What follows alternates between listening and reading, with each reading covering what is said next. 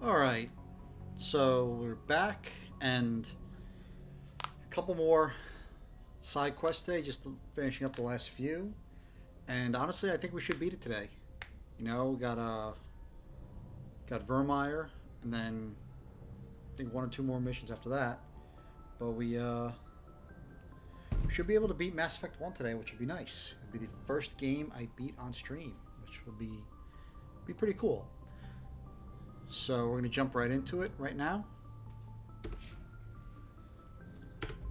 So I think we've got 3 or 4 more side quests to do. That's it.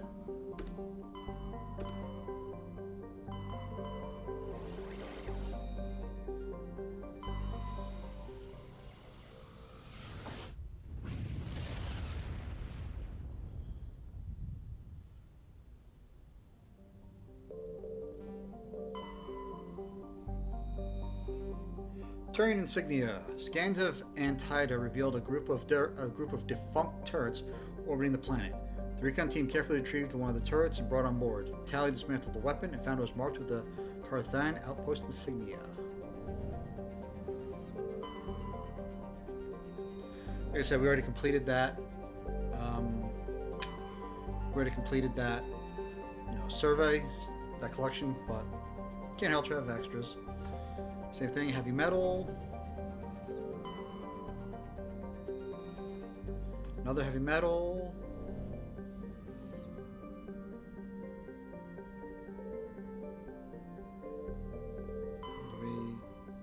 Okay, we did. So this quest right here, unless you actually go into this system, it's pretty easily missable. So it's the Cornucopia is a Kulon-class modular conveyor of human design. While obviously adrift, the Cornucopia is not broadcasting any distress call. Registry: X Solar Shipping from Sol.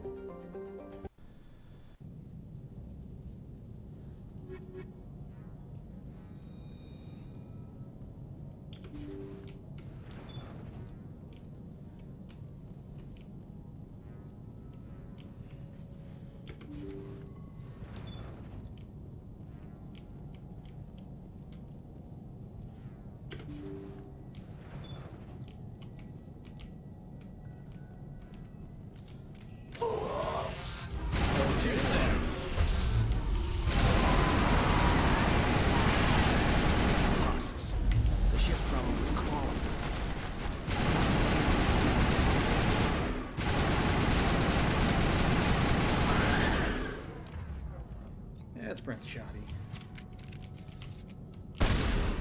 All targets down.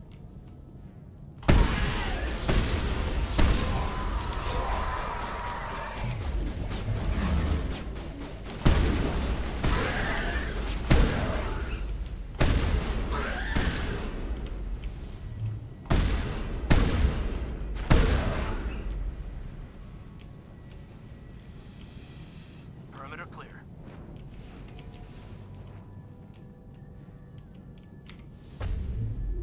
Husks can really gang up on you. I do not like that at all.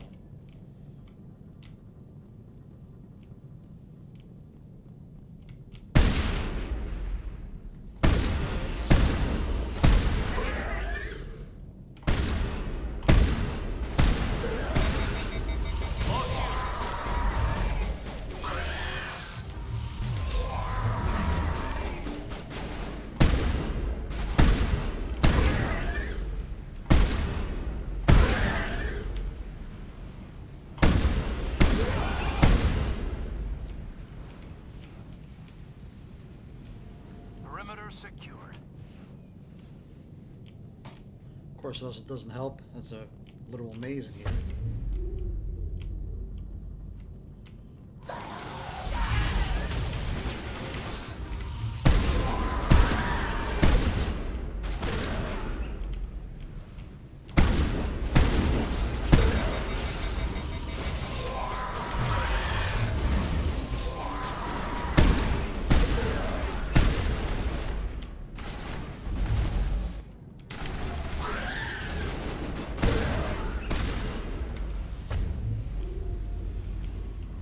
probably would have been contact, dead Commander. 2 or 3 times over if I didn't have my biotics. Like I said, biotics in Mass Effect 1 are just absolutely cracked.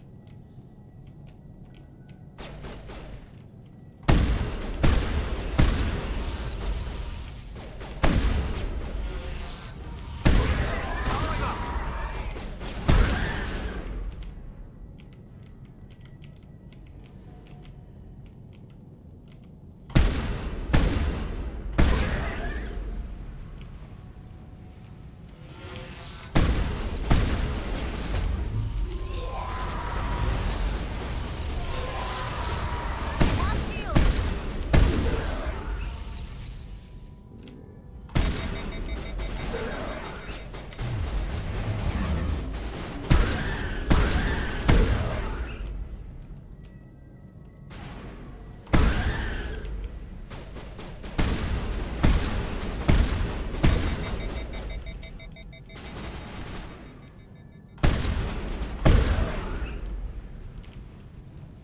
Shotgun's too hard to glitch them. Think we got him, Commander.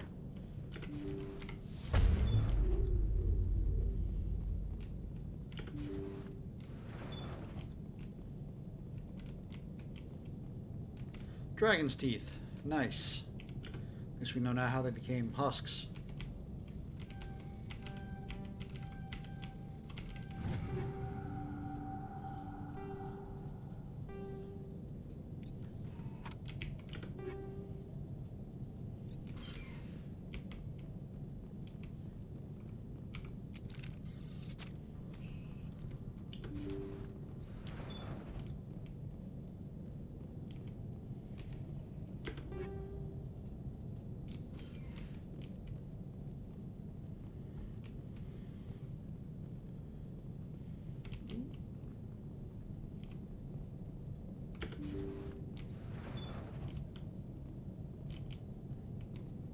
The logs show this ship was exploring near the Perseus Vale.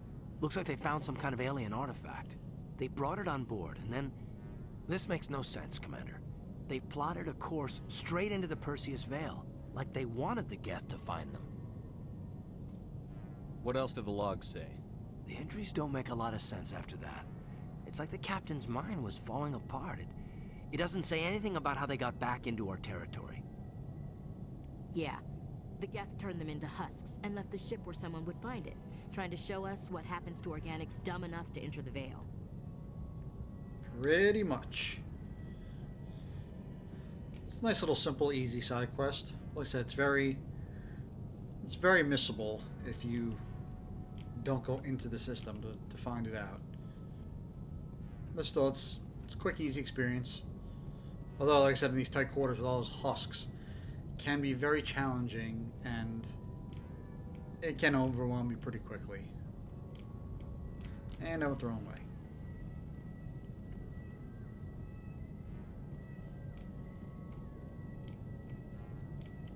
Son of a... I went... Oh, there it is.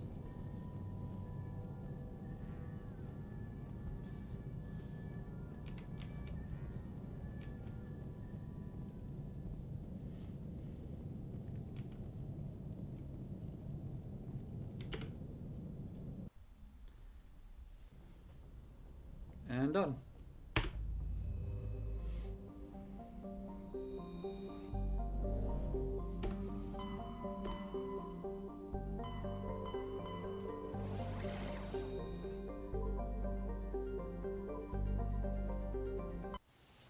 So with this one, this is gonna be another little me chain one, where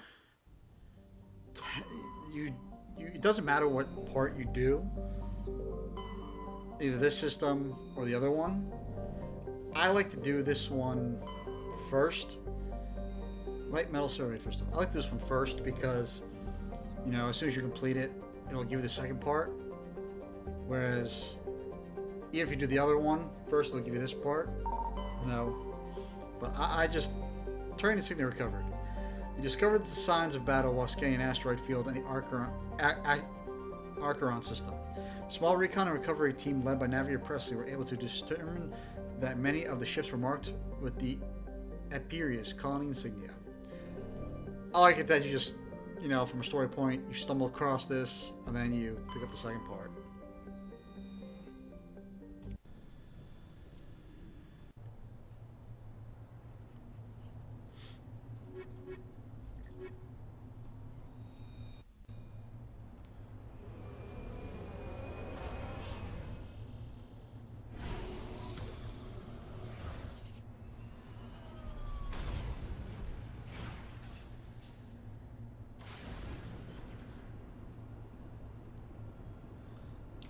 Okay, so where am I going first?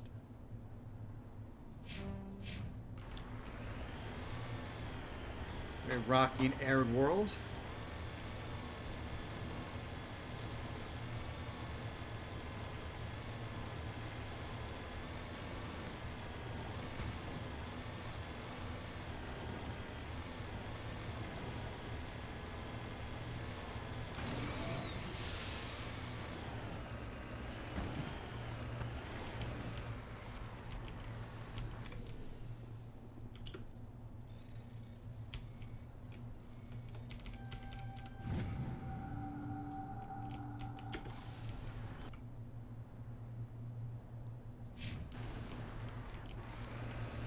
Quick little middle scan.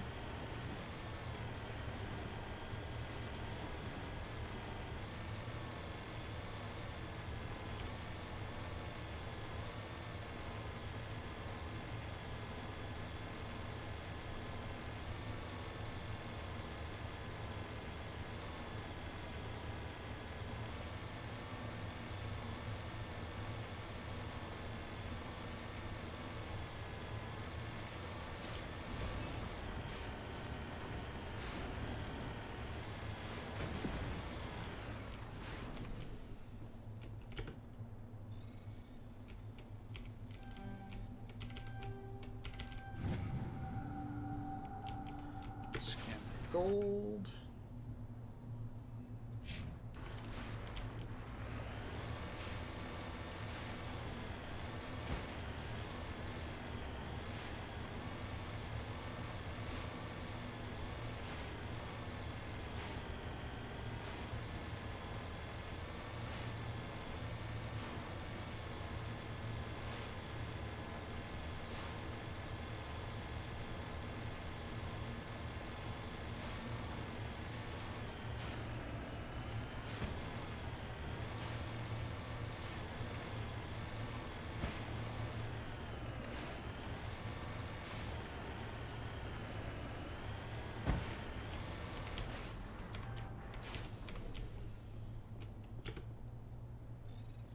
Looks more like a satellite than a Asari capsule, but we'll go with it.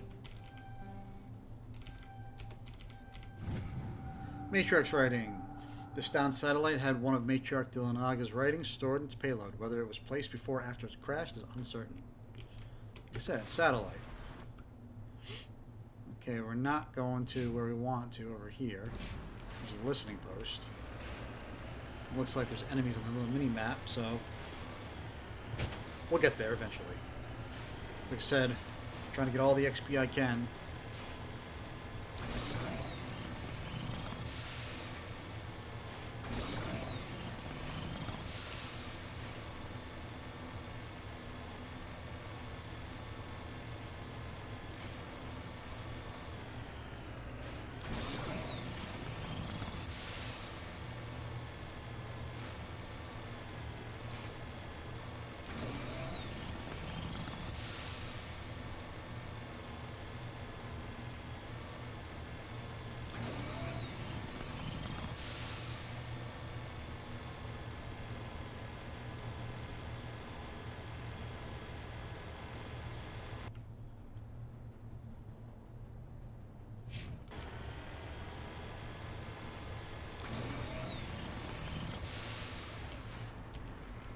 Securing point.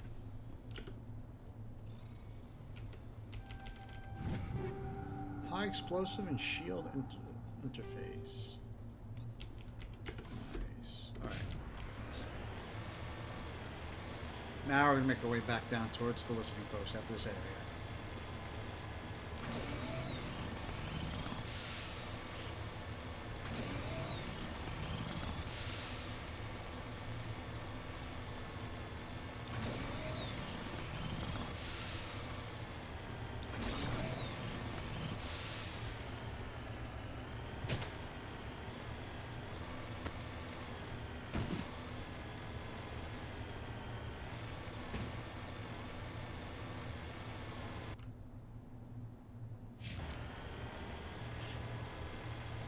Oh, look.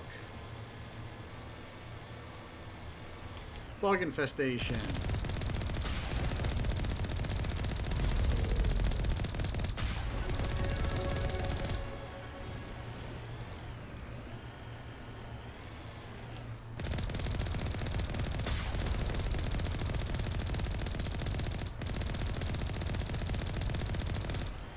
We got bugs.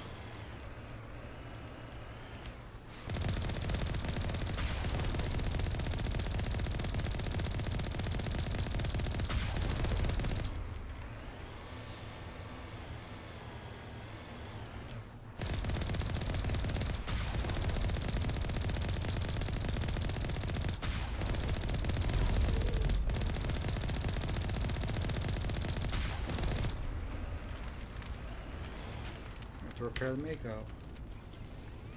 It's our old friends, the Rachni. Apparently they spread to other worlds and they got off in Noveria.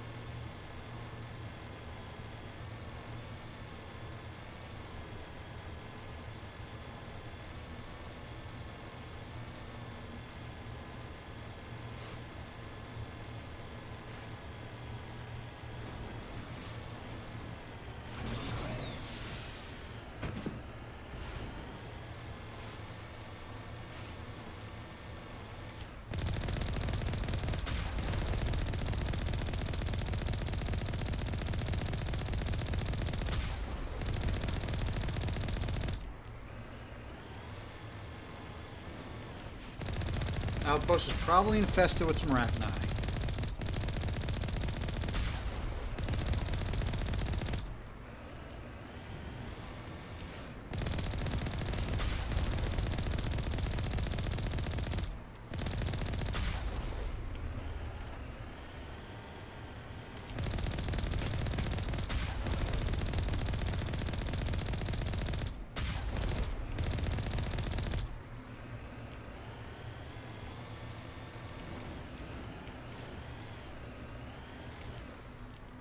Got it.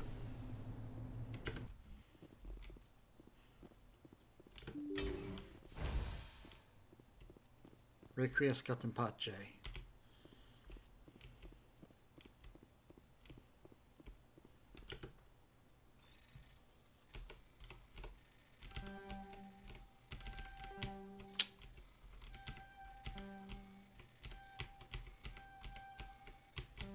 Ooh, I've never had that happen before.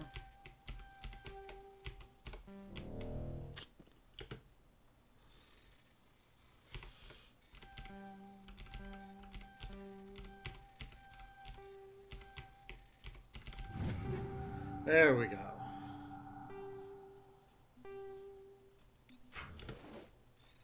And another one. That was much easier. Got our first 10 weapons.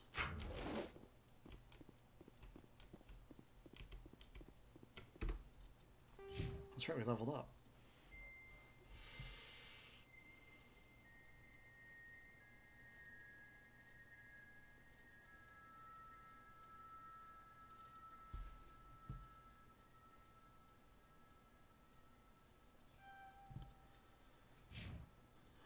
All right.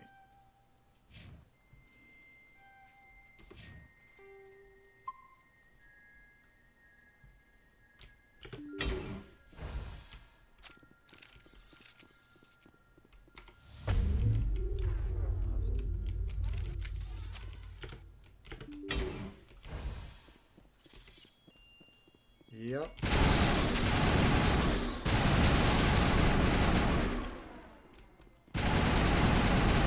Rex, get your...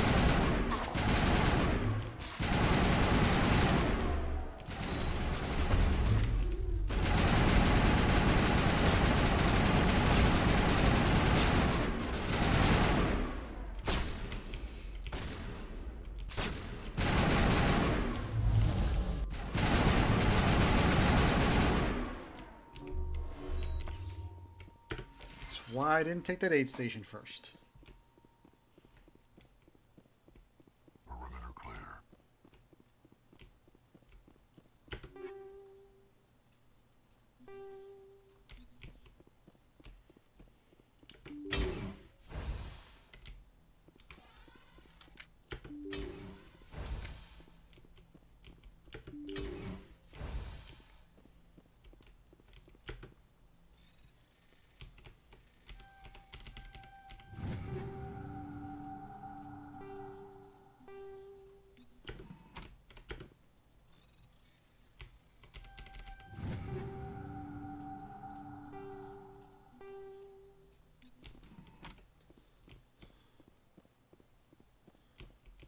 Functioning object.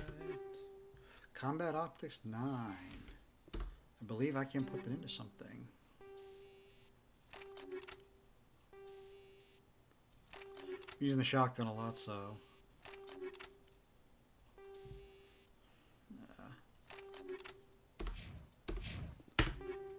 Ooh. Biotic camps. Let's see if we can upgrade.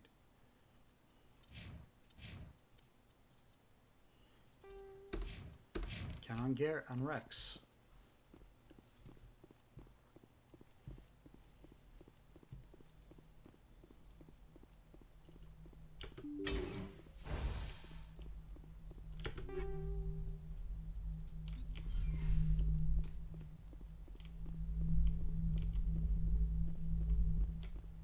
Commander, you see this? They just received a supply run 2 days ago. The Rachni worked fast. Tell me about that supply ship. This planet is supposed to be uninhabited. The Rachni didn't come from nowhere. Checking. This base is supplied by drone freighters, dispatched at irregular intervals from different depots to reduce the likelihood of tracking. I have it. This one came from Argos Row. Wherever it is, there's probably more Rachni there. Let's get to the bottom of this. Right. The Rachni infestation on Altai seems to be the result of a supply drop from Argos Row. The logs downloaded from the freighter should allow you to backtrack the ship's course to its origin. Mayday! Mayday! Mayday! This is Lieutenant Marie Durand, 314th Infantry, Alliance 10th Frontier Division. The listening post has been overrun by unidentified hostile life forms. Request immediate extraction. So from a gameplay, from like a metagaming lore point of view, I like to do this one first because like you stumble across it, oh, there's an infestation, you take it out, find out where it came from, but then, oh wait, there's an FTL, emergency comm.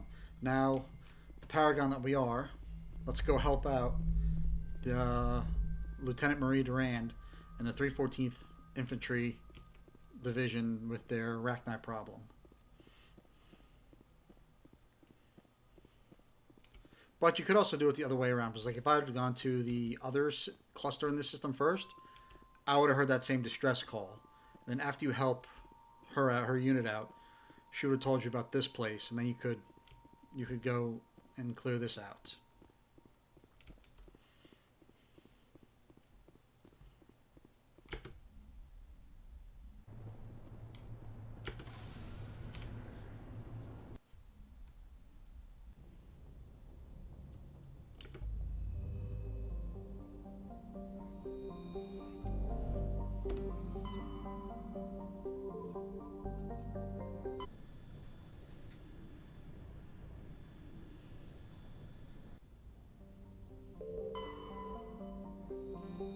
Prothean data disk recovered.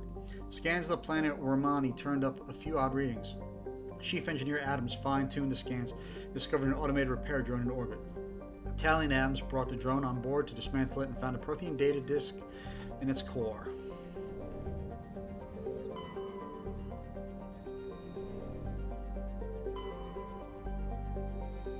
Heavy metal.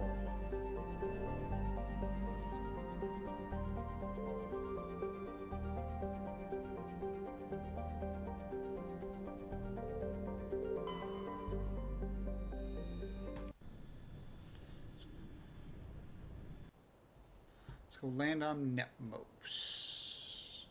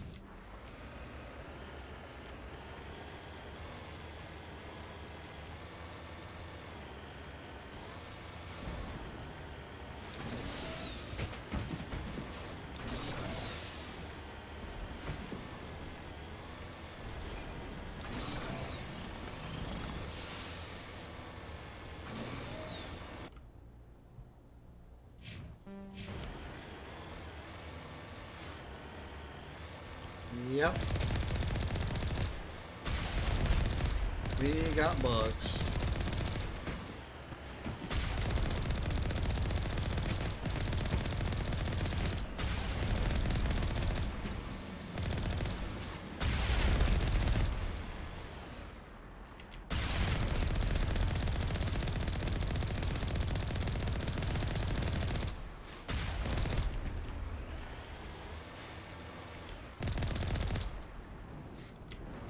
Minimal damage to Normandy. I mean the Mako.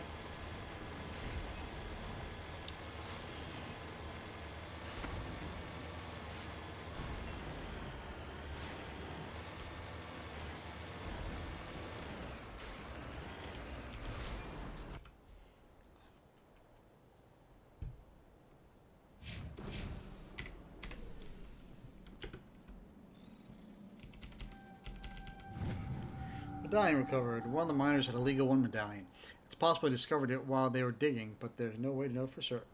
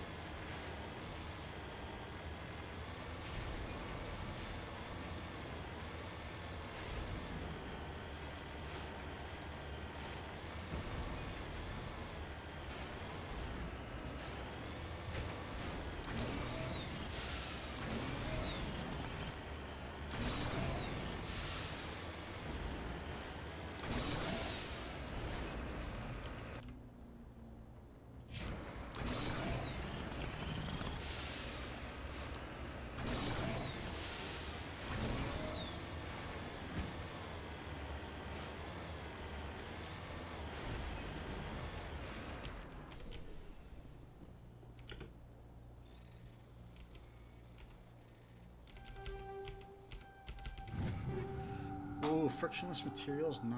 I don't think I need it, but let's check.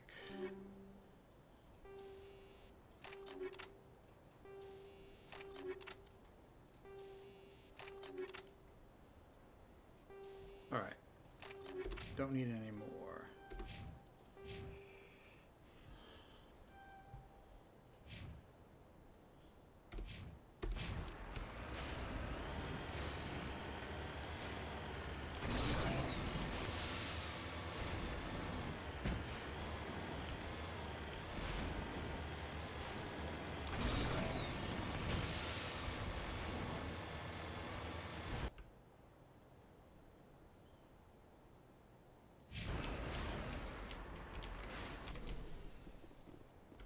Titanium.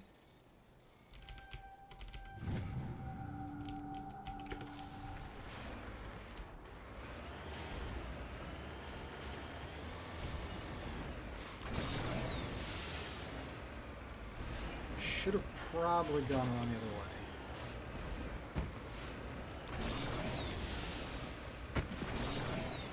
But got through it.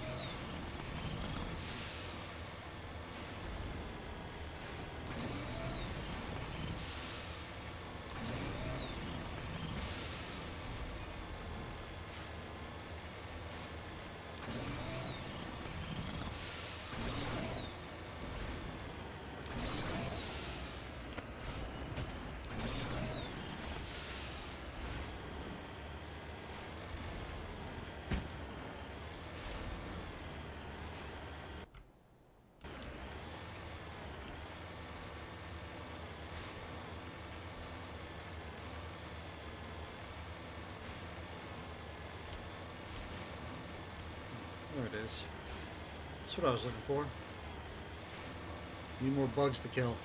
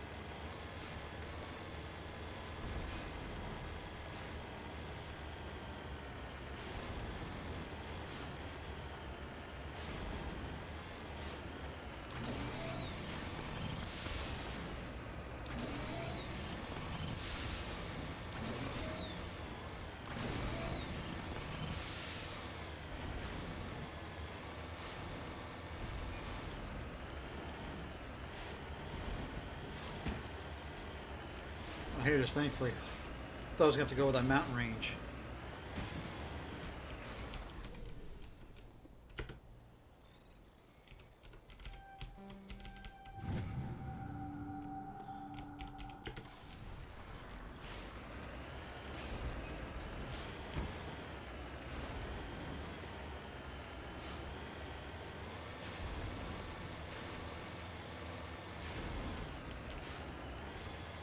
Discovery. It appears these particle boards were shut down after breaking through into tunnels just below the surface. The shacks and equipment are stenciled with the logo of the Tenkara mining consortium, but there is no trace of the mining crew. Well, you can probably guess what happened.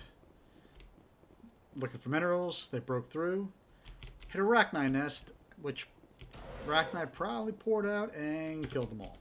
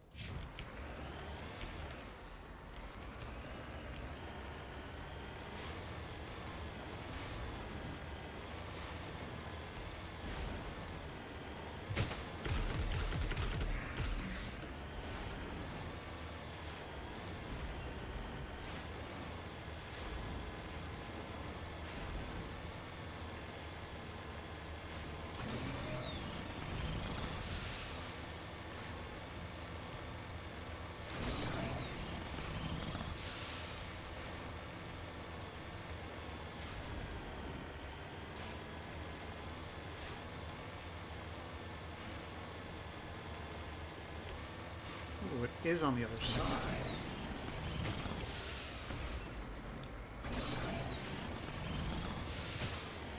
Can I do it?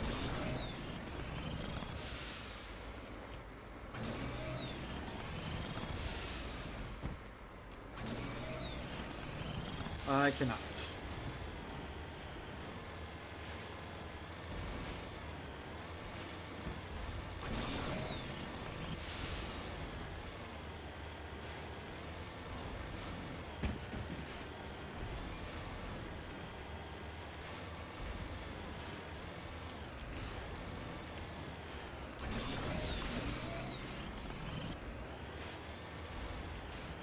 It's on the other side, apparently.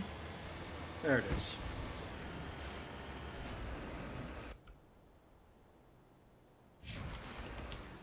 I'm on my way.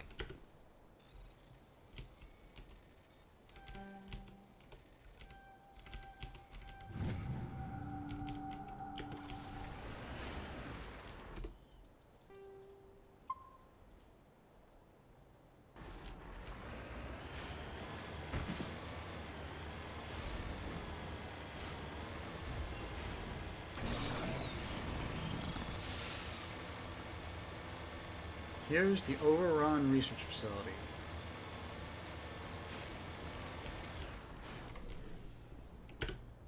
The generator has been ripped apart by Arachnite claws, leaving the defensive turrets inoperative.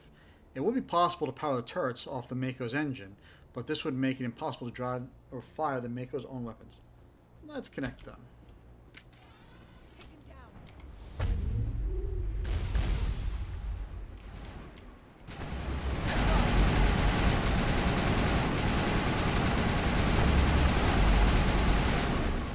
Now it gets fun.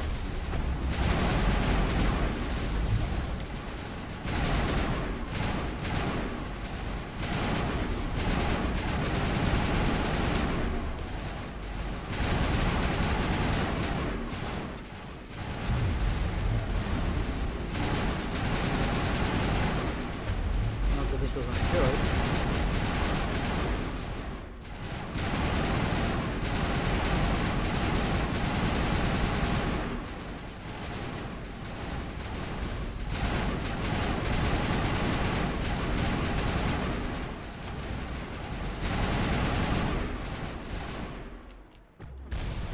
You must die!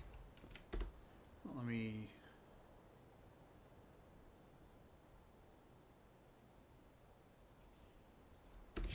All clear, Commander.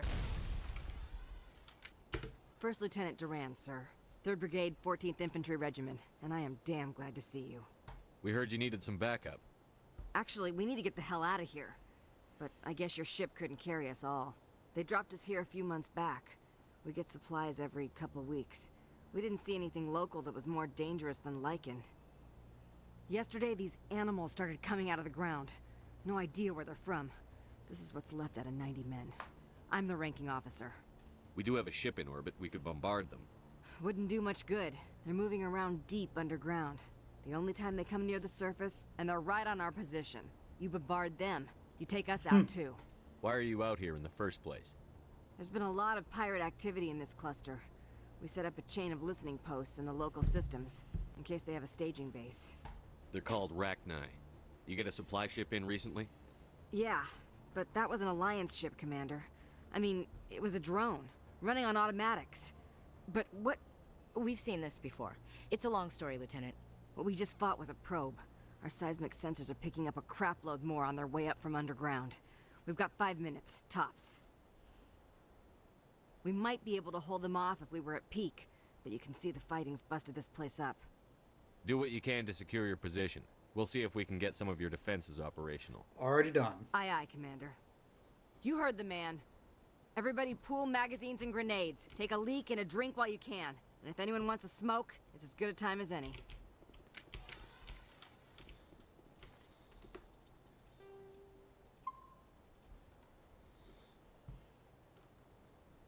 Got 27 seconds until more Rachni approach.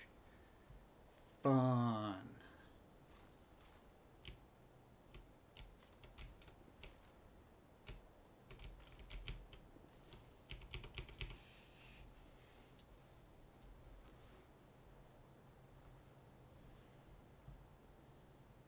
We come from the left, the right, center, and the left.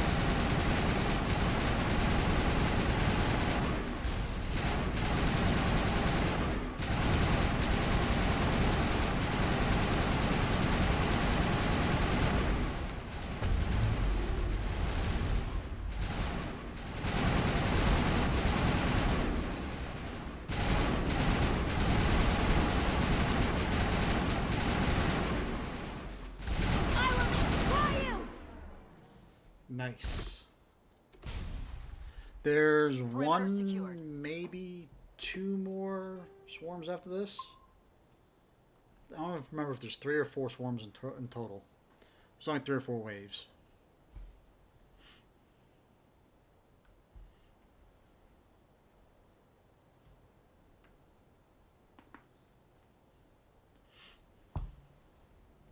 It's kind of nice to give you some time to prepare in between.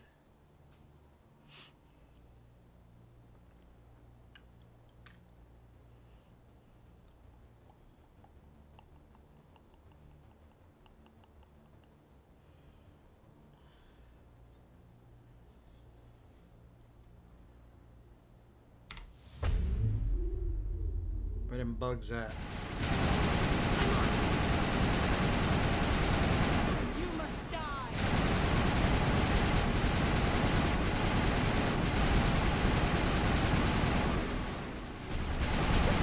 Now I'm ready.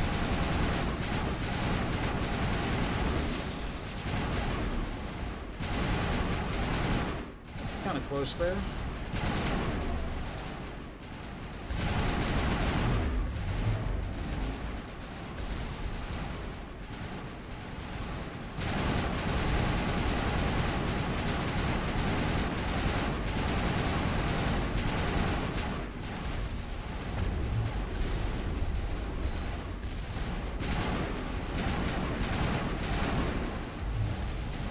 You must die!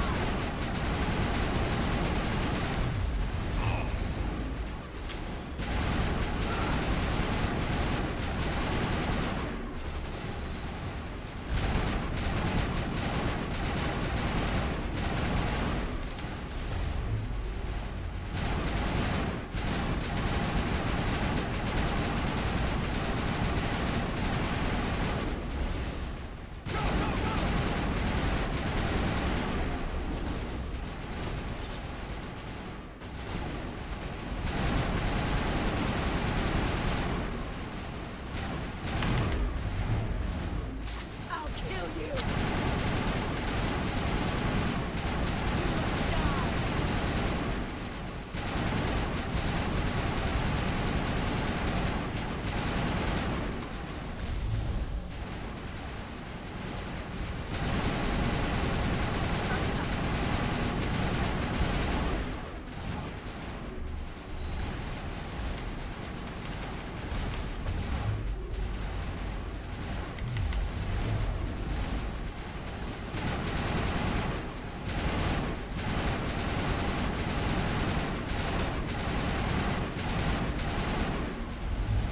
Before he tries to get me with the crap.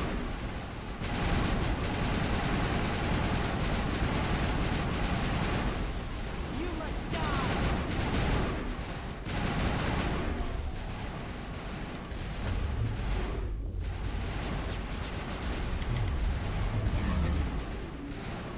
Now I'm ready.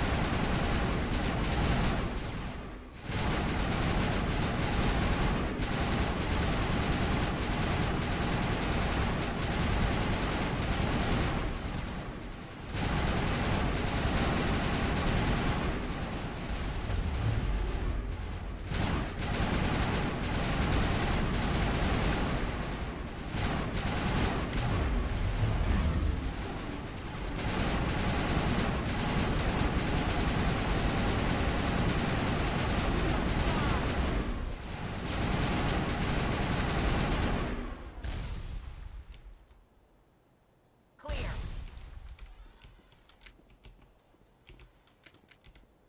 Holy hell, sir. Talk about a near-run thing. You alright? Never mind me. Are you alright? Still on my feet. But we've been fighting for almost 26 hours straight.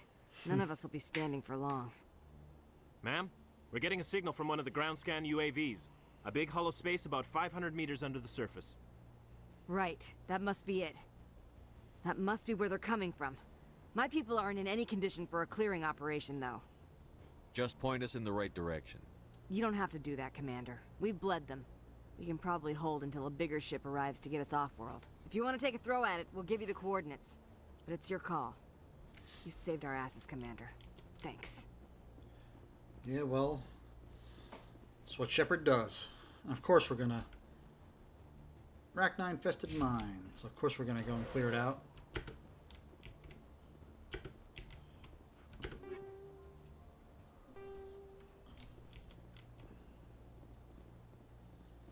First, disconnect the Mako.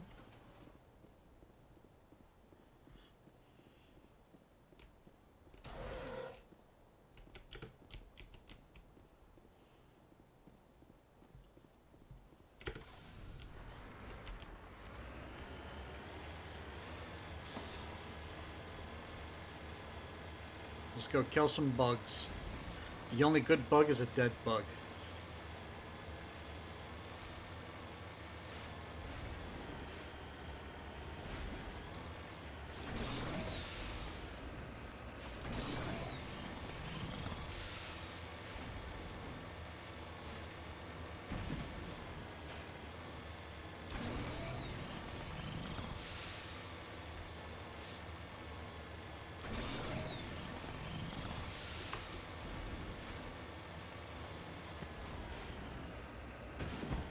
It's that mine shaft we saw before.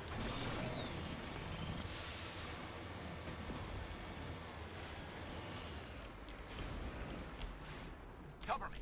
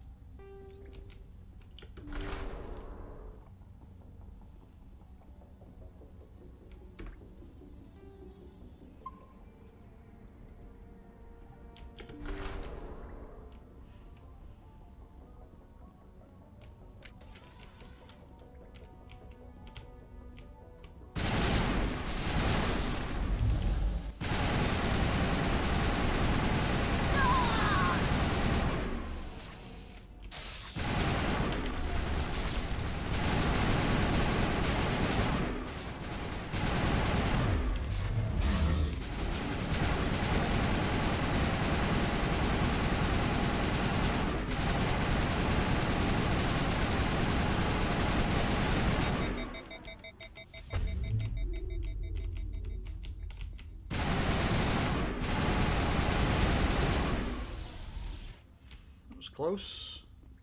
Area secured. Not for long.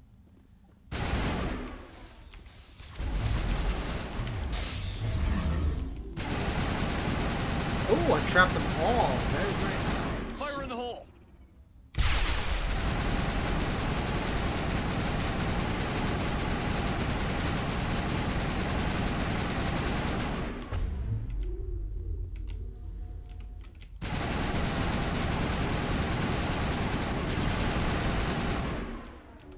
I trapped them all in stasis. That was really nice. Area secured.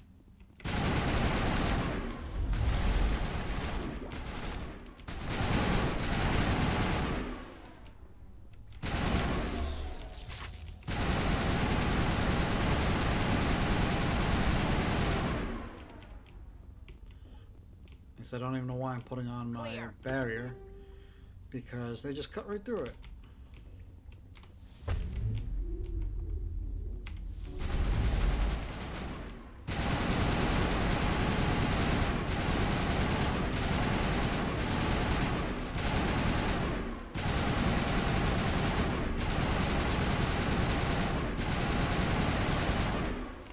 Got me. Got me again. All targets down. I just like to be thorough, that's all.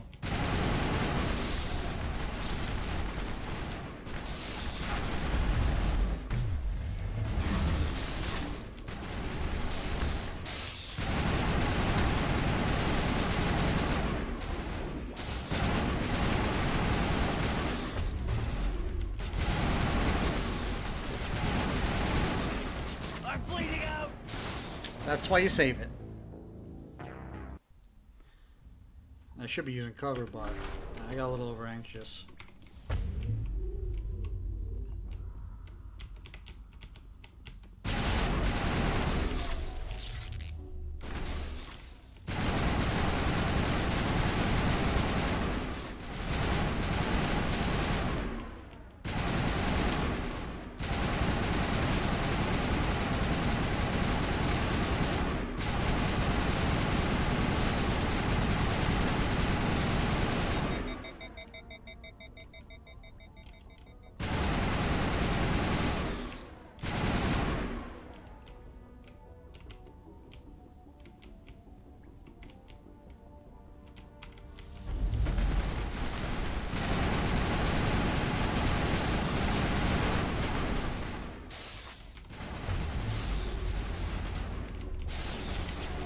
Damn it, I missed.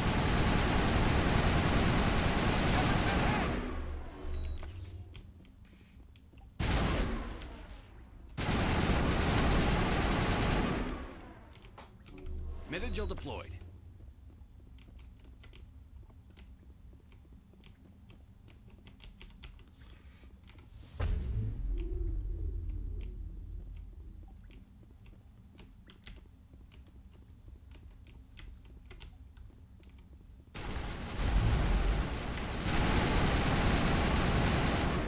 Okay, we didn't get swarmed there. Nice.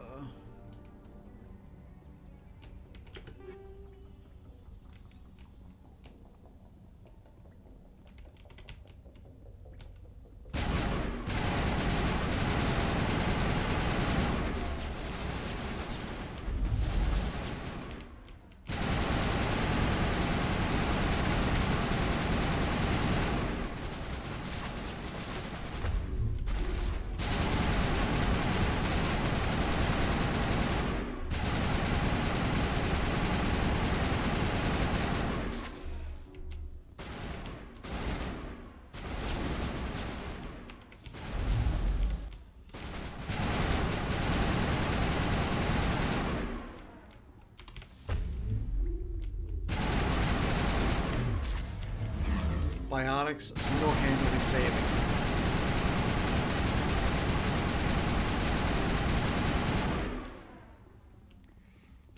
Patching you up.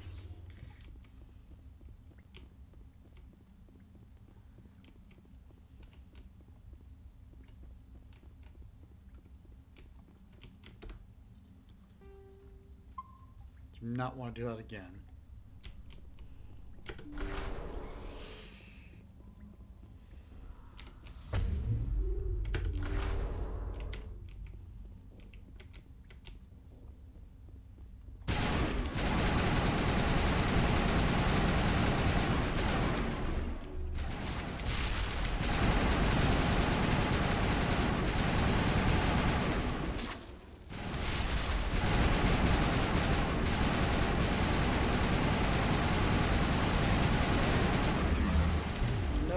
Stay there, and you do that.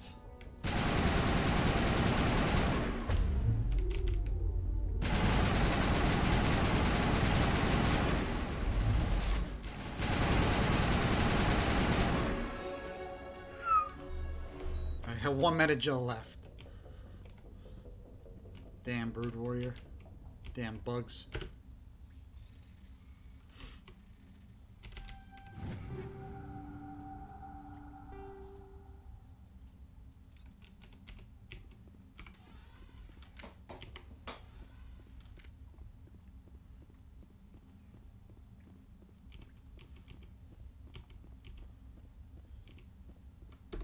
Nice.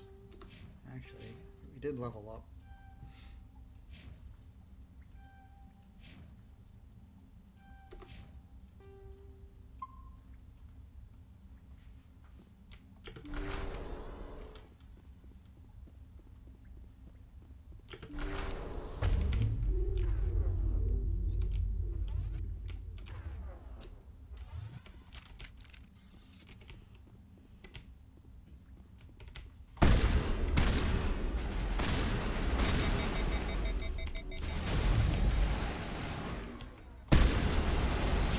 What? I didn't want to use that.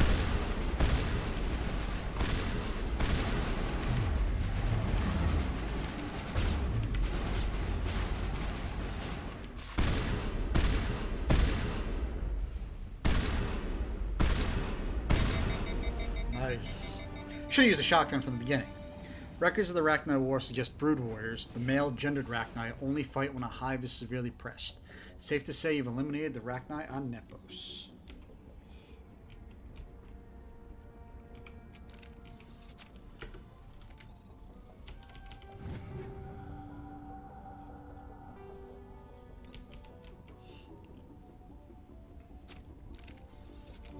You're good to go.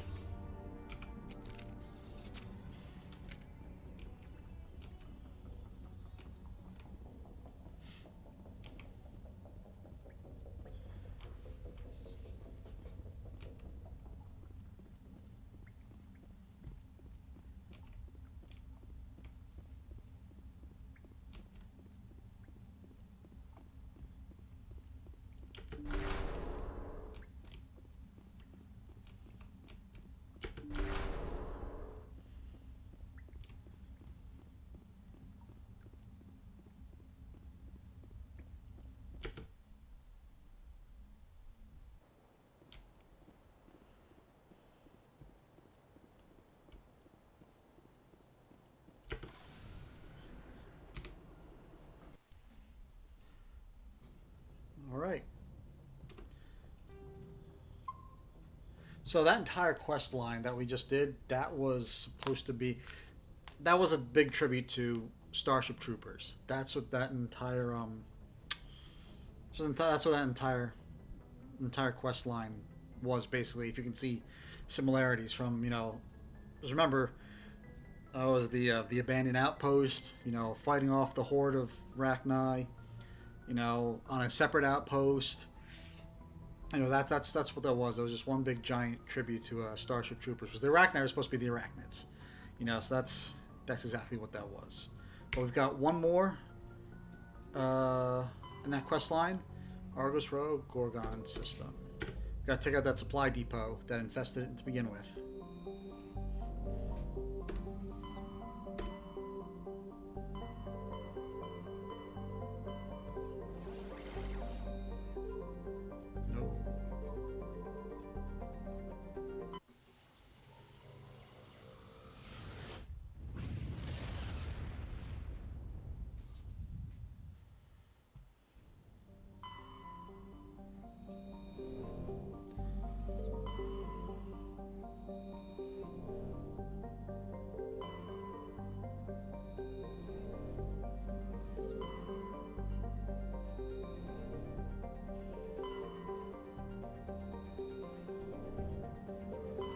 Unidentified space facility.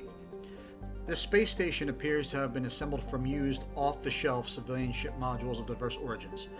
There are no obvious hull markings, and it is not broadcasting any ID signal.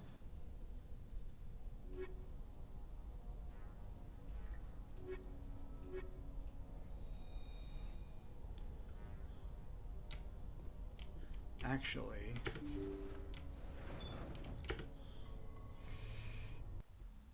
I didn't have anybody with description and electronics, so back here for a second.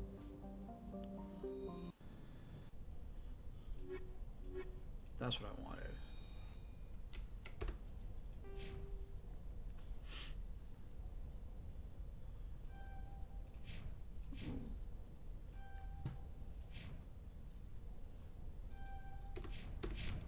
There we go.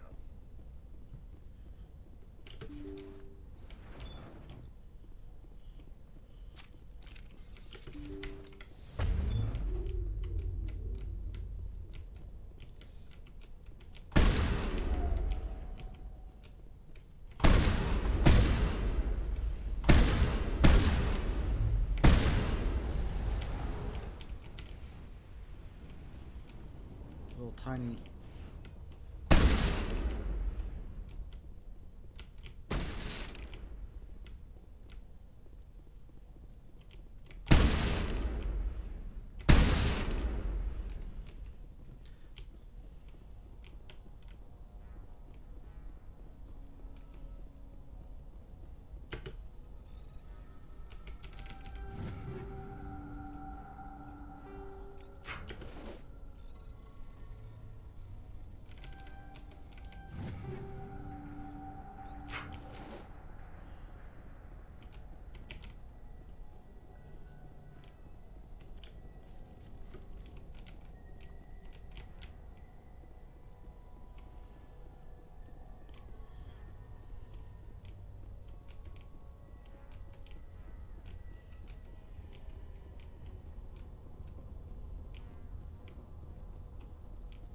Doesn't look like we're gonna encounter. Oh, doesn't look like we're gonna encounter anybody else. Ooh, Savant 10. Very, very nice.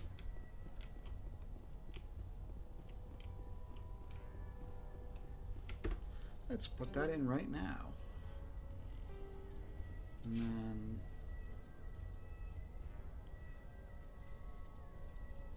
let's save the other one for Caden.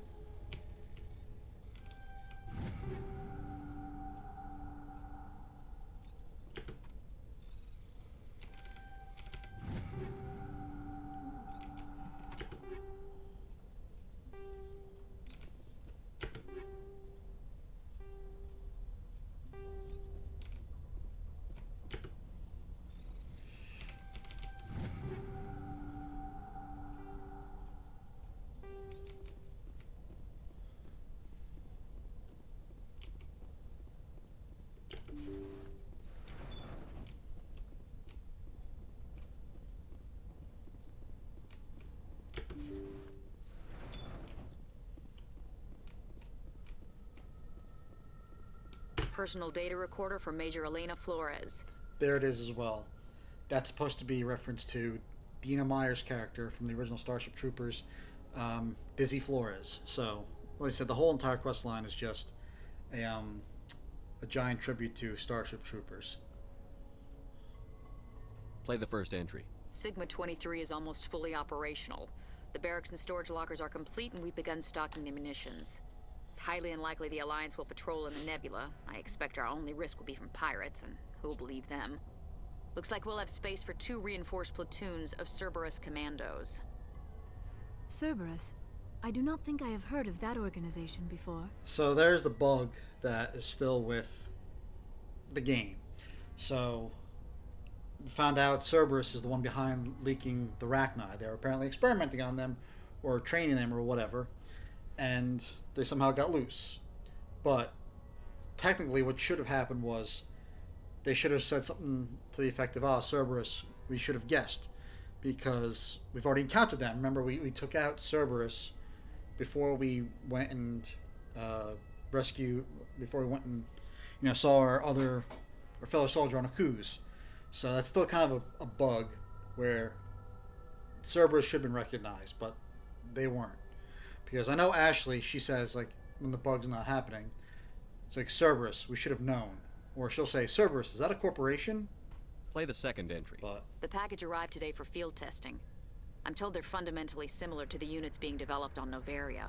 They promised this batch would be stable. Something about them developing in proximity to the master control unit. the Rachni Queen. We detected some pirates setting up an anchorage in a neighboring system. I think we'll try deploying them there first. Play the last entry. They've escaped containment. Clever bastards. We treated them like animals. We should have treated them like POWs. They're spreading. Boarding the supply ships and sending them to random destinations. They'll be all over the cluster in a week. General, if you recover this message, my advice is, screw the Rachni. They're too smart. Use one of the other projects. Flores, signing off. For the final time. Arachni experiment gone awry. Again. Yep. Let's go. The escaped Rachni definitely came from the station, though the motives behind the Cerberus group were vague. To prevent further contamination, arm the station's scuttle charges and evacuate to the Normandy. Which is exactly what we are going to do. Download the logs. And we have 1:10 to get the hell out of here.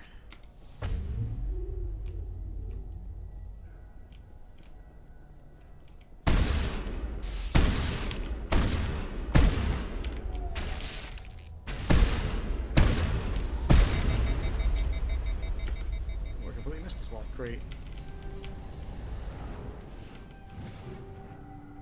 Ooh.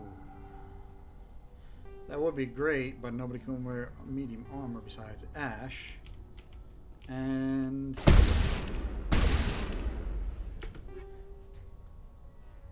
she's got the Colossus Heavy, so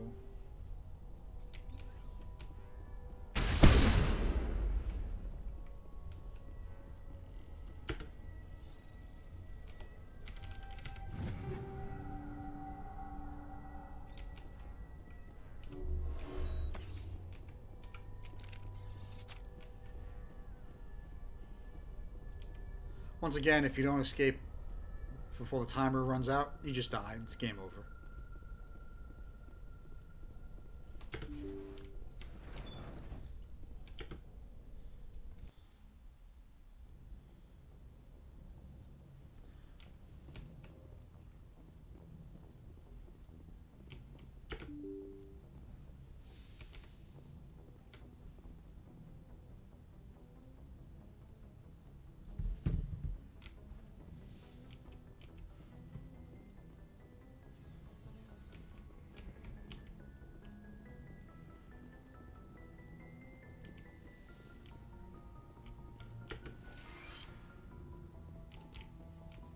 Mr. Metagel.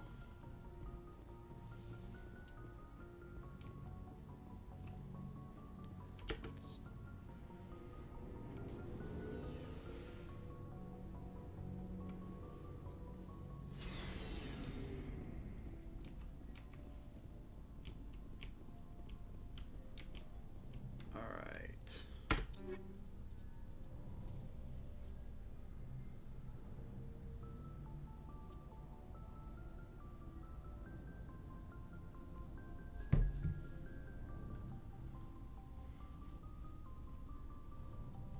Okay.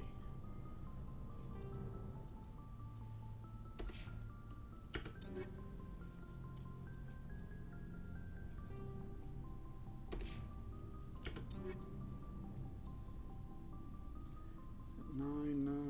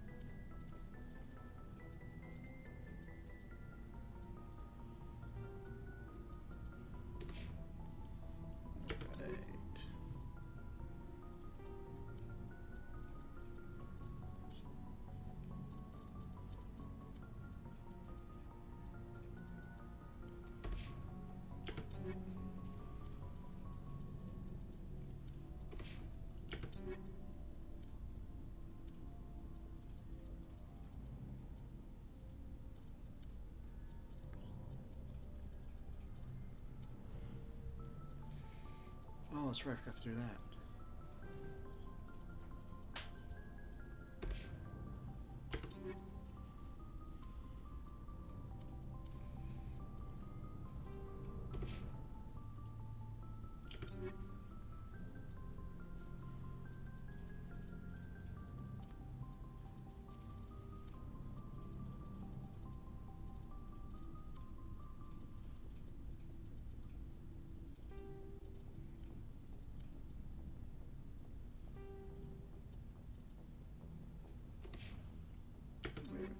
There we go.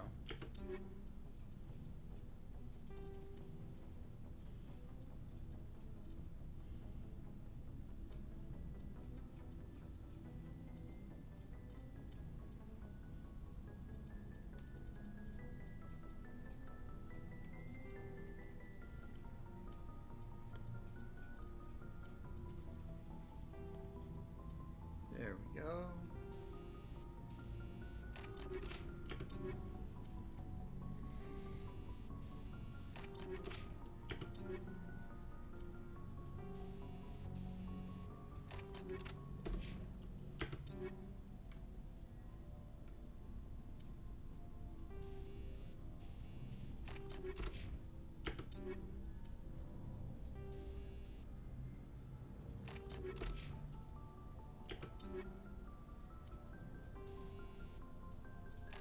Let's just give her that. Oh, he already has that.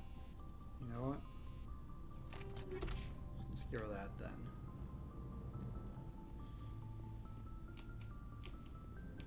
Looking for supplies? Let's see what you've got. You bet, Commander.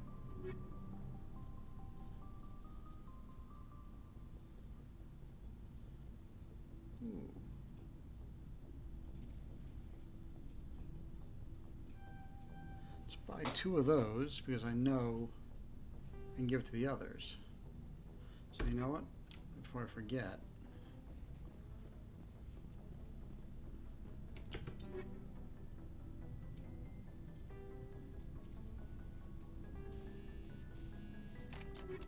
And you can do that as well.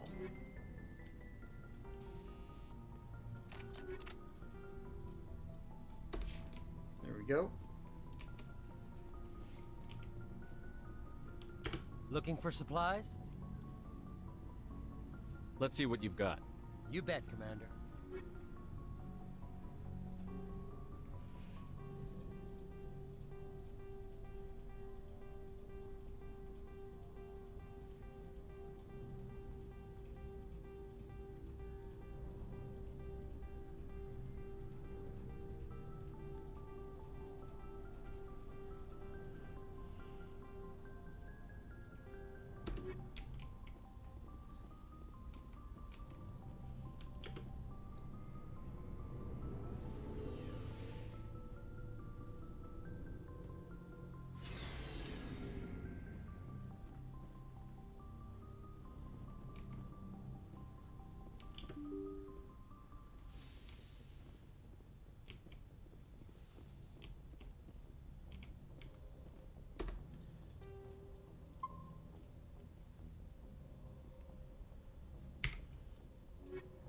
Alright, so now we got Vermire.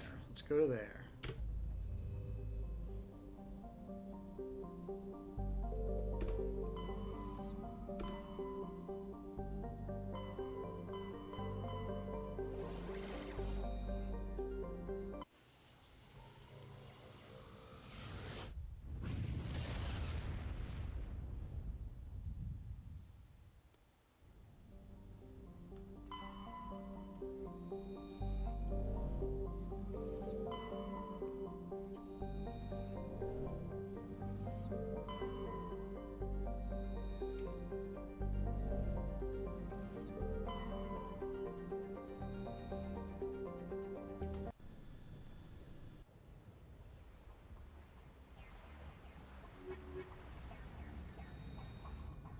Commander, I'm reading a signal. Must be our Solarian infiltration team.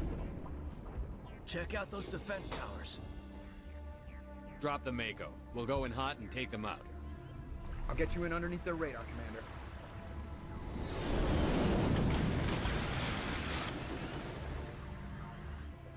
We've got a clean Pin drop, Commander.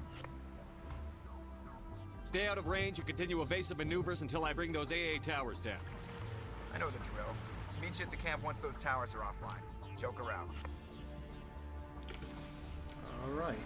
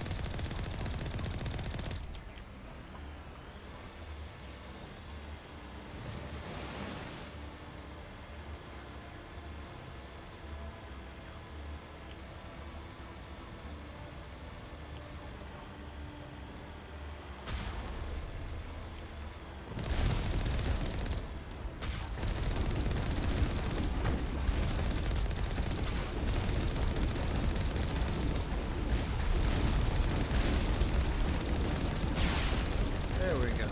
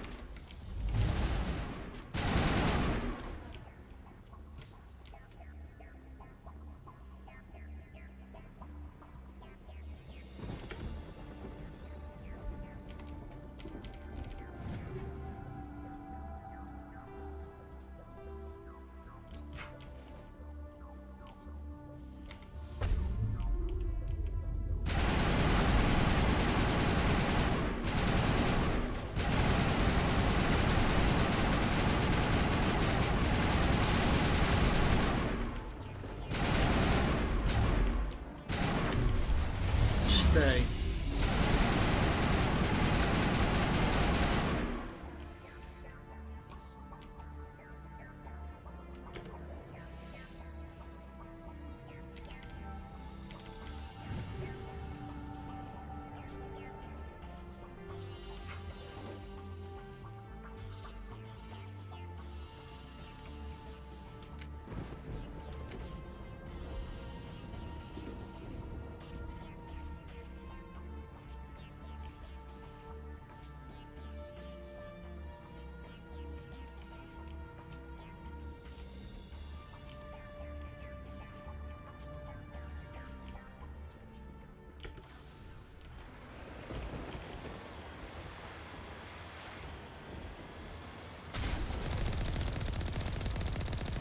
Colossus.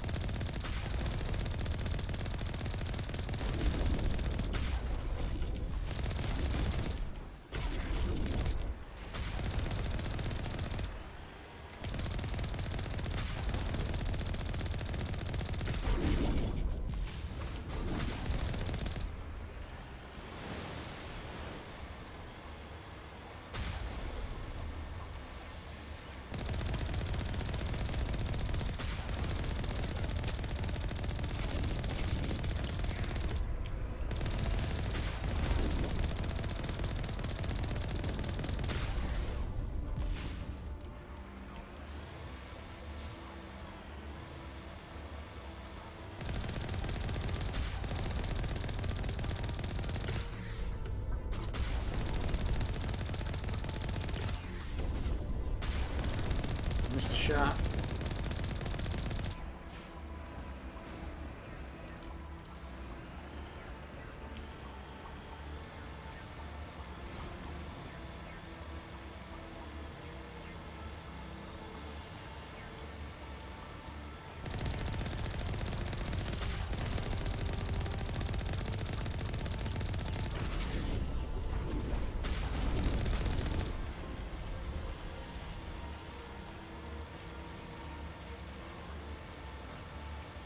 Ooh.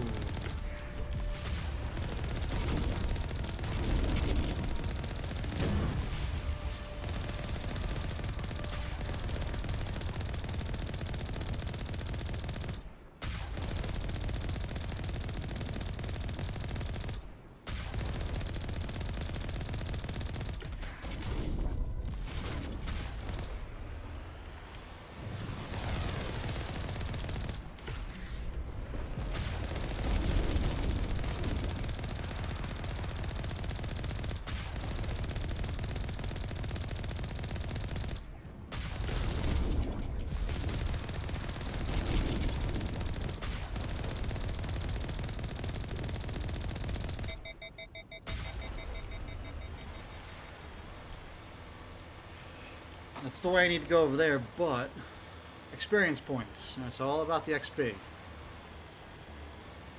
Pretty sure I got it all, but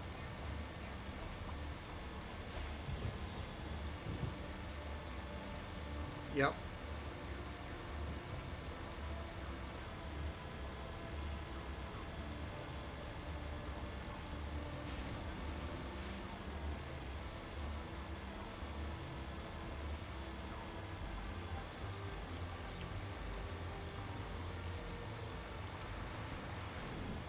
There's the artillery that's keeping the Normandy at bay.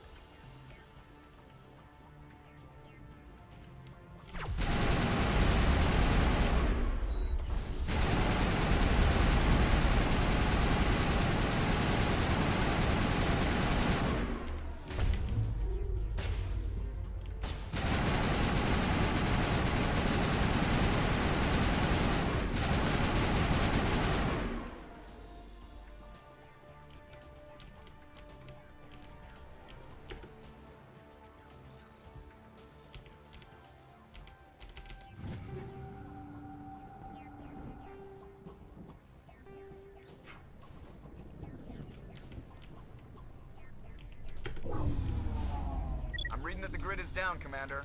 On approach to the Solarian base now. Out. Ready to move out, Commander.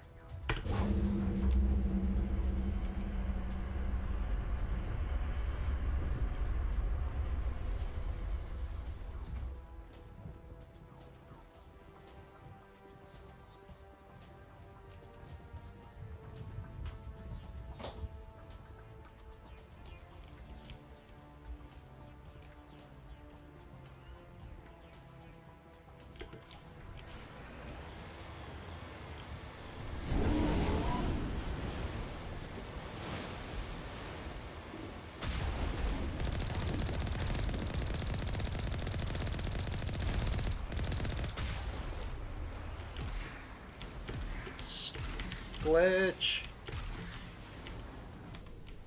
There we go. Just another glitch.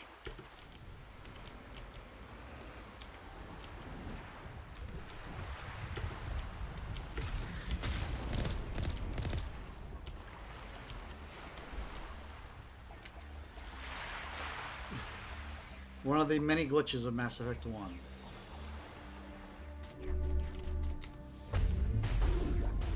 There it goes.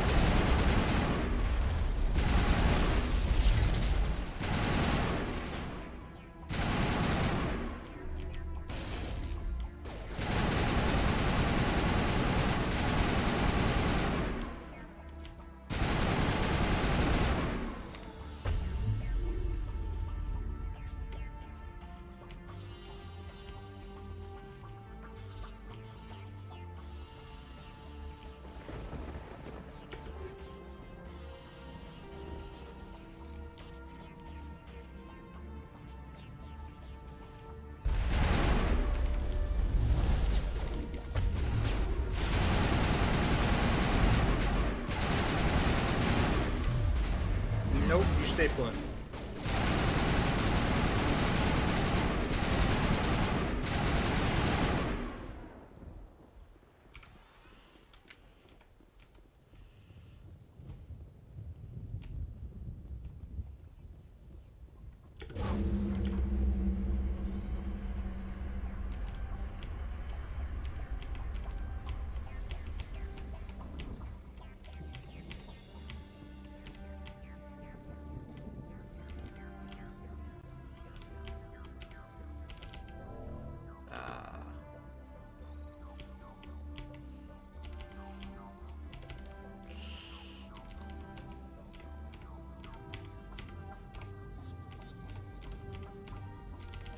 There we go.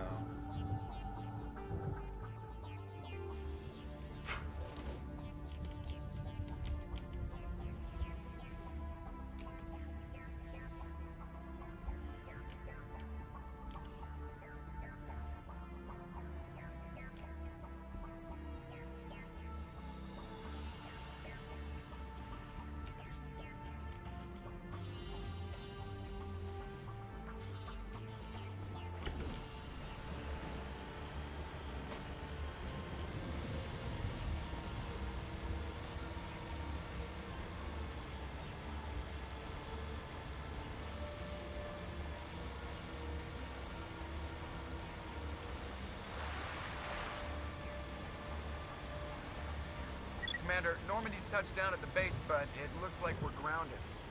The Solarian captain can explain when you get here.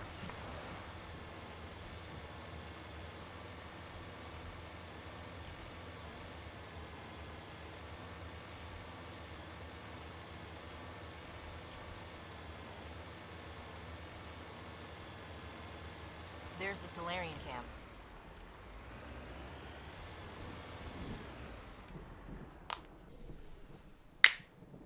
So what are we supposed to do now?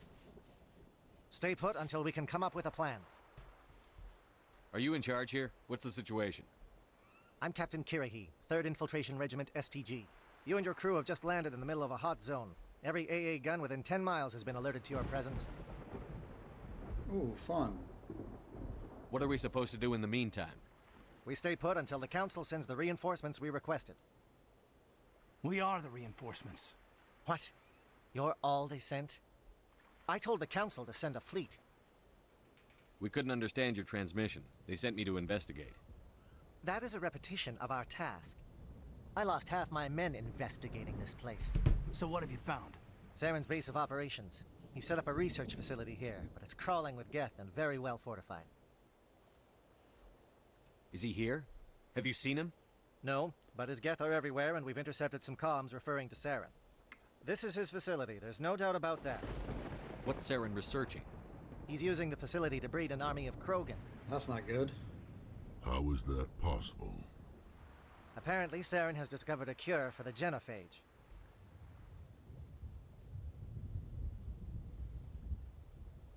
What's so important about curing this genophage? It was the solution to the Krogan problem. We introduced the genophage to the Krogan population after the uprising, to quell their numbers. Without it, the Krogan will quickly overrun the galaxy. And these Krogan follow Saren. The Geth are bad enough, but a Krogan army, he'd be almost unstoppable. Exactly my thoughts. We must ensure that this facility and its secrets are destroyed. Destroyed? I don't think so. Our people are dying. This cure can save them. If that cure leaves this planet, the Krogan will become unstoppable. We can't make the same mistake again. We are not a mistake. Rex Big Madge right there. Is he going to be a problem? We already have enough angry Krogan to deal with. He'll be fine. I'll talk to him. I'd appreciate that, Commander. My men and I need to rethink our plan of attack. Can you give us some time? Go ahead, Captain. I'll come back soon. We won't be long, Commander. In the meantime, if you need any supplies, you can talk to Commander Rentola. He's in one of the tents nearby. Looks like things are a bit of a mess. Yeah. I wouldn't be so worried if it wasn't for Rex. Looks like he's gonna blow a gasket. You think I should go talk to him? It wouldn't hurt. Well, it might actually. Just do it carefully. I'll be careful, but be ready, just in case. I'm always ready. I'm concerned about Rex. Can we still trust him? And that's Rex firing a shotgun into the water.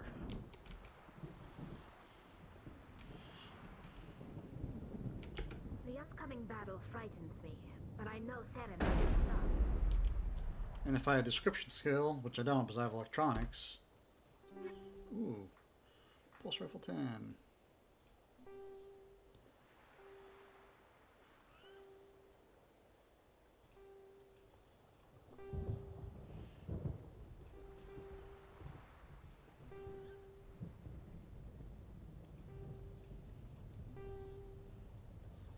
Ooh, we got a lot of good stuff here.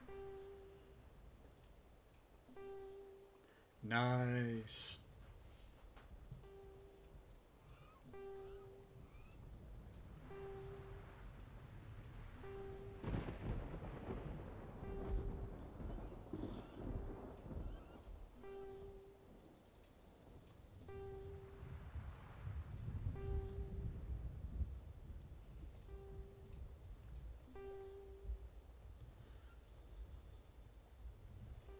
I need one.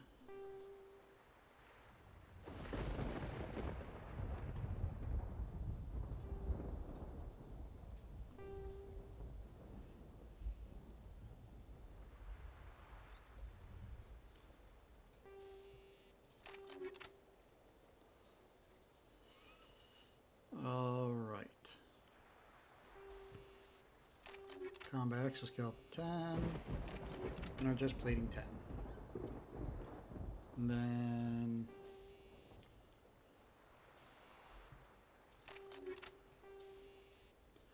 I'm actually going to give the shotgun frictionless materials 10.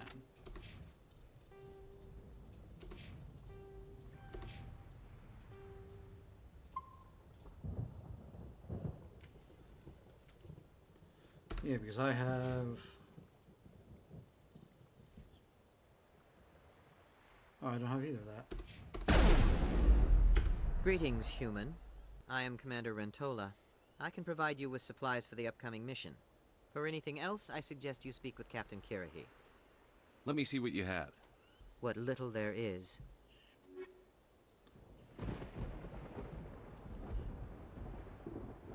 Grenade and Armali. I don't need any of that stuff, but...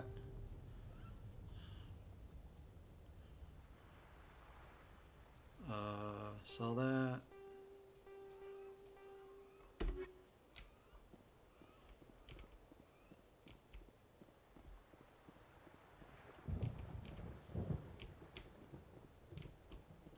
I've been on this mission far too long.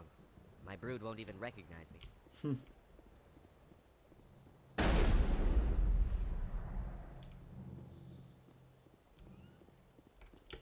I am worried that Rex's allegiance to you may be waning.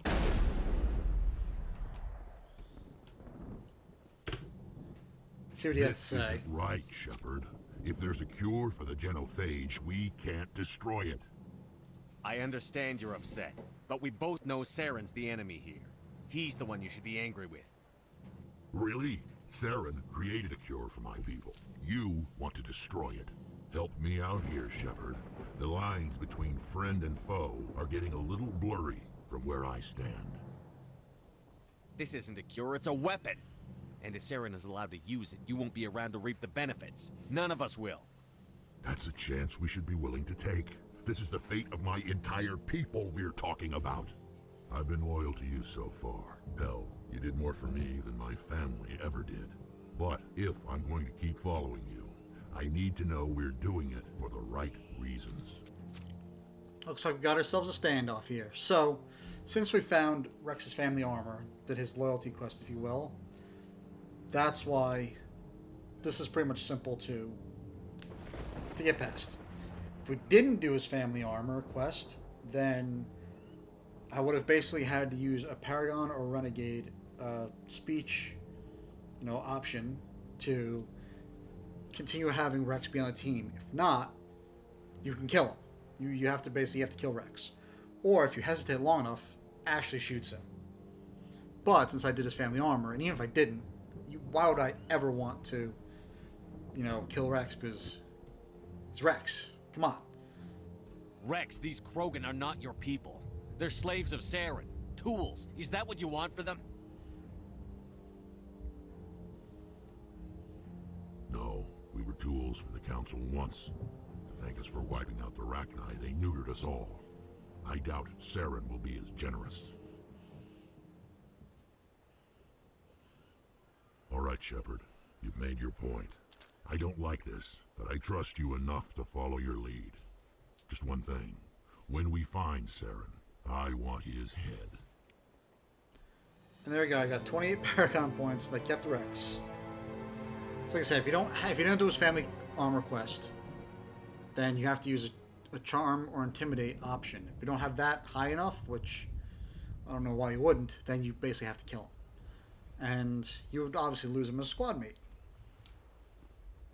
So now that that's over with, we can move on. Thank you for speaking with the Krogan. The assault on Saren's base will be difficult enough as it is. I assume that means you've come up with a plan. Of sorts. We can convert our ship's drive system into a 20-kiloton ordnance. Crude, but effective. Nice. Drop that nuke from orbit, and Saren can kiss his Turian ass goodbye. Unfortunately, the facility is too well fortified for that. We'll need to place the bomb at a precise location. Where do we take the nuke? And how do we get there? The bomb must be taken to the far side of the facility. Your ship can drop it off, but we'll need to infiltrate the base, disable the AA guns, and pacify any ground forces first. You want us to go in on foot? We don't have enough men. It does sound a bit risky. Is there no other way? No, but I think we can work around that. I'm going to divide my men into 3 teams and hit the front of the facility. While we've got their attention, you can sneak your shadow team in the back. It's a good idea, but your people are gonna get slaughtered. We're tougher than we look, Commander. But it's true. I don't expect many of us will make it out alive. And that makes what I'm going to ask even more difficult. I need one of your men to accompany me, to help coordinate the teams. We'll need someone who knows Alliance communication protocols. I volunteer, Commander. Not so fast, LT. Commander Shepard will need you to arm the nuke. I'll go with the Solarians. With all due respect, Gunnery Chief, it's not your place to decide. Why is it that whenever someone says, with all due respect, they really mean kiss my ass? Who would be better suited to the mission? Either of these 2 will do, Commander. Both seem willing to sacrifice their lives if necessary, though if we are lucky, such sacrifices won't be required. So obviously one of them has to go with Captain Kirrahe. Who are we gonna pick? Alenko, you're with the captain. Keep it simple, understood? Aye, aye, Commander. I will have the ordnance loaded onto the Normandy and brief your crew on its detonation sequencing. Do you have any questions before we go, Commander? The Normandy's picking me up. How will your teams escape the blast? We will engage the Geth as long as possible. Once the bomb is in place, we will fall back to try and escape the blast radius. Okay. If we move quickly, we should be able to escape with acceptable casualties. If not, then our memories will live on as martyrs to a greater cause. Huh. You talk like this is a suicide mission. I won't lie to you, Commander. There is a chance none of us will survive this assault, even your team. But we do what is necessary. Nah, B. Shepard always survives. Shadow seems clear enough. What will the other teams be called? Aegor, Manavai, and Jaeto. They were the initial settlements on our first 3 colony worlds. They are at the heart of Solarian territory to this day. These names will remind my men what they are fighting for. They must have a personal stake in the fight if we are to have any chance of success. I want to know more about the bomb. How reliable is it going to be? Its reliability depends on the person arming it, but it will do the job. The drive system is highly impervious to damage from external sources. Once it has been armed, very little can stop it. The key is getting it into place and armed before the Geth can stop us. I'm ready when you are, Captain. Excellent. Then if you'll excuse me, I need to prepare my men. Well, this is it. Don't do anything foolish while I'm gone, Ash. And that goes for you too, Commander. We'll be fine, LT. Yeah, good luck. Is there something you wanted to say, Caden? It's just weird going under someone else's command. I've got so used to working with you. All of you. Don't worry so much. We'll see you on the other side. I know, I just wanted to say that it's been an honor serving with you, Commander. It doesn't matter if we're not in the same unit. We're still a team. Watch each other's backs, keep your eyes open, and fight like I know you can. We'll all come out of this in one piece. You bet, Commander. You all know the mission and what is at stake. Best speech ever right I here. have come to trust each of you with my life, but I have also heard murmurs of discontent. I share your concerns. We are trained for espionage. We would be legends, but the records are sealed. Glorying in battle is not our way. Think of our heroes. The Silent Step, who defeated a nation with a single shot. Or the Ever Alert, who kept armies at bay with hidden facts. These giants do not seem to give us solace here, but they are not all that we are. Before the network, there was the fleet. Before diplomacy, there were soldiers.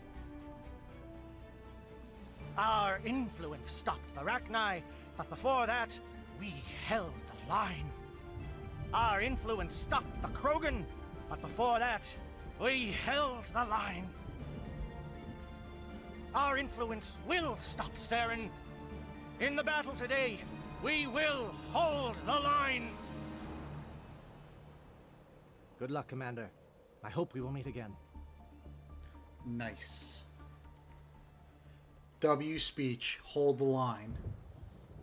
So since I sent Caden there, let's take Ash and let's go with Garrus.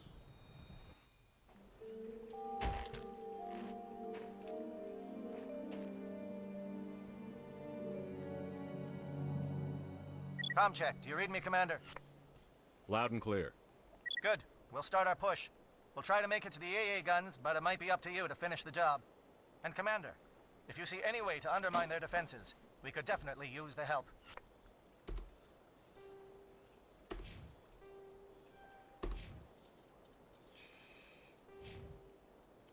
I like to put their helmets on for this one.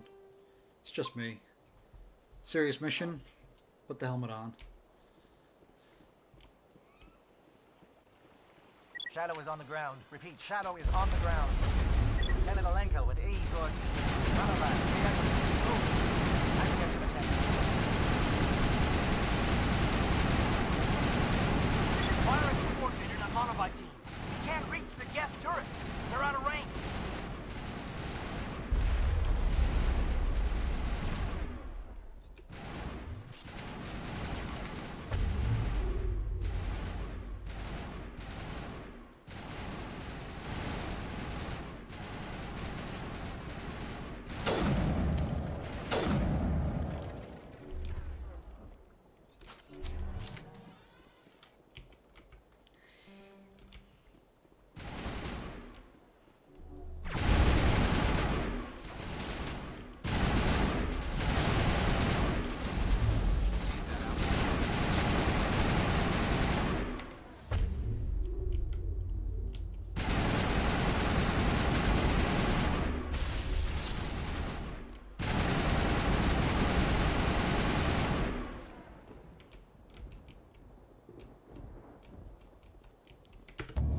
Geth communications disrupted.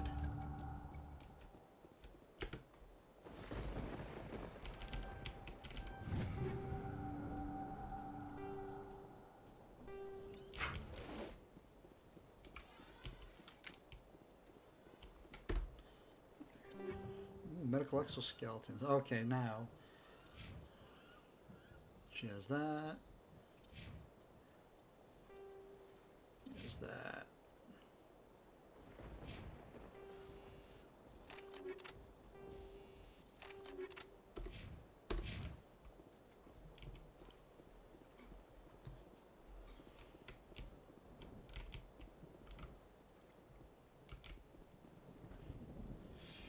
All right.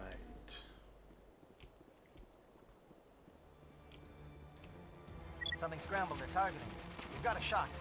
Lieutenant Alenko, take the heat off Man of Eye. Yeah, it was I scrambled her communications. That was me. You're welcome.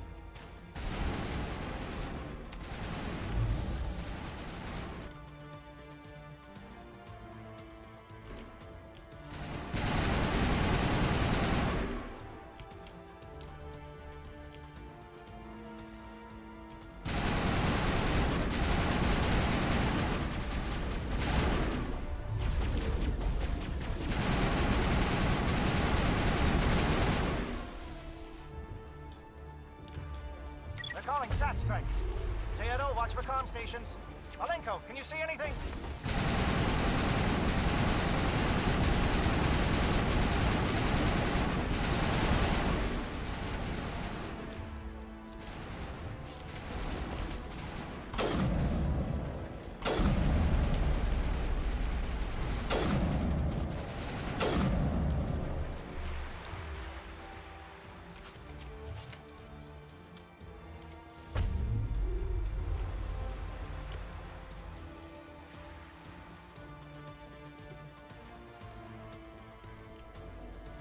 Just make sure there's no stragglers. It looks like there is one.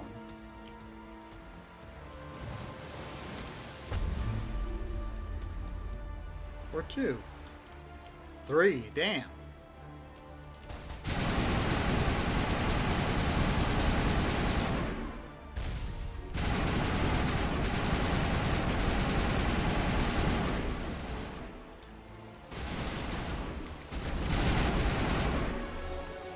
See, this way, always go back. Oh, that's what I want.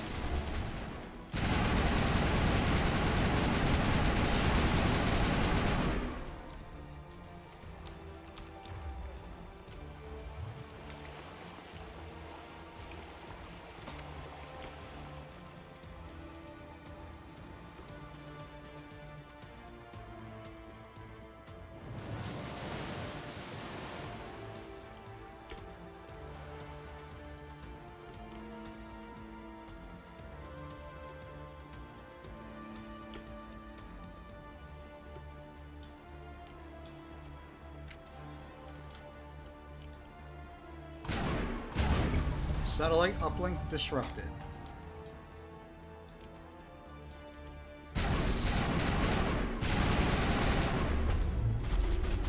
Nope, not charging Trojan.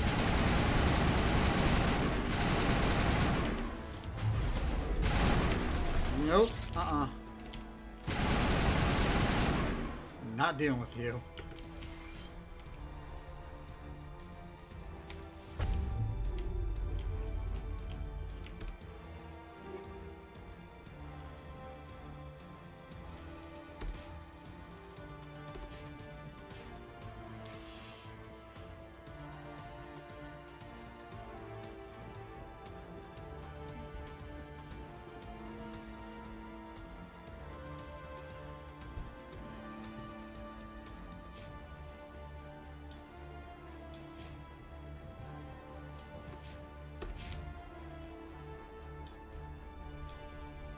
Aircraft heading to perimeter stations to recharge.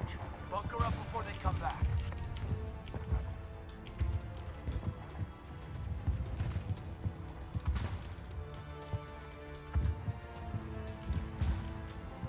Set the map, okay.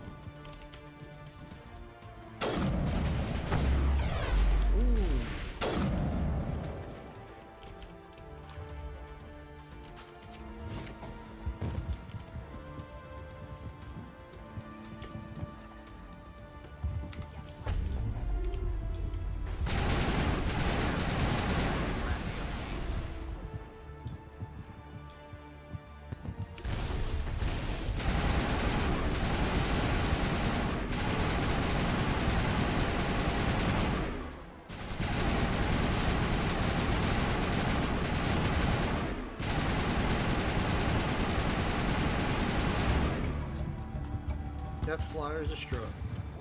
So basically, what we did there was assisting Kirahi's team. So basically, to ensure Kirahi's team survives, you have to help them out. And we did.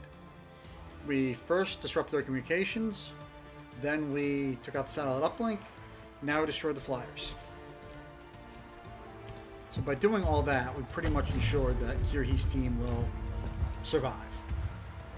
If we didn't do any of that, or all three of them, then, well, Requiescat in pace to them.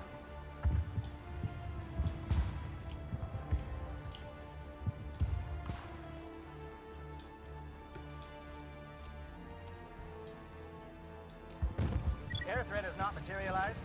You may be getting some help from Shadow. See?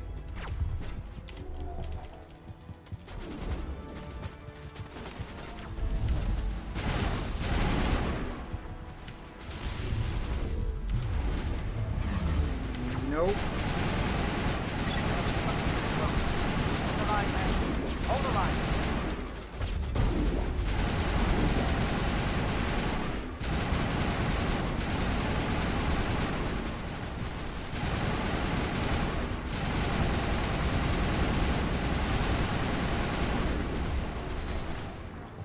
And I didn't save it to either, so where the heck was it gonna put me?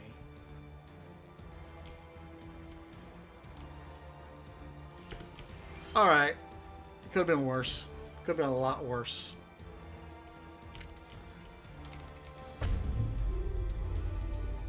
Aircraft heading to perimeter stations to recharge. Bunker up before they come back. Could have been worse. Could have been a lot worse.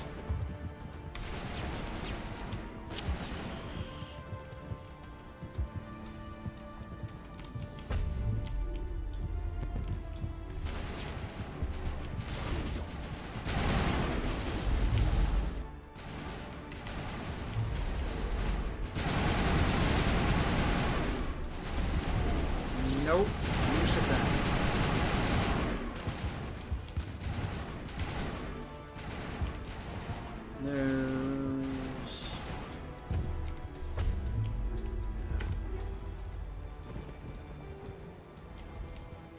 There's that other Krogan that's down here.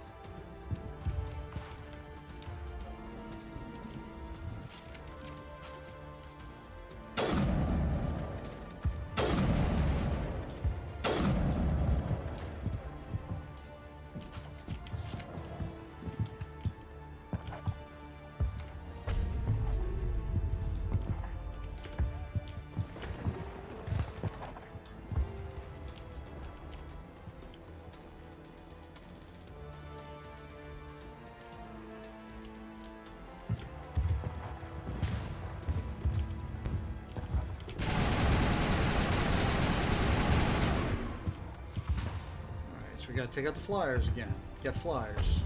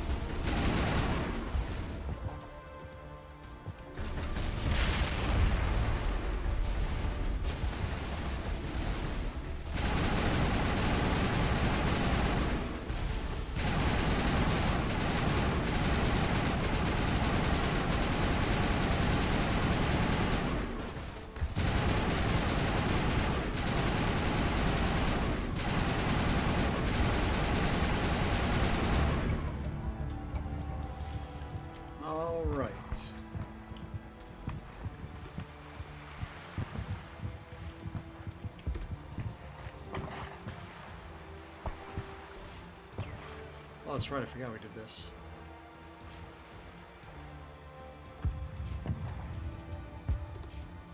I'm saving it this time.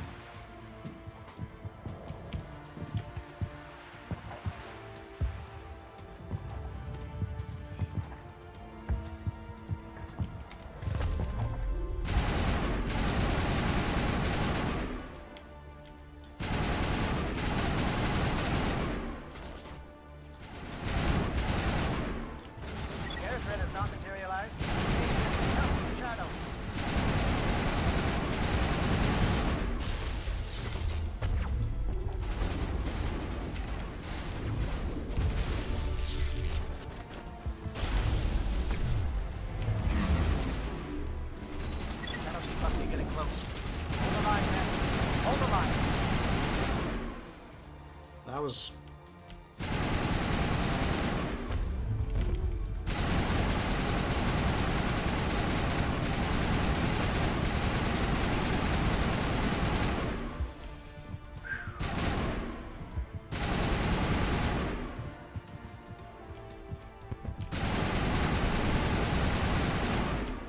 That was not fun. Got through it this time, though.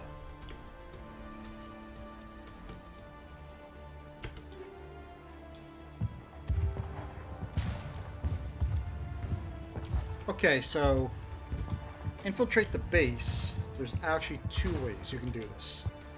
You're gonna go through that door, which is what we're gonna do, or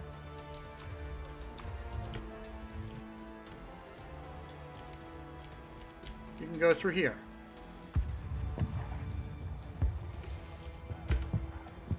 Once again, XP. It's all about XP.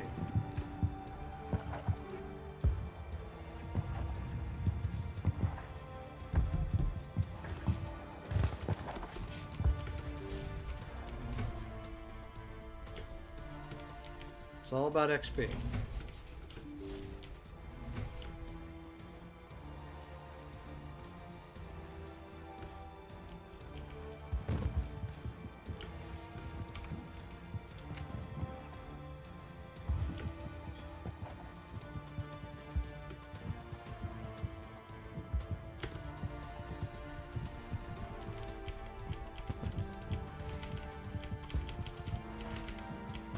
Come on, this is an easy one.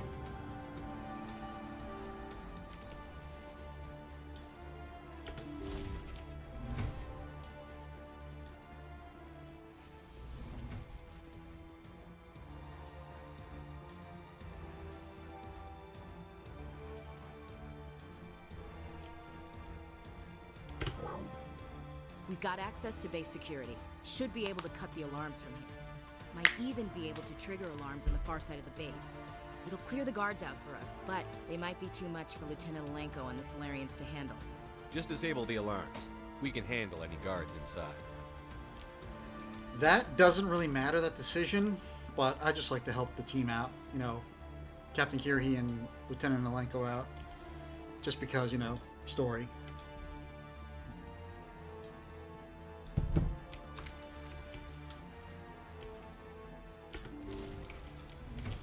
Once again, I'm going in that way, but XP. So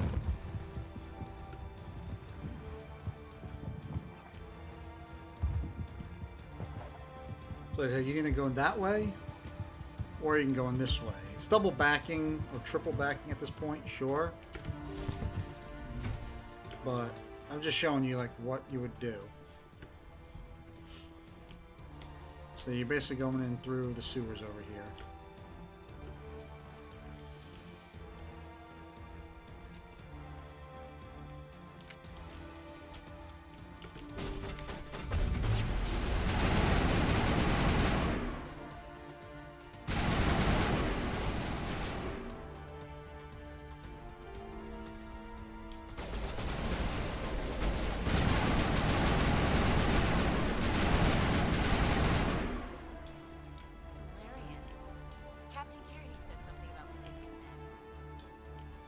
And those are Kirhi's missing men. But we're not going in that way.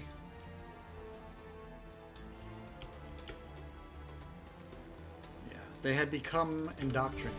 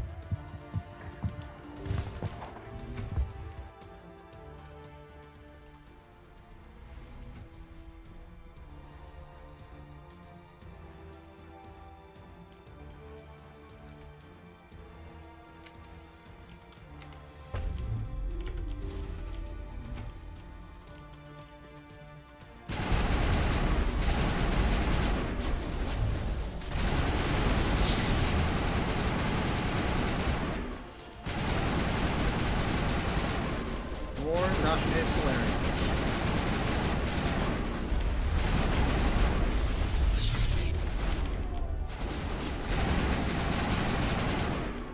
All patched up.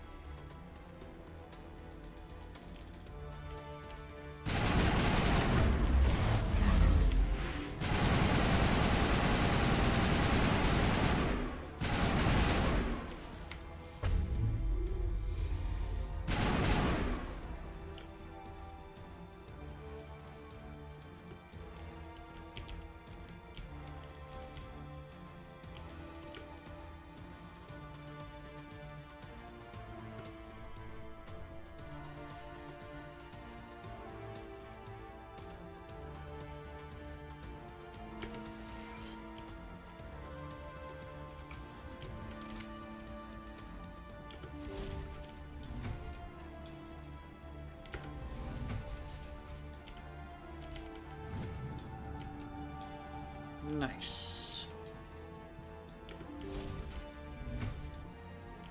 Hello? Is someone out there? Get to those guys in a second.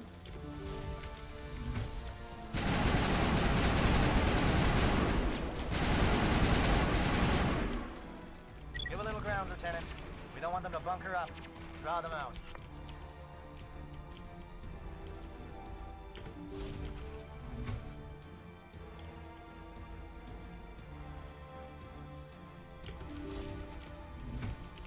Oh, not the glitch. There we go. And... Well, you're not a Gath, and you're not wearing a lab coat. I guess I'm glad to see you.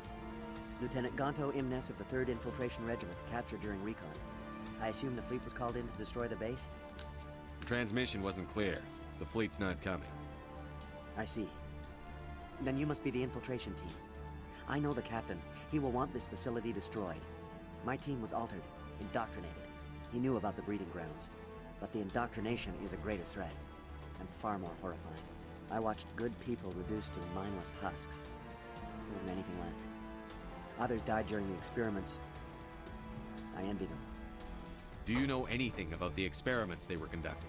They were studying indoctrination. Symptoms, progress. Saren uses it to control his people, but I don't think he fully understands it. I don't know much else. I just saw what it did to the others. Turned them into empty husks. I can't end up like that, please. Let me out. I'm opening your cell, but then you're on your own. Don't look back and hope to outrun the blast, A better chance than I had before you showed up. Thank you, human. And good luck. You'll need it. Hope he makes it. No threat here, Commander. This is horrible. Why did Saren do this? There's just no reason. So obviously, you know, they're just mindless husks, and there's no way they're going to probably outrun the blast. So that's what the renegade option is, to open the door and kill them. But we're a Paragon, so... Open the doors. Give them a chance to outrun the blast. You sure, Commander? Just leave them wandering? Can't stand the thought of being like that. I'd want to be put out of my misery. Let them out. They won't hurt us. If that's what you want, Commander. I just hate leaving them like this. See, that's the Paragon thing to do. The Renegade would be kill him, which normally I would do, but we're doing the Paragon one.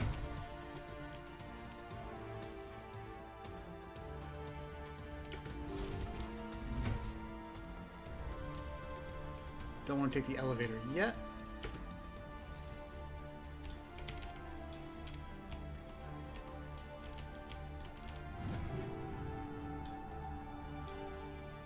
Almost maxed out on Omni Gel too.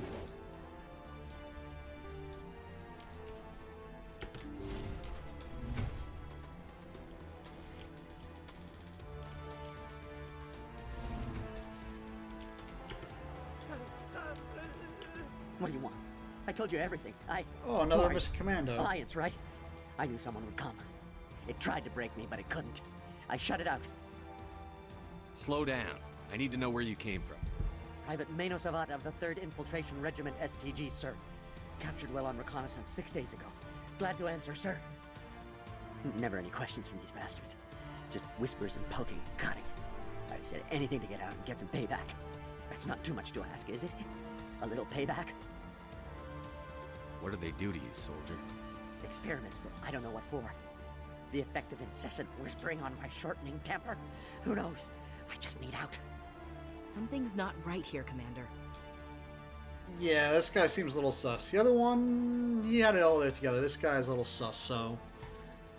Setting him free could endanger You're the staying mission. right there. No. No. I need to get out. This room is too small and it keeps talking and I really want to get Room out keeps of here and get some talking? work done. I need to get out. Let me out. He's indoctrinated. Room keeps talking to him. I can't take that chance. Can't take that chance. No chance. I need to do what it says. I have to. Let me out. Let me out. Let me out. Let me out. Yeah, we were going to let him out. So if you let that guy out, then we got 2 renegade points for leaving him in there. But if you had let that guy out, then you would have had to kill him. He would have attacked you.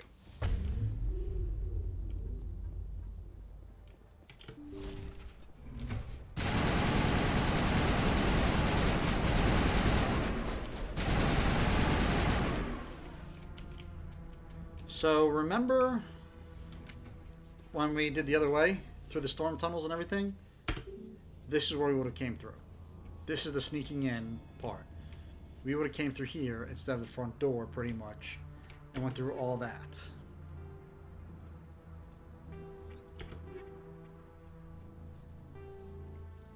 So once again, I did that just for, you know, experience, because remember, I'm trying to get my level as high as I can.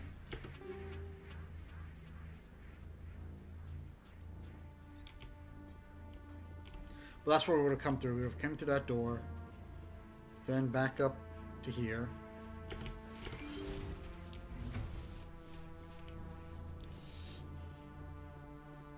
Dealt with the crazy Solarian who knocked himself out.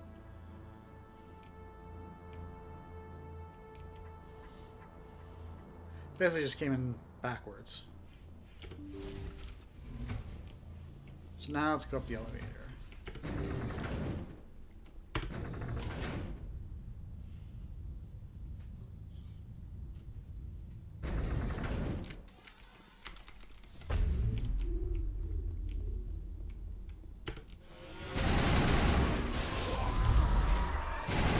And husks.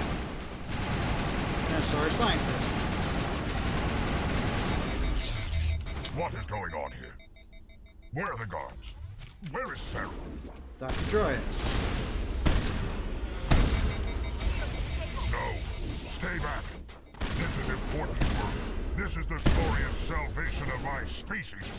You will not destroy the work we have started. Sorry, Doctor, but you gotta go.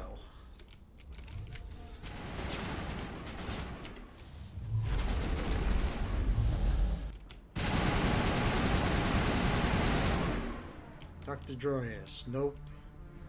Sorry, but you had to go. Where, Kit? Where did I see it? There it is.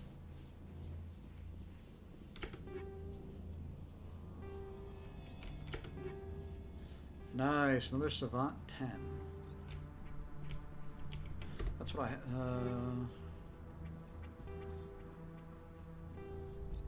No! Fuck it. Deal with it all later.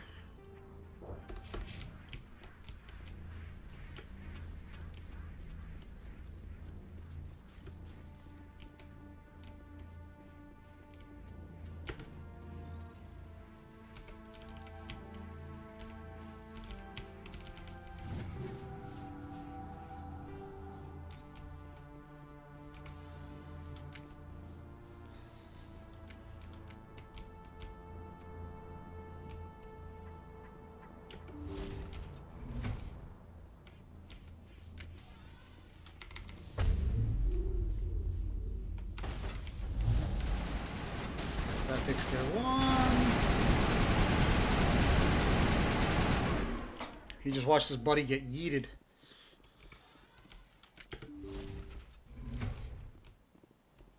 Don't shoot! Please, I just want to get out of here before it's too late. I'm not going to hurt you. Who are you? Ranathanoptis, neurospecialist. But this job isn't worth dying over, or worse. You think the indoctrination only affects prisoners? Sooner or later, Saren will want to dissect my brain too. I thought this was a breeding facility. Shepard's got some creepy eyes going on We're right now, studying okay? Sovereign's effect on organic minds. At least that's what I assumed. Saren kept us in the dark as much as possible. You helped him, and you don't even know why? I didn't have the option of negotiating. This position is a little more permanent than I had expected. But I can help you. This elevator behind me goes to Saren's private lab. Now I we're can talking. get you in. Oh, Shepard's eyes are back to normal. See? Full access. All of Saren's private files. Are we good? Can I go? What were you studying here? It's that ship, Sovereign. It emits some kind of signal. Undetectable, but it's there. I've seen the effects. Saren uses it to influence his followers, to control them. It's called indoctrination. Direct exposure to the signal turns you into a mindless slave, like the Solarian test subjects. But there's collateral damage, too. What do you mean by collateral damage? Sovereign's signal is too strong. Spend too much time near the ship and you feel it, like a tingle at the back of the skull. It's like a whisper you can't quite hear. You're compelled to do things, but you don't know why. You just obey. Eventually, you just stop thinking for yourself. It happens to everyone at the facility. My first test subject was the man I replaced. Now I just want to get out of here before it happens to me. Why is Saren researching this? Isn't he the one controlling it? The signal comes from the ship. It makes us obey Saren, but I don't think he controls it. Not exactly. I think he's scared it might be affecting him. Indoctrination is subtle. By the time the effects become noticeable, it's usually too late. Tell me more about this signal. Signal's not exactly the right word. There's some kind of energy field emanating from the ship. It changes thought patterns. Over time, days, maybe a week, it weakens your will. You become easier to manipulate and control, but it's a degenerative condition. There's a balance between control and usefulness. The less freedom a subject maintains, the less capable it becomes. So, if you haven't picked up on it already, she herself is almost on her way to indoctrination, because how else her description of indoctrination, tingle at the the base of your skull, whisper and all that. If you're paying attention, that's what all the other indoctrinated people have said. Solarian, who knocked himself out silly, said it was a whisper. People were talking to him. She's pretty much indoctrinated. Okay, so because of that, I ain't letting her go free, because she's indoctrinated. And even said by the time he knows it, it's too late. So we're gonna nip this problem in the bud right now and break with my Paragon, and yeah. You conducted brutal experiments on helpless test subjects. You helped Saren. You don't get to live. I just did what I was told. I didn't have a choice. I'm sorry. Sorry doesn't help your victims. No! No! And just like Fist. Requiescat in pace, Ranathanoptis. So like I said, the Paragon thing would be to let her go, but she's indoctrinated. Like, everything the other people said, what she said, yeah, she was indoctrinated.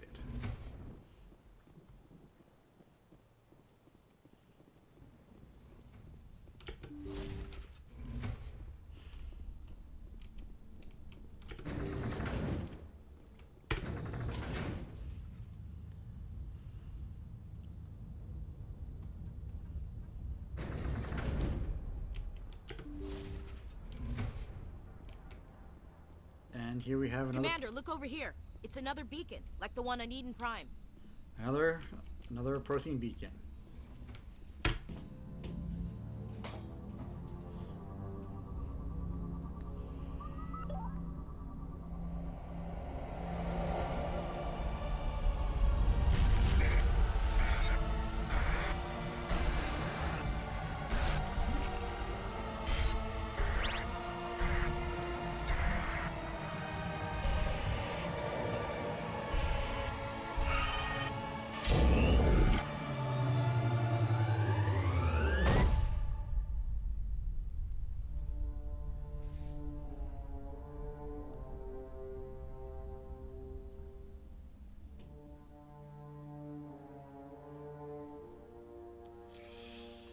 Beacon's still active and working, though.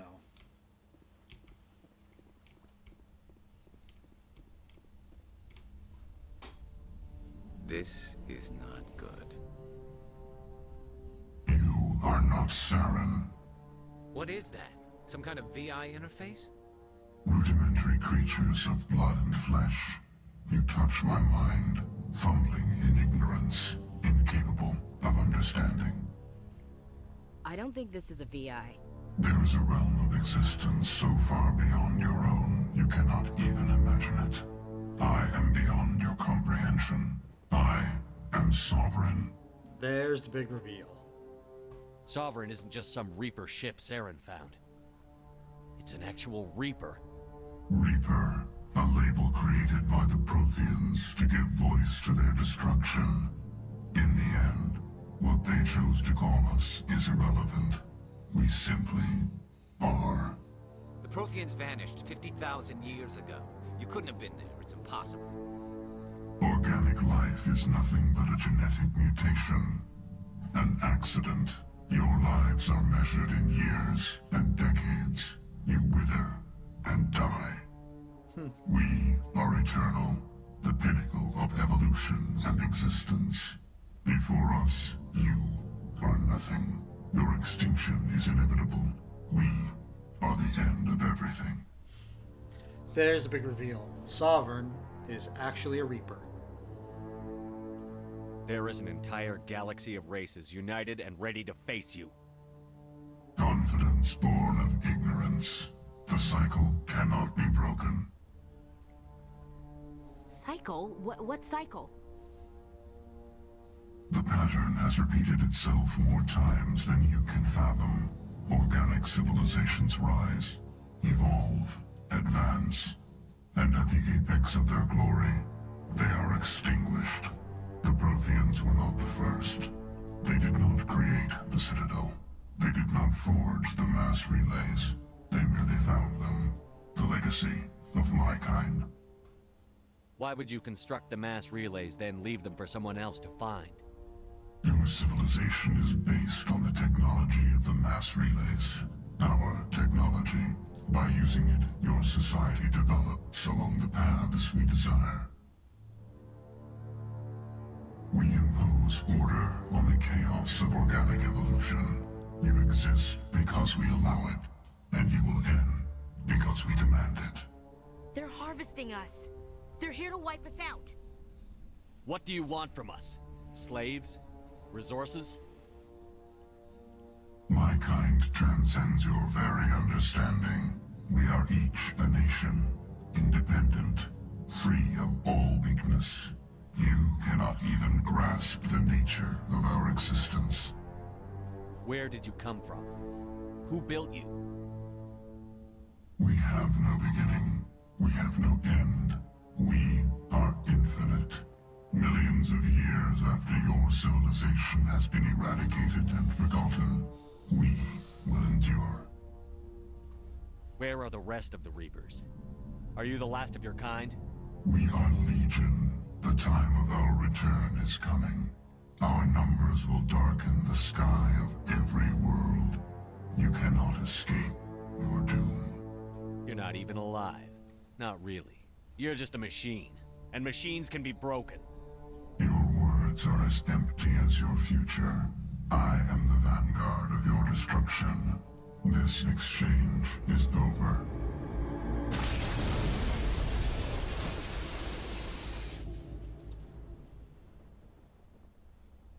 Commander, we got trouble. Hit me, Joker. That ship's Sovereign? It's moving. I don't know what you did down there, but that thing just pulled a turn that would shear any of our ships in half. It's coming your way, and it's coming hard. You need to wrap things up in there fast. This thing is fried. Orders, Commander? Let's head to the breeding facility. Joker can pick us up after we set the nuke. So there's the big reveal. Is that Sovereign is actually a Reaper, and that it's not only just a Reaper, but that the Reapers themselves created the Citadel and the mass relays, not the Protheans like everyone thinks they did, because the Reapers, as Sovereign explained, wanted to guide organic species along the paths they determined, so that way they would need them, and that when the timing was right, wipe them out. So they created the Citadel mass relays basically to speed up the process, if you will. You know, because it seems like it takes about 50,000 years for civilizations to rise to their apex of galactic travel for the Reapers to just come and wipe them out. So that's like the big reveal, is that nothing is what it seems, that the Reapers are the ones who created everything and are going to come back, it seems. And that Sovereign is in fact a Reaper himself and not just some sort of ship.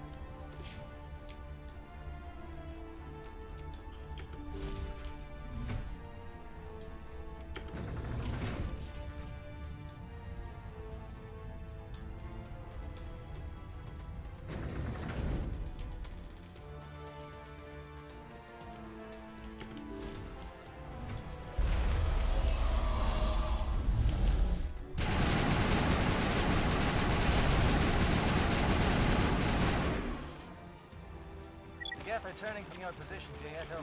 Looks like Shadow kicked a sensitive spot. Alenko, head them off. Hold them. And once again, here's Ranathanopoulos' body. Just sitting there.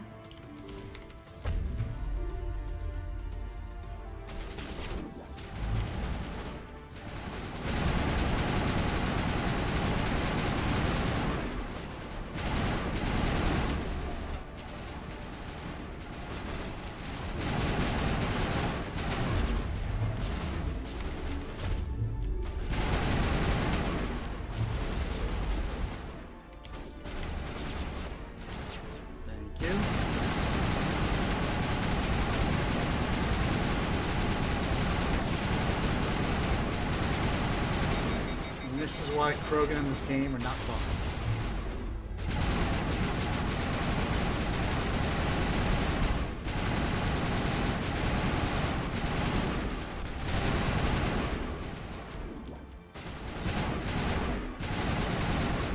Nope.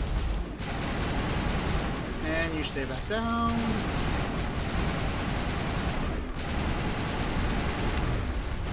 Nope.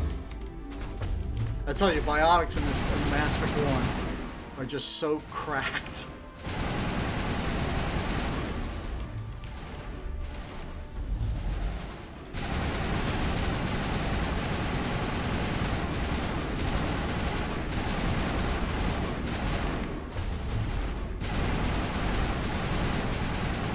The fact that they don't have individual cooldowns, not all for one, is just insane.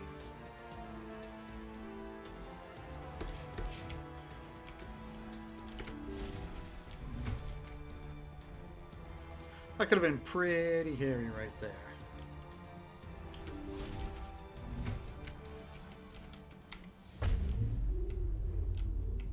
Gotten pretty dicey.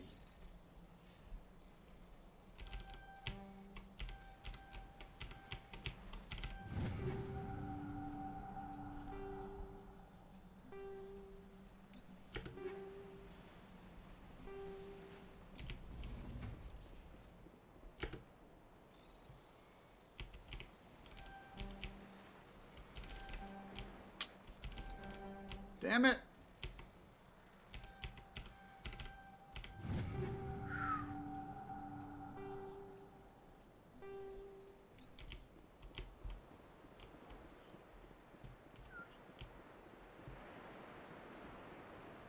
That turret could punch some nasty holes in them.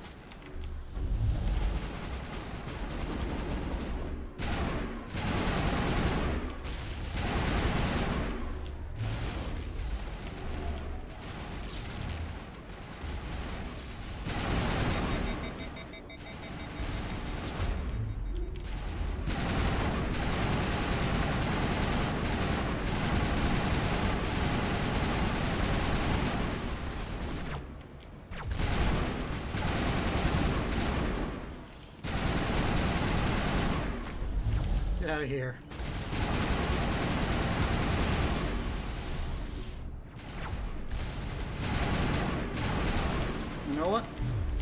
stay.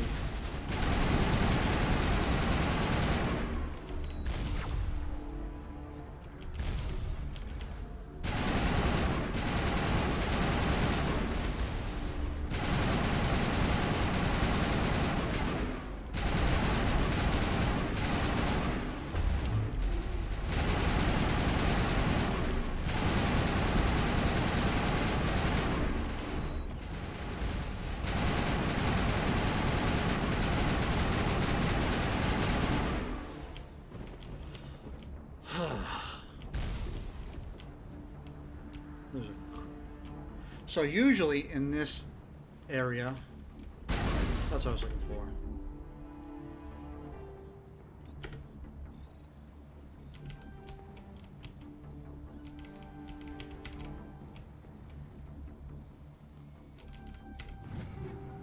Yeah, so usually in this area, in all my years of playing Mass Effect, all the playthroughs I've ever had, usually in this area is where sometimes I get a Colossus armor drop. Now, it's not guaranteed, but I've had a very high success rate in this particular area right here that I'm in. So, but it looks like they might have changed that, the Legendary Edition.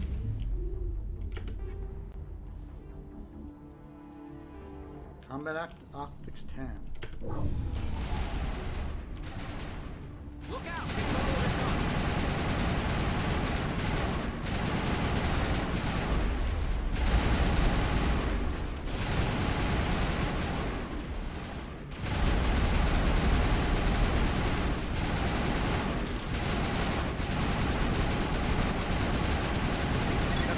Shadow Team. Now it's our turn.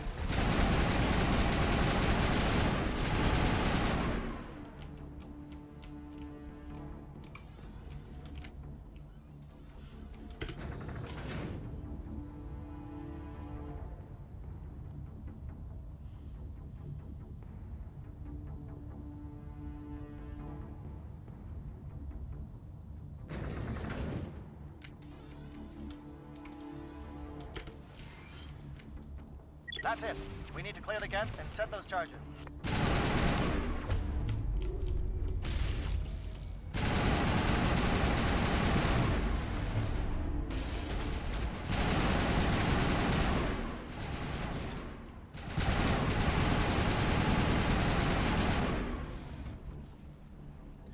Freaking Geth Stalkers and Ghosts. I hate them.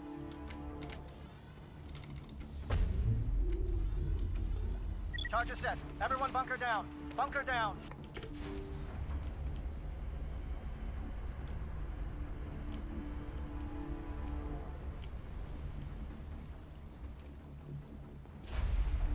All right! Nice work. That's one less thing to worry about. Commander, I'm bringing us in. I'll get as close to the site as I can.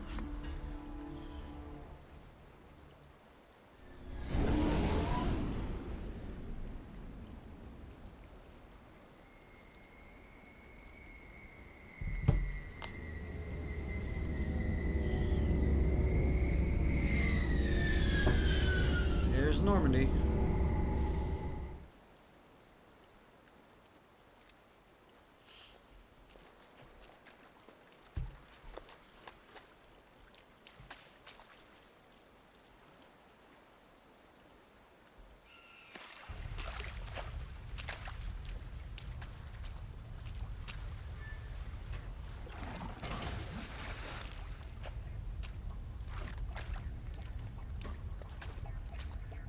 Bomb is in position. We're all set here.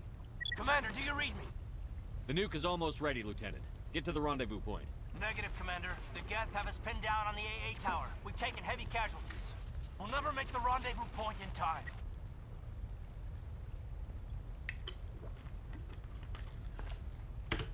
Get them out of there, Joker. Now! Negative. It's too hot. You can't risk it. We'll hold them off as long as we... It's okay, Commander. I need a couple of minutes to finish arming the nuke. Go get them and meet me back here. Up to the AA tower. Move!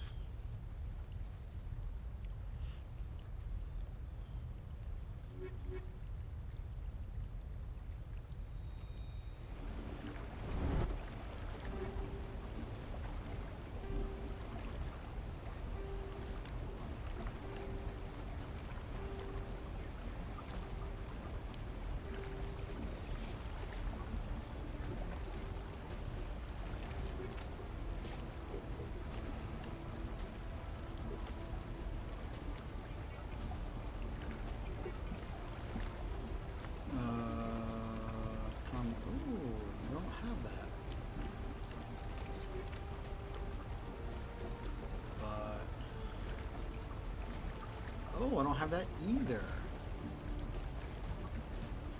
Say that for tally.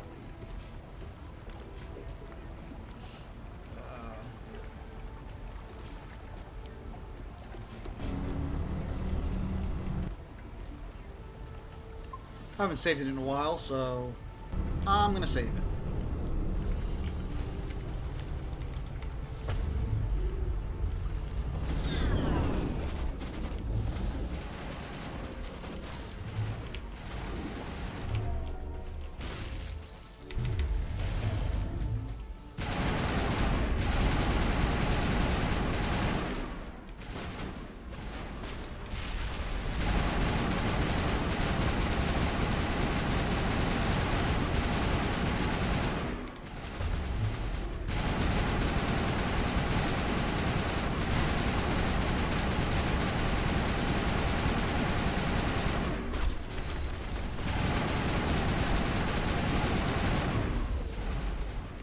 Nope.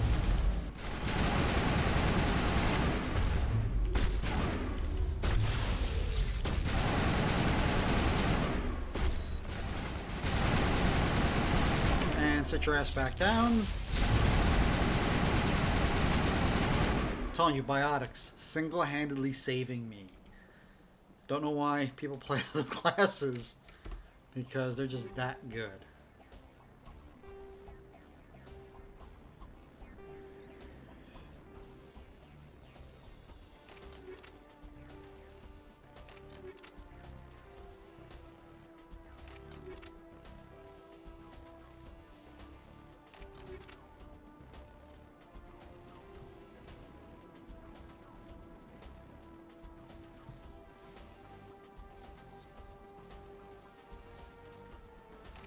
Oh, I could have used another one.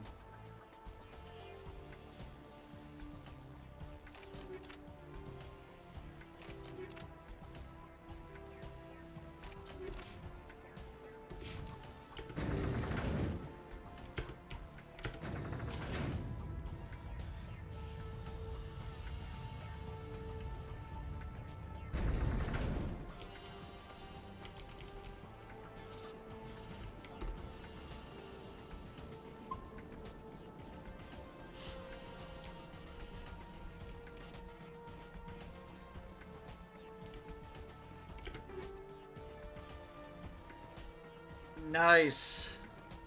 Colossus 10. Heavy armor, Colossus 10. The absolute best armor in the game. Nothing beats it. I told you, around here is where I usually pick up a Colossus armor. So, it held true. Let's watch. I can't wear it because I can only wear light armor. But... so look, damage protection 79, shields 415, and tech bio protection is lacking less than this one, but still, the damage protection and shields is just unmatched. Colossus 10, best armor in the game, absolute best. Only Ashley can wear it though. If I was a soldier, if my class was soldier, I'd be able to wear it, but since I'm not, I can't, and Ashley's the only one who can wear it. Yes, they're sending in reinforcements. Chief, we just spotted a troop ship inbound to your location. It's already here, and it's bleeding Geth all over the bomb site. Can you hold them off? There's too many! I don't think we can hold them! I'm activating the nuke! What are you doing, Chief? Making sure this bomb goes off, no matter what! It's done, Commander. Go get the lieutenant and get the hell out of here! Belay that. We can handle ourselves. Go back and get Williams. And here was the other big shock and revelation.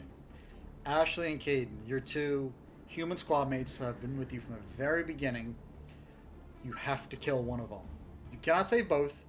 You have to sacrifice one. So this was obviously when this came out, when the game came out in 2007, this was just a big shock because games at that time really didn't do anything like this. They didn't kill off your squad mates or important ones.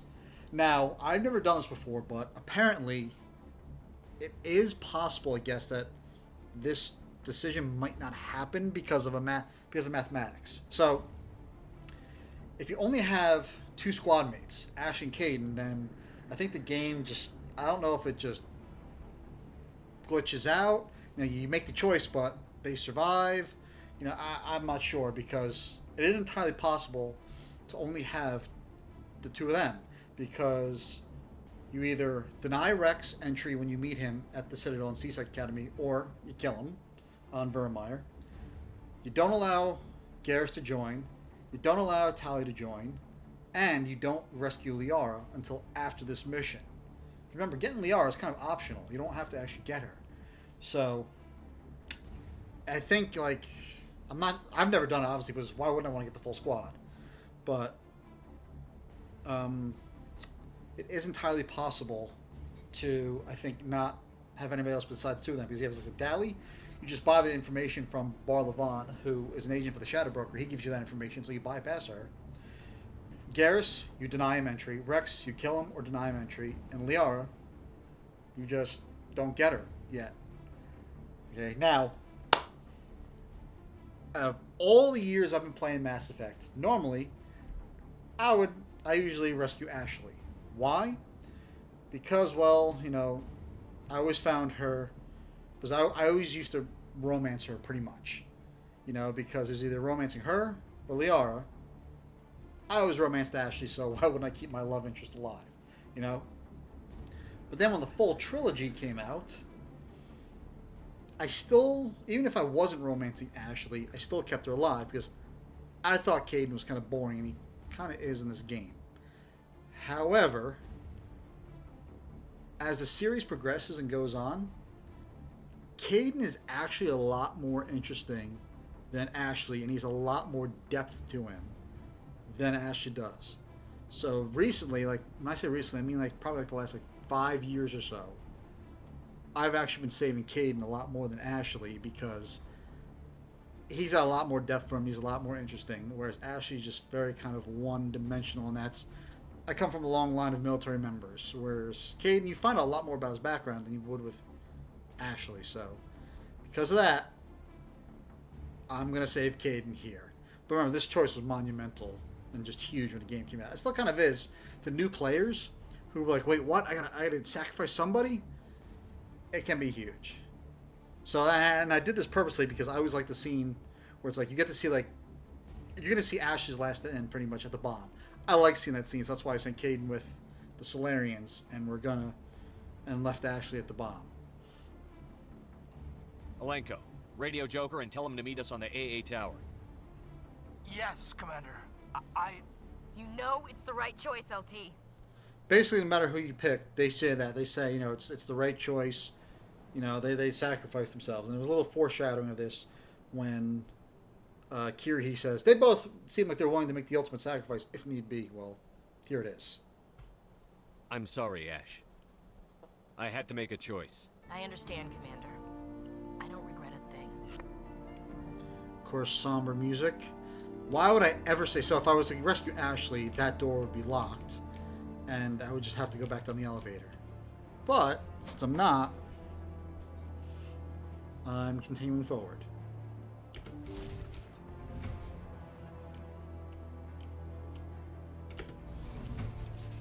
And so remember that heavy Colossus 10 heavy armor that I was talking about? Yeah. Guess nobody's gonna be able to wear it because I'm sacrificing Ashley, so she's not gonna be able to wear it. Nobody's gonna be able to wear it. I'm just gonna have it, admire it, and be like, yay, I have it, but can't wear it because I'm an adept.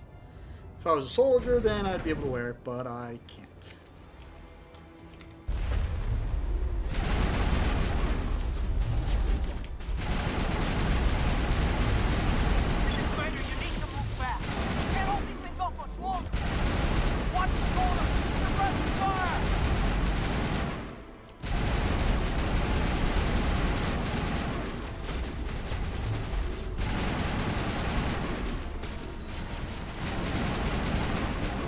Attaboy, Rex.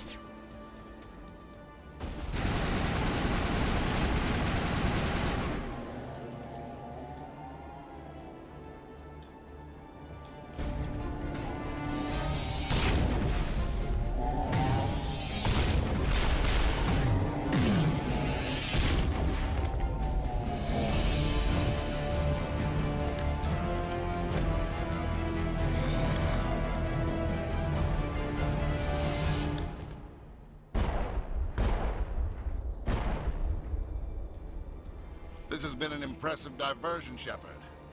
My Geth were utterly convinced the Solarians were the real threat. Of course, it was all for nothing. I can't let you disrupt what I've accomplished here. You can't possibly understand what's really at stake. Our first face-to-face with Saren. Why are you doing this? You've seen the vision from the beacons, Shepard. You of all people should understand what the Reapers are capable of. They cannot be stopped. Do not mire yourself in pointless revolt. Do not sacrifice everything for the sake of petty freedoms. The Protheans tried to fight, and they were utterly destroyed. Trillions dead. But what if they had bowed before the invaders? Would the Protheans still exist? Is submission not preferable to extinction? Do you really believe the Reapers will let us live? Now you see why I never came forward with this to the Council. We organics are driven by emotion instead of logic. We will fight even when we know we cannot win. But if we work with the Reapers, if we make ourselves useful, think how many lives could be spared.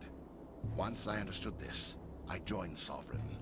Though I was aware of the dangers, I had hoped this facility could protect me. You're afraid Sovereign is influencing you. You're afraid he's controlling your thoughts. I've studied the effects of indoctrination.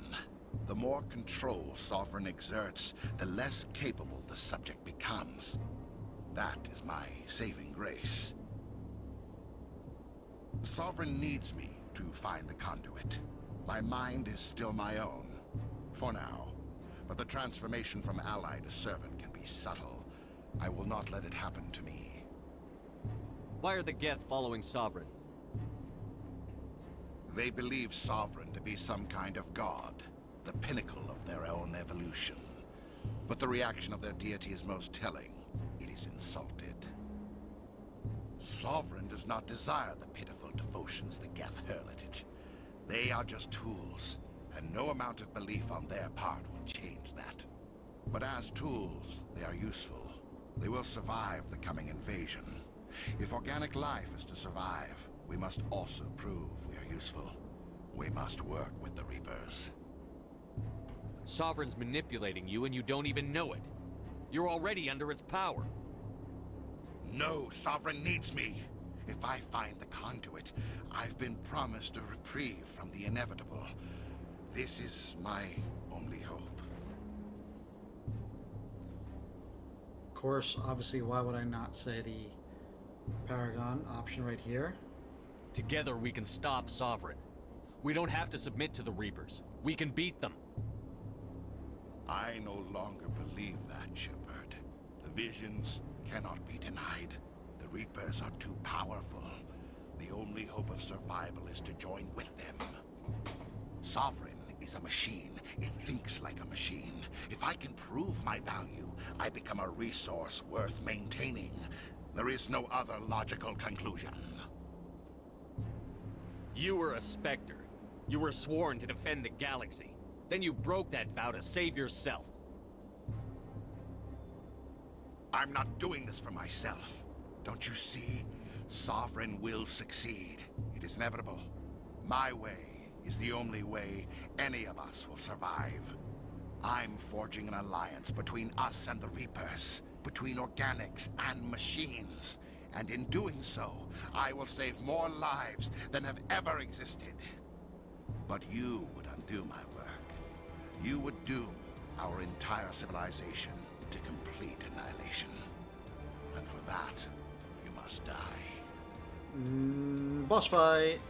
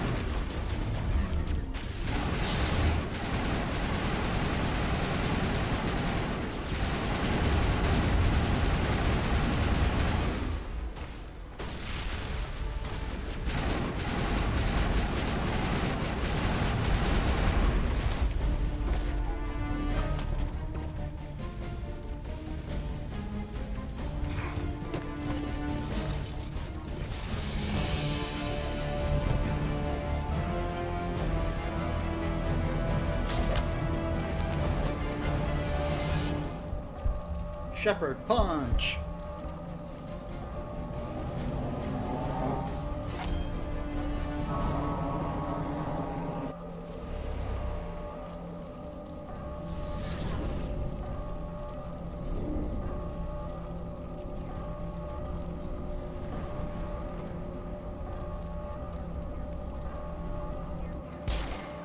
See, Ashley's last stand, right here.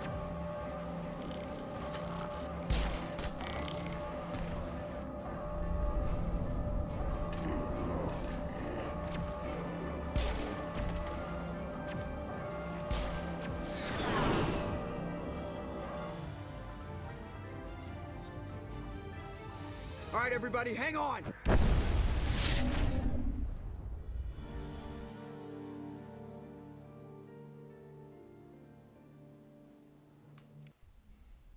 Requiescat in pace, I Ashley. can't believe that Ash didn't make it.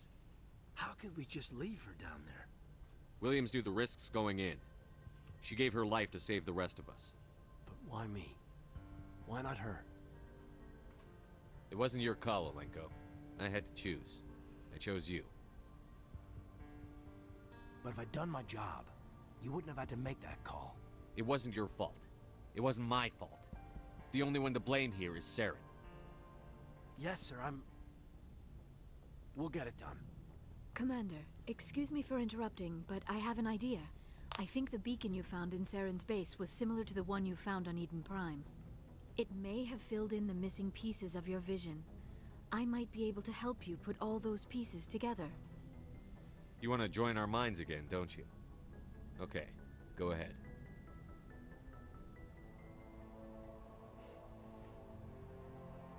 Relax, Commander. Embrace eternity.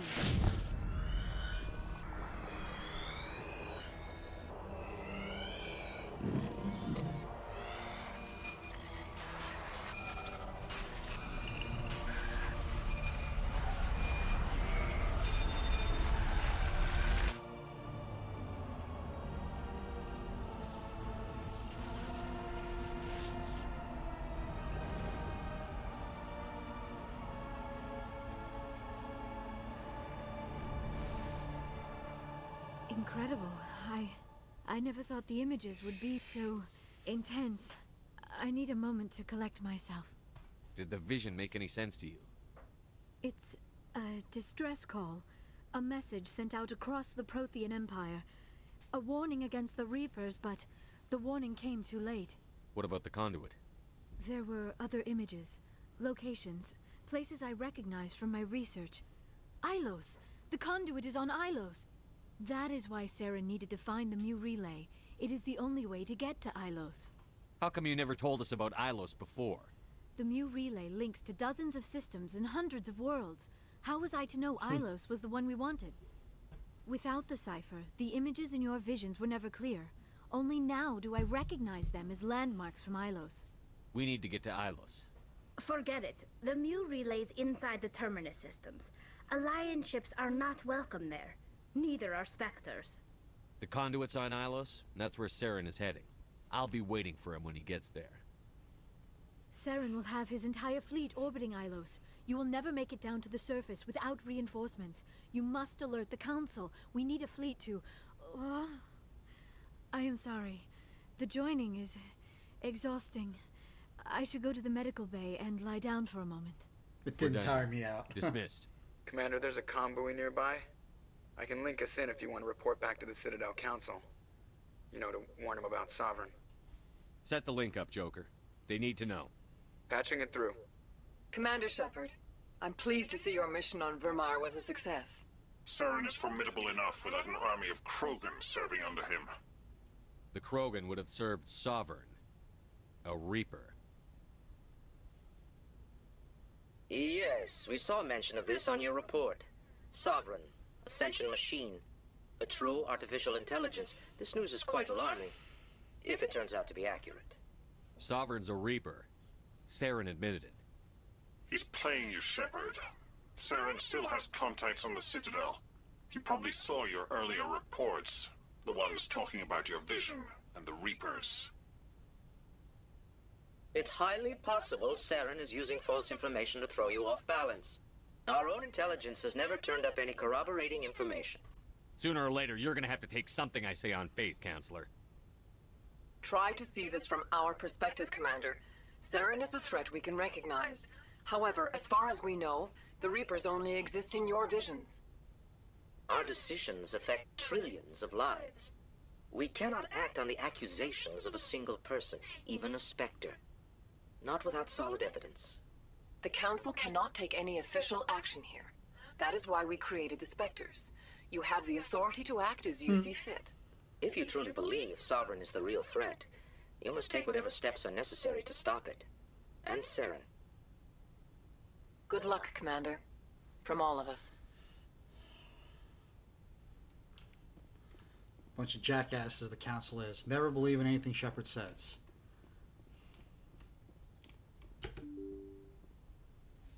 So basically, if you had saved Ash instead at that conversation at the debrief, kind of would have went the same way, except remember, Kaidan was a lieutenant, Ashley is a gunnery chief, so if you don't romance Ash, she would have been like, hey, why'd you save me?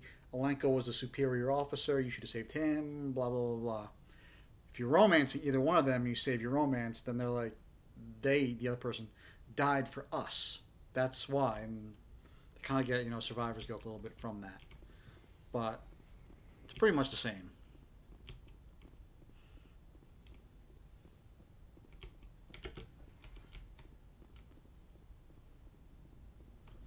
Talk to a couple people.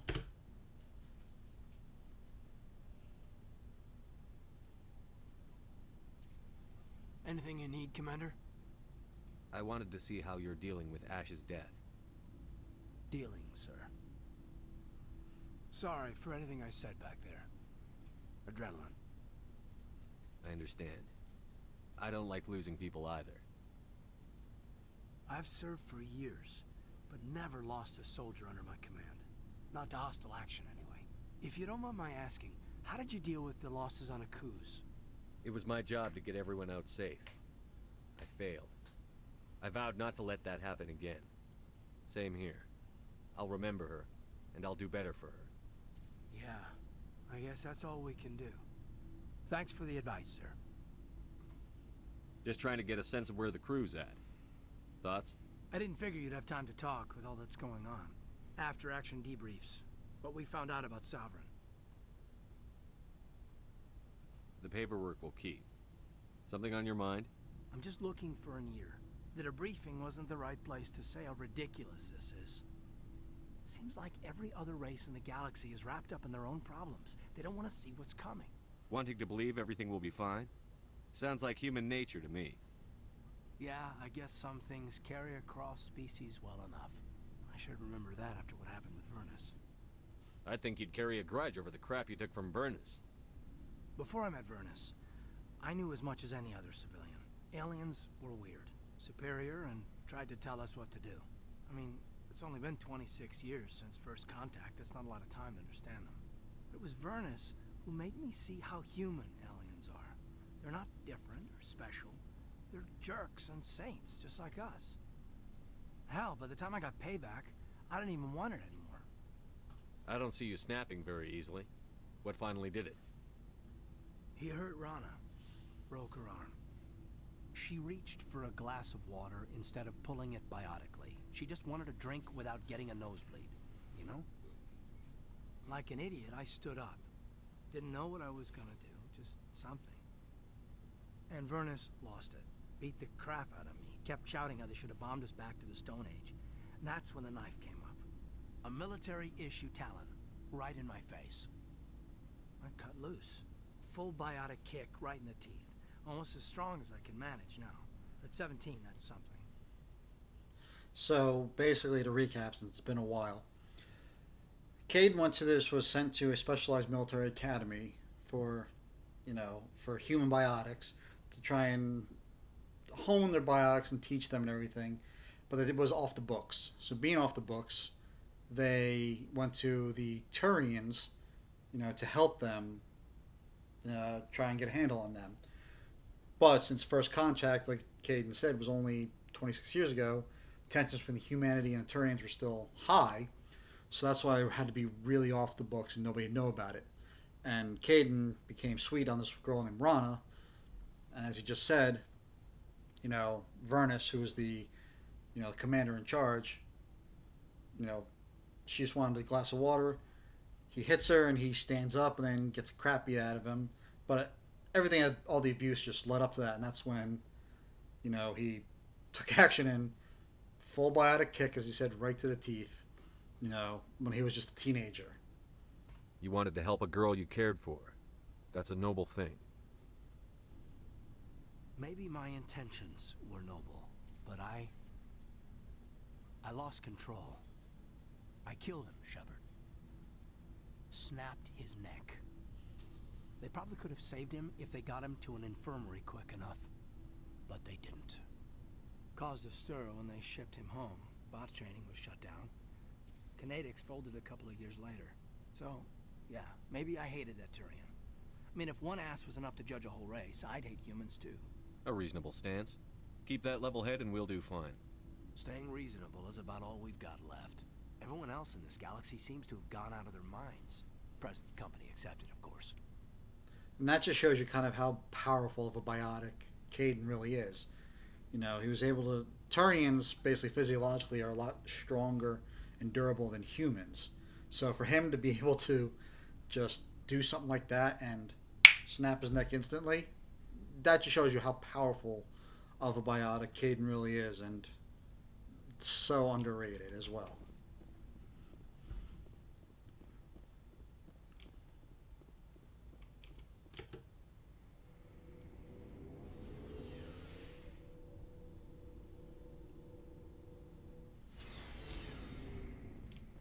And look, Captain Kirahi's team survived. We gave him a ride off. If we hadn't done those three things, the disrupt communications, destroy the satellite, and destroy the flyers, Kirahi's team wouldn't have survived. So, because we did that, they're with the word. Give them a ride back. It was an honor working with you, Commander Shepard. Despite the losses, our mission was a success. My superiors will duly honor Chief Williams for her actions. Her sacrifice has earned humanity a great deal of respect from my people. Ash was a hell of a soldier. She knew what the risks were, but she did what she had to. Of course. The grim reality that every soldier must accept. Rest assured, Commander, my men and I will not forget what you have accomplished here. We will leave your ship as soon as you reach your next destination. Perhaps we will have the opportunity to work together again someday. You have my gratitude, Commander. Most people would have left our team behind. The captain considers the mission a success. I defer to his judgment. Let me see what you have.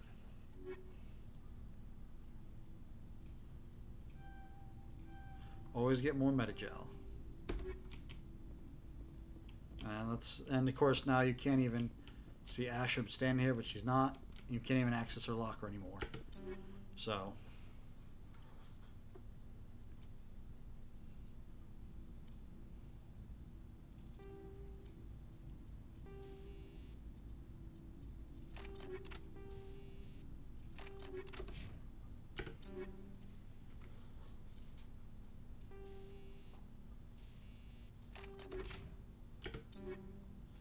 Pretty sure I did all this.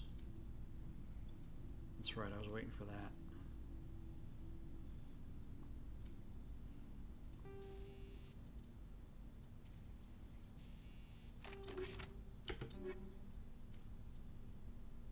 Okay, I did give him that.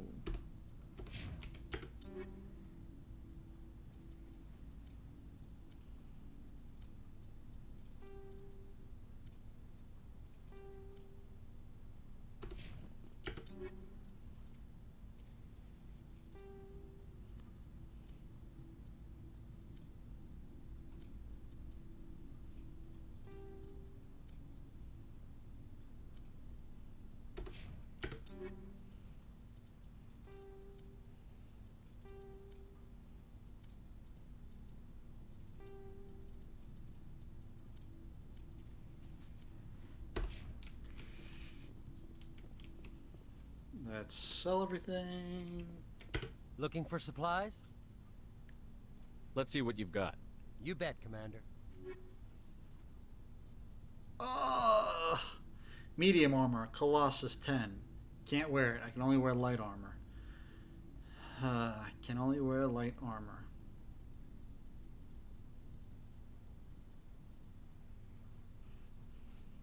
You know, I'm gonna buy it anyway, just to have it. And like I said, just to have that, even though nobody can wear it.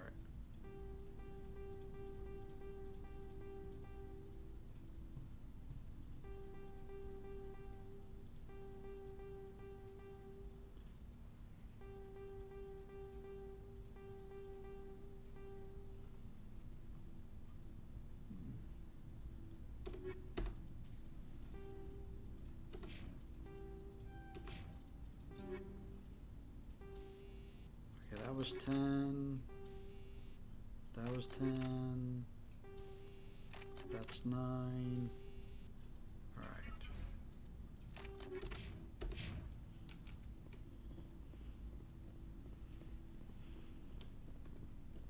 Commander, things got heated back on Vermeer. You did what you had to do. I respect your choice. I appreciate what you did, Rex. I won't forget it. Just make sure it was worth it. Saren has to pay for what he's done. We'll have him soon enough. Then he can answer for his crimes. He'll do more than just answer if I have anything to say about it. So long, Rex. Shepard.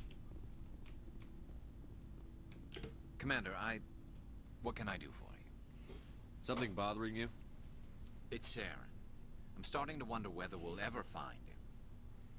He's always one step ahead of us, and he's got those damn Geth. We're getting close, Garrus. We'll find him. I wish I had your confidence. I just can't stand the thought of him getting away with everything he's done. I know you're doing everything you can, and if anyone can catch him, it's you, but if there's anything else I can do to help, anything, just tell me what you want me to do, and I'll do it. I understand your concern, but we'll find him. Just make sure you're ready to go when we do. Yes, sir. I'll be ready. Can I ask you something, Commander? What is it? Are you worried that the Council might be protecting Saren? I mean, they were really dragging their heels before. What if we find him, bring him back to the Citadel, and they refuse to act? I get the feeling this isn't a question. Speak your mind, Garrus. Well, maybe we shouldn't give them the chance, Commander. In my opinion, Saren's too dangerous to be kept alive. Too much could happen. He could escape, or the Council might let him go. If we find him, when we find him, I say we make sure we stop him permanently. I mean, technically we already did find him, but I agree with Garrus. I'm glad you see it that way. I never had any intention of capturing that bastard. When I see him, he dies. I mean, we Good. technically did find him. The Council won't but... like it, but they can't stop you either. You see, this is why I want to be a Spectre. You never have to worry about bureaucratic idiots making a mess of everything. Just make sure you're ready when it happens. Yes, sir. I mean, technically we already found him, but you know, gotta find him again. It feels like we're getting near the end, doesn't it, Shepard? With Saren, I mean. It won't be much longer. One way or another, it'll all be over soon. You'll find the conduit before he does. I know you will. You have to. And after this is all over, when my pilgrimage ends and I go back to my own people, I'll be proud to say I was a part of it. We couldn't have done this without you, Tali. You've been good to me. A lot of people treat Quarians like second-class citizens. They just want us to go back to our fleet and disappear. But you've treated me just like everyone else on your crew. Like an equal. That means a lot, and it says something about you. Whatever happens, I just want to say thank you for that. I'm going to miss you when you go back to your own people, Tali. That won't happen for a while yet. I'll be right here anytime you need me. I should go. See you later. He said the thing.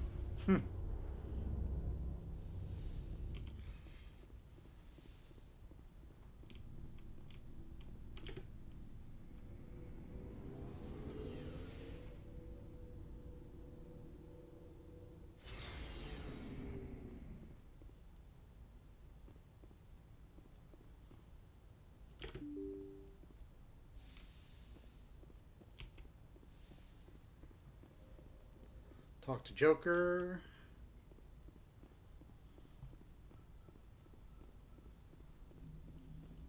Commander, I know it couldn't have been easy for you down there.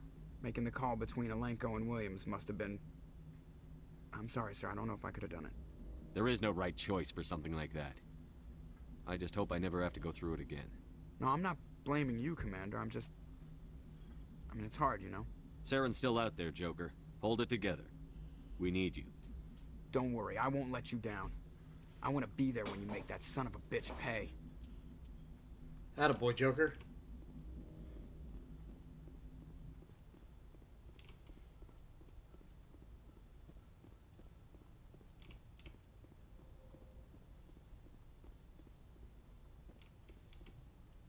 I forwarded the mission update to the Citadel, Commander. We got confirmation on those reinforcements. Ambassador Udina wants us to report back to the Citadel. The Council's massing a joint species fleet to deal with Saren and his Geth. I knew they'd come around. Back to the Citadel, Joker. I want the Normandy at the head of that fleet. Yes, sir.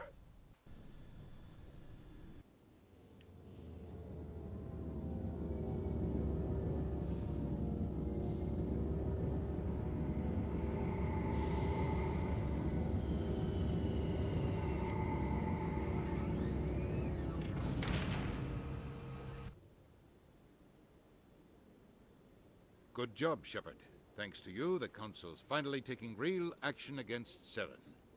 The Ambassador is correct. If Saren is foolish enough to attack the Citadel, as you believe, we will be ready for him. Patrols are stationed at every mass relay linking Citadel space to the Terminus systems. You think a blockade's going to stop him? He's on Ilos looking for the conduit right now. What are you doing about that? Ilos is only accessible to the Mu relay, deep inside the Terminus systems, Commander. If we send a fleet in there, the only possible outcome is full-scale war. Now is the time for discretion, Commander. Saren's greatest weapon was secrecy. Exposed, he is no longer a threat. This is over. Nope. One ship going into the Terminus systems won't start a war. I can be discreet. You detonated a nuclear device on Vermeer. I wouldn't call that discreet. Your style served you well in the Traverse, Commander. We recognize that. But Ilos requires a deft touch. We have the situation under control. Secrecy isn't his greatest weapon. The conduit is. Saren is a master manipulator. The conduit is just a distraction from his real plan to attack the Citadel. Sovereign's the real threat. Saren's just a servant of the Reapers. Only you have seen the Reapers, and then only in visions. We won't invade the Terminus systems because of a dream. If Saren finds the conduit, we're all screwed. We have to go to Ilos. Ambassador Udina, I get the sense Commander Shepard isn't willing to let this go. There are serious political implications here, Shepard. Humanity's made great gains thanks to you, but now you're becoming more trouble than you're worth. You bastard! You're selling us out! It's just politics, Commander. You've done your job, now let me do mine. We've locked out all the Normandy's primary systems until further notice you're grounded. You son of a bitch, Udina. Nobody stabs me in the back, Udina. Nobody. I think it's time for you and your team to leave, Commander. This no longer concerns you. The Council can handle this, with my help, of course.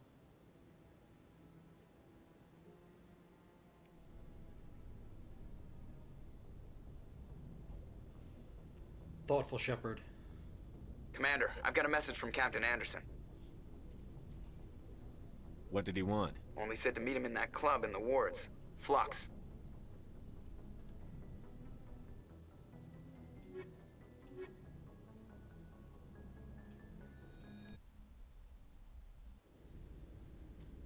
Equalizing interior pressure with exterior atmosphere. Logged. The commanding officer is ashore. Exo Presley has the deck. Alright.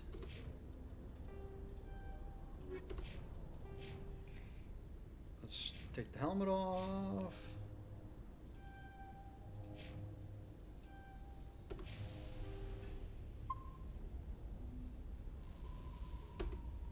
Alright, I will be right back.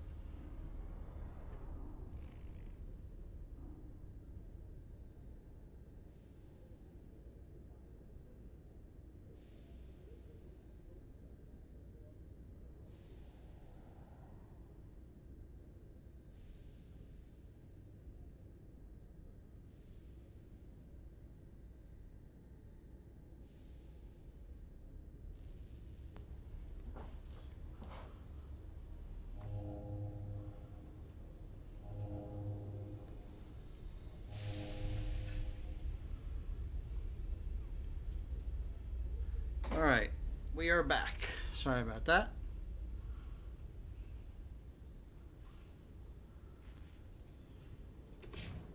Okay, so let's go meet Admiral Anderson. I should say let's meet Captain Anderson in Flux. So, real quick, that scene that just played where Joker let us know about Captain Anderson wanting to meet us. So if you were romancing either Caden, Ashley, or Liara, well, what happened there was Shepard would have been fixing something in the locker. He would have been distraught, got down, sat down, and everything, and then your romance option would come over and talk to you a little bit. You'd vent your frustrations, and then, you know, you basically kind of confirm it, where they would offer to help you up. They'd pull you up, but then you'd pull them into you and to Shepard. Then you'd go in for a kiss, and then that's when Joker would interrupt you. But since I'm not romancing anybody in Mass Effect 1, that's why you just saw Shepard thoughtfully standing there by himself, and it just kind of went on. I am romance. There's a lot more romance options in Mass Effect 2, which is what I'm waiting for. So that is why I did not romance anybody. Some humans are angry at the Quarians after the attack on Eden Prime. After all, you created the Geth. The Geth killed billions and forced us from our homeworld. Most Quarians believe we have paid properly for our mistake. Hopefully having you with us fighting Saren will change people's minds.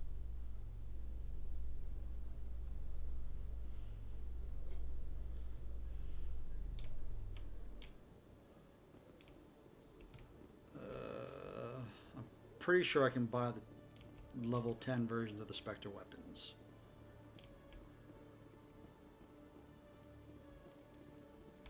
Hello, Commander. Show me what you've got. I'll open the rare stocks for you, Commander.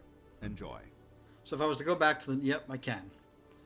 Oh, nice. I'm getting that for Garrus. So maybe if I was to go back to Normandy right now, there'd be a technician outside that says, "Sorry, Commander, it's locked down. I can't let you back on." So you can't even go back on the ship. So, rifle, shotgun, assault rifle, and pistol. And all of that cost me almost $500,000. Actually, no, $5 million. Sorry, all that cost $5 million, pretty much.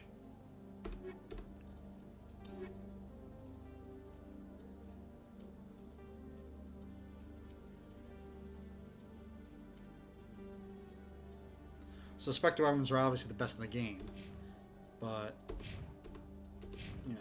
Hello, Commander. So that's why Spectre level 10 is like the absolute best. I'll open the rare stocks for you. So I'm close to 60, that's why I can buy it.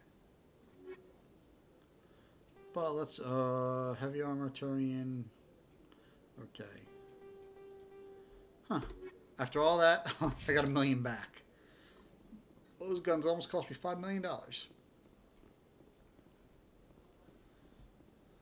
Okay. So we are going to go to where do I want to? You know what? Let's go to, you know, let's go to the wards. No, misclick. Let's go back to the markets. So I know what I want to do. I just try to figure out. First off, let's talk to our #1 fan. Commander, I've been waiting for you to get back. I've got an idea, and I wanted to run it by you. I've got a lot going on right now, but I can spare a moment. Great. This'll just take a minute. With so many human colonies being attacked, I'm not sure that one Spectre is enough. What if you signed me on as another Spectre? Conrad, I don't think that's a good idea. But I'd make a great Spectre. I'd be right there with you, showing the Council what humanity is capable of. I know you're afraid to trust people after losing your team at Akuz, but I'd never let you down. What about your wife, Conrad? She trusts you too. Aren't you letting her down? What? I don't understand. You know what keeps me going out here? Knowing that people back home are keeping humanity strong. You're right. I just got so caught up in all of it. I wanted to help. I'll go home. Thanks for setting me straight. And we completed it. So the Renegade outcome of that was basically, if I chose here's a test. Basically, just you pull a gun on him. That's what you do. You pull out your sidearm and you stick it in his face, and he absolutely freaks out and says, "I thought you were a hero, but you're not. You're just a big bully. I wish I'd never met you," and storms off. But like I said, I'm a Paragon, so didn't do that. And you can see we finally completed Citadel the Fan. Where is it? The Fan. You convince Conrad that his interest in you is unhealthy and he should go and he should head back home to his family. He shouldn't be a problem any longer. No blood for aliens. Protest going on. Excuse me. You're the Spectre, right? Commander Shepard, it is an honor to speak with you. What's this demonstration about? I'm Charles Saraceno of the Terra Firma Party. With Armistice Day coming soon, we're making our voices heard by the alien appeasers on the Presidium. Can I count on your support in the next election? You're marking the end of the First Contact War with a protest? As we have every year for the last 26 years. The war taught humanity a lesson that some would forget. If we don't stand up for ourselves, no one else will. I thought the lesson of the First Contact War was that there's other life in the galaxy, and they have opinions too. Perhaps so, Commander. But if aliens feel free to express their opinions at gunpoint, why shouldn't we? What happened at the mass relay was a misunderstanding. If you saw a child about to touch a gun, wouldn't you stop them? I'd pull them away, yes. I wouldn't shoot them dead. I don't know Terra Firma's platform. What do you stand for? Our core value is that Earth must stand firm against alien influences. Politically, culturally, and in the worst case, militarily. It's a good theory, but these people are making it sound like a racial issue. I can't deny that some of our supporters have extreme views, but our platform is also supported by economists, sociologists, and medical professionals. But you don't do anything to curtail the racist comments of your members. Of course not, Commander. Whether I disagree with them or not, they have the right to express their opinion. Sorry. I believe we need to work peacefully with other races. We've heard that before in human history. Well-meaning naivete leads to declarations of peace in our time. We can't allow anything like Shanxi to happen again. I don't suppose I could convince you to issue a public statement of support for my candidacy. The support of the first human Spectre would be invaluable. The occupation of Shanxi couldn't happen again. We weren't even sure there were aliens to garrison against back then. It's still a powerful symbol, Commander. Shanxi is the only human territory ever occupied by an alien species. So basically, if you have Ashley with you, remember, so during the First Contact War with the Turians, Shanxi is a human colony, and it was the only colony that surrendered to the Turians because they just bombed the hell out of it. And the commanding general there, General Williams, Ashley's grandfather, or great-grandfather, surrendered it, and it was occupied, but wasn't occupied for long. So if you have Ashley, if you choose Ashley to survive and have her here, then she basically gets very defensive, you know, of Shanxi, obviously, because it's her family's history. So this guy, I mean, this one's kind of pointless, you know, nothing really comes of this. But like I said, my Paragon, nope, I will not support him. You have the right to your opinion, Mr. Saraceno, but with all due respect, I disagree with it. I understand. I'm glad you support the democratic process, at least. Thank you for your time, Commander. Remember Terra Firma on Election Day, because Terra Firma remembers you. So terra firma literally translates to firm earth. That's literally what it translates to, is firm earth.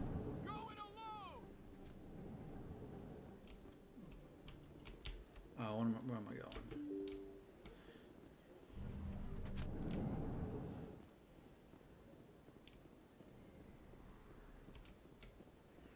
There it is.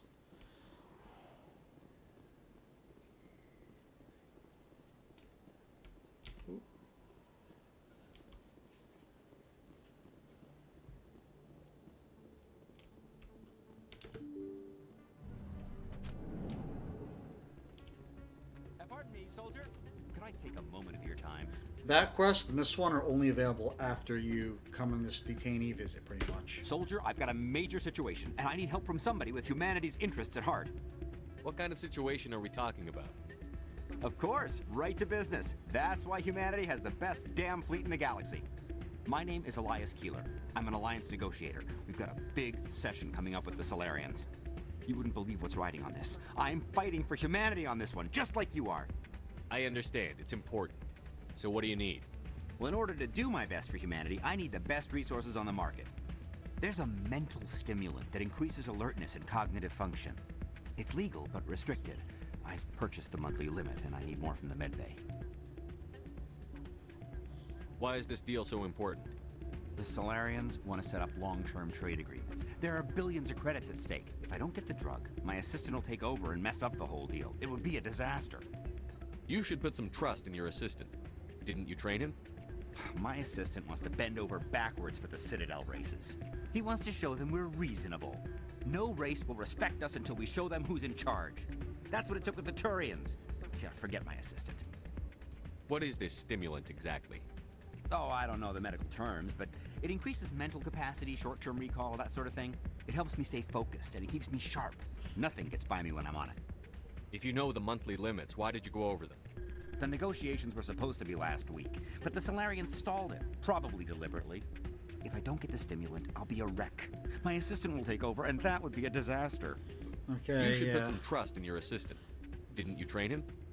My assistant wants to bend over backwards for the Citadel races. Yeah, he wants to show them we're this. reasonable. No race will respect us until we show them who's in charge. That's what it took with the Turians. Yeah, forget my assistant. Keeler, you've got a problem. You need to get treatment. It might look that way from the outside, but this is just a one-time slip-up. Okay, buddy. All the top negotiators are on stimulants close to the legal limit. It's the way the game is played. I don't see all the top negotiators soliciting help to go over the legal limit, Keeler. Maybe you're right. I've been trying to keep humanity strong, and maybe I've pushed myself too hard. I'll tell you what, this will be the last time I use the stimulant. After this deal is finished, I'll get treatment. So, normally, I would give him the stimulant because, you know, trade agreement, the Alliance would get billions of credits.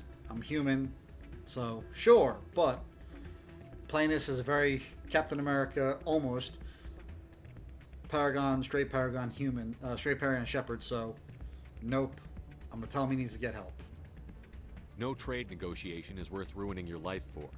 Let it go and get help. You don't understand. Humanity needs me, and I need that stimulant. Without it, I don't know anymore. I get so tired when I run out of the stimulant. I just need one more boost. There's no shame in having a problem, but you have to get treatment. You're right. I'll go tell my assistant. I shouldn't be working like this. I'll get help. I'm just sorry it came to this. In the words of Nancy Reagan, say no to drugs. So, since I told his assistant to take over, it's a fair deal that the Solarians get, whereas if you give them the drug, then the Alliance basically hardballs them and they get billions of credits. Or you can do a renegade thing, another renegade option, and that's you can go and buy a mental depressant, which, you know, he thinks is the stimulant, realizes the depressant, and his negotiator takes over anyway. I mean, his assistant takes over anyway. So, yeah. That's why, so I didn't want to do that. So that's why I just told him to. Still can't believe that could happen out in the open. You know, I told him to, to get help. The CSEC agent said there has been an increase in violent crimes in this area lately. Yeah, negotiators request and our own worst enemy. That's the two of them.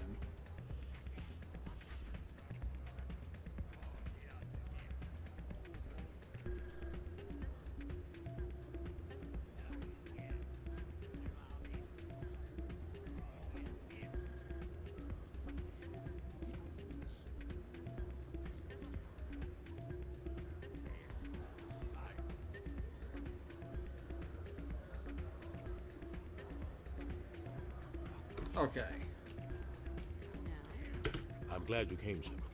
I heard what happened. They pulled me off the mission. Just like when they forced you to give up the Normandy. I know, I'm sorry. I wanted to warn you, but there was no way to get a message to you before you docked. I know you're pissed off right now, but you can't give up. They all think this is over, but we both know it's not. You have to go to Ilos. You have to stop Saren from using the conduit. There's only one ship that can get me into the Terminus systems undetected, and she's grounded. Citadel controls locked out all the Normandy's systems, but if we override the Ambassador's orders, we can get them to bring the Normandy back online. You can be in the Terminus systems before anyone even knows you're gone. If we steal the Normandy, you're the one left holding the bag. And if Saren finds the conduit, life as we know it is over. The Reapers will destroy us. Humans, Asari, everybody. You're the only one who can stop him, Shepard. So I'll do whatever it takes to get you on the Normandy and off this station. Stealing the Normandy is mutiny. What if the crew won't help me? The Normandy's your ship now, Commander. Her crew will follow you to the ends of the galaxy.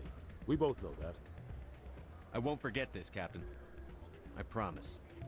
I can unlock the Normandy from one of the consoles in the Citadel Control Center. You'll have a few minutes before anyone realizes what happened. That's a restricted area, patrolled by armed guards. How are you going to get in? Leave that to me. Just make sure you're in the Normandy when the systems come back online. You're gonna get yourself killed. There has to be another way. Ambassador Udina issued the lockdown order. If I can hack into the computer in his office, maybe I can override it. He's not gonna let you waltz into his office and use his computer. Hopefully he won't be there. If he is, I'll just have to think of something. Udina won't let this slide, Captain. You'll be charged with treason, a capital offense. We don't have a lot of options. I break into the Ambassador's computer, or I take my chances with the patrols in Citadel Control. So if you say you decide, then Anderson says he'll break into the Ambassador's office instead of Citadel Control. You'll have a better chance if you go after the Ambassador's computer. I was hoping you'd say that. The Ambassador has made this personal. You ready to get the hell off this station, Commander? Let's do it. There's nothing else for us to do. I'll take care of the lockdown. You get down to the Normandy and tell Joker to stand by. I did all the other quests, so side quests on the I did all the other side quests on the Citadel, so there's really nothing else left to do.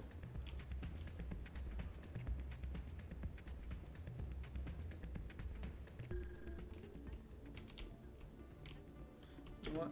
We're gonna ride some elevators.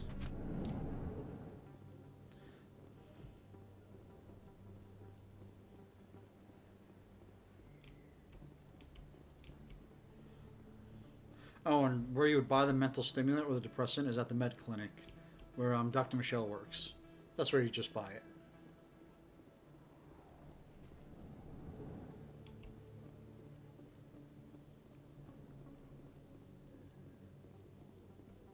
Yeah, because look.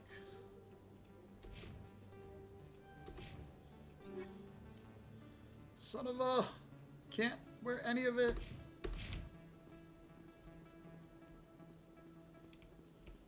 Alliance officials have raided a dangerous cult controlled by a former Alliance officer, Major Kyle. Major Kyle surrendered and is now being treated for severe post-traumatic stress disorder. So that's what's the really cool thing about Mass Effect 1 that I really like is in these elevators, in addition to hearing your squad mates talk, you'd also sometimes hear the aftermath of your own missions. Like we just heard what happened to Major Kyle. Like the Negotiator, if that one you would hear, sometimes you're riding up and down about what happened to the Negotiation. Like I said, that's when you hear that the Alliance would get billions of credits, and the Solarians are unhappy, or that it's a favorable one.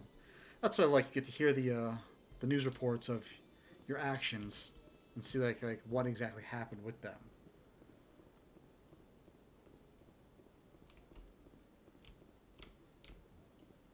Admiral Kahoku, a respected member of the Alliance military, has passed away. The veteran soldier who won the love of his troops during conflict with the Batarians died of natural causes.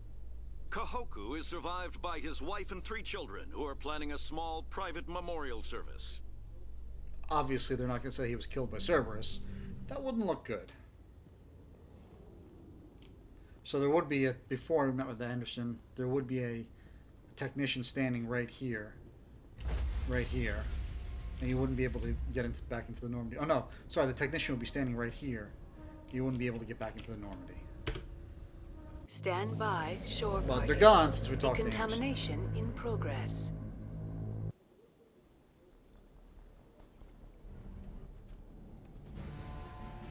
Anderson, what are you doing here? I didn't send... Anderson punch!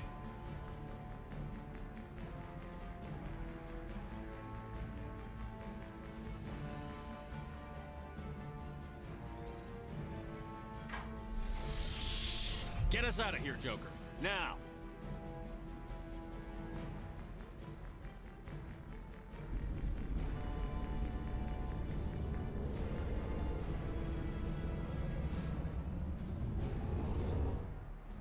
So we just stole the Normandy, the most advanced ship in the Alliance military. It's now Grand Theft Auto, Space Edition. So now basically we're free to go anywhere we want in the galaxy, except we can't return to the Citadel because, well, we just jacked the Normandy. So I should also point out here that I didn't talk to Ashley or Liara that much because, like I said, I didn't want to romance either of them. I'm saving that. Now, if you talk to both of them, you cannot romance both of them. What happens is, after one of the main missions being Feros or Novaria, the two of them would confront you and say, or Kaidan and Liara, to the two of them, whoever would confront you and say, hey, what the hell are you doing? You're trying to butter him up? You know, or her, you know, trying to butter us both up, romance us both. And if you try and say, hey, well, why don't we, you know, make it Three's Company, Kaidan or Ashley's like, nope, sorry, I'm out. That's not for me. And you're locked into a romance with Liara. If you don't do that, you're kind of forced to choose between either Liara or Kaidan / Ashley, depending on that. So you can't have both. But like I said, the game, if you try and suggest both, the game defaults to Liara, and that's who you stuck. And that's who you end up with. I can't believe we stole the Normandy. I mean, I'm not surprised after everything you've told me, but still. You sound worried, Garrus. No, not really. If you're wrong, we'll pay for it. But if you're right and we did nothing, I think we'd regret it a whole lot more. I just hope we can catch Saren before they realize we're missing. We'll catch him. Just be ready when we do. Yes, Commander. So I should also mention that if I had told Anderson to break into Citadel control, what would happen is you would see like the area of the docks where the Normandy is. Anderson would walk into there, it'd be unguarded. He'd use the computer to unlock it, but then a guard would come by and shoot Anderson. Captain Anderson would be okay, he'd survive it, but he would get wounded in the process. So it's a lot easier to just tell him to break into Udina's office and punch Udina because nobody likes Udina. He's a jerk, so it's just easier for Captain Anderson to do that. Plus, he doesn't get shot. Stealing an Alliance ship? Risky stuff. But I'm right behind you, Shepard. It's the least I can do. Everyone else thinks I'm crazy. Sometimes crazy is the best way to go. I just hope they don't catch us before we get our hands on Saren. You and me both. He'll get us through, Shepard. So long, Rex. Shepard.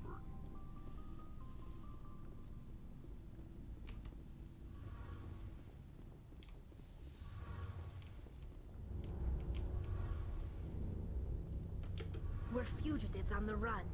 Very exciting, Shepard.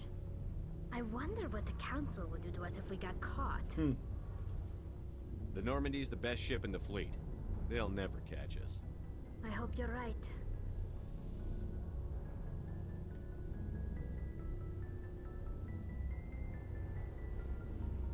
I should go. See you later.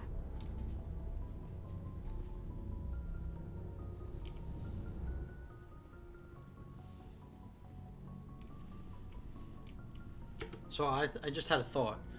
I don't know if I said this or not, but we're pretty much at the end of the game right now.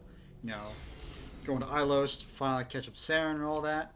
I don't think I ever mentioned this, but the reason why the main character of this game is called Shepard is because BioWare named him, or her, depending on your male or female, male ship or fem ship, but BioWare named them named him Shepard after the former American astronaut Alan Shepard, who was the second person in space and the first American in space.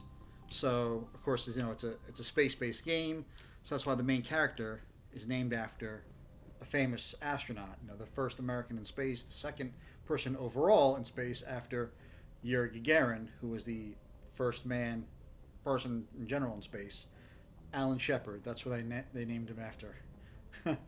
And we get to Mass Effect Andromeda when we get to that, because I will be playing that. It's very controversial, but I will be playing that. That character, Ryder, whether he plays male Ryder or female Ryder, was named after Sally Ride, who was the first woman in space, who was the first American woman in space.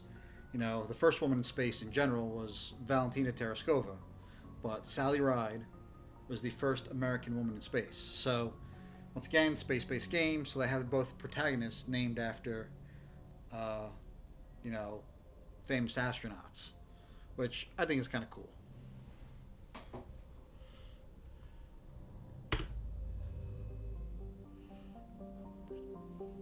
See, like, I can't land here at the, you know, at the Citadel. But we did pretty much everything. We did everything. We literally did everything else. I used to say bring down the sky for now, but then I figured out, hey, you get Colossus armor, so that's why I do it as early as I can. And we did everything else, so there's really no reason to kind of go back. So here we go to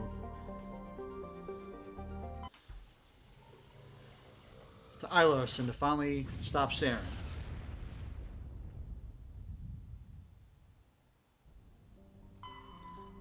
It's funny how the dozens of times I've played this, I can never remember if there's anything to scan here or not. Seems like there's not.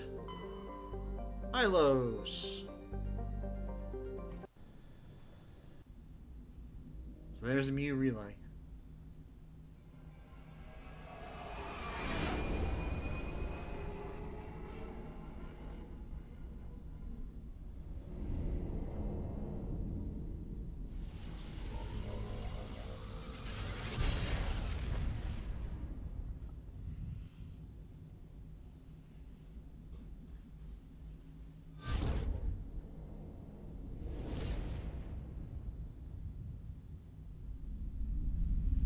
Commander?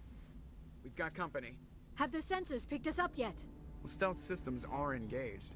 Unless we get close enough for a visual, they won't have any idea we're here. Picking up some strange readings from the planet's surface. Take us down, Joker. Lock in on the coordinates. Negative on that, Commander. The nearest landing zone's 2 clicks away. We'll never make it in time on foot.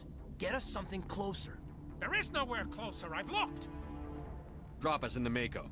You need at least 100 meters of open terrain to pull off a drop like that. The most I can find near Saren is 20. 20 meters? We'll never get in close enough for a drop. We have to try. Find another landing zone. There is no other landing zone! The descent angle's too steep. It's our only option. It's not an option. It's a suicide run. We don't... I can do it. Joker? I can do it. Gear up and head down to the Mako. Joker, drop us right on top of that bastard.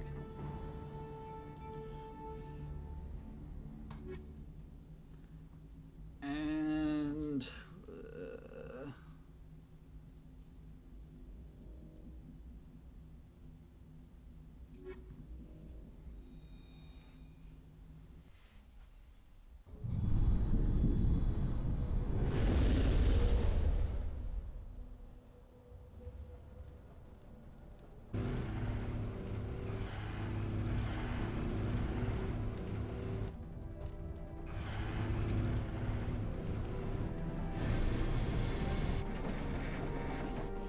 You two, keep moving inside now.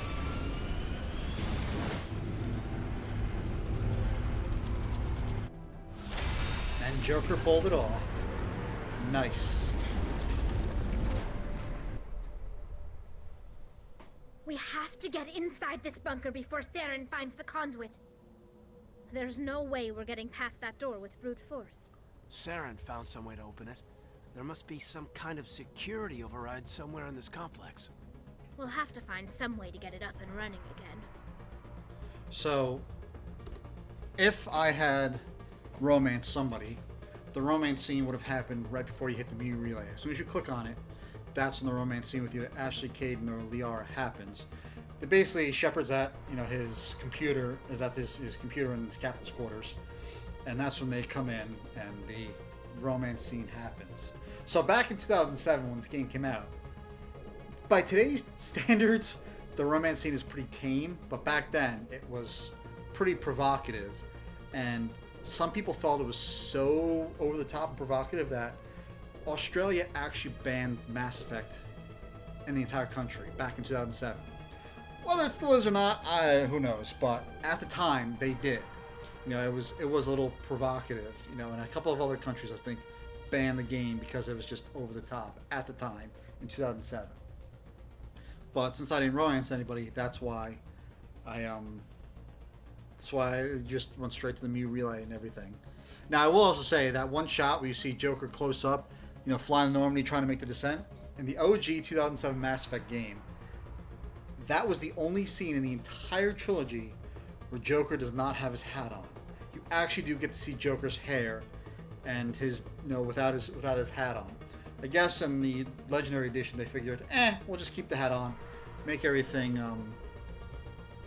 uniform and such, because why not? But I just thought it was kind of cool that you get to see Joker without his hat, and they changed that.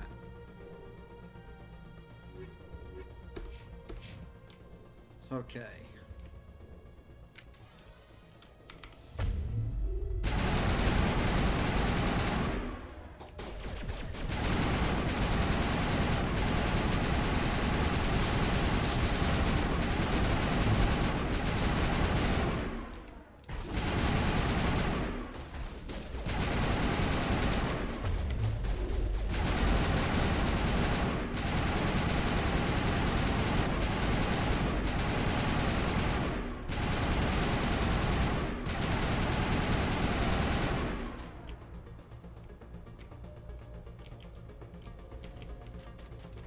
And of course, 2 armatures.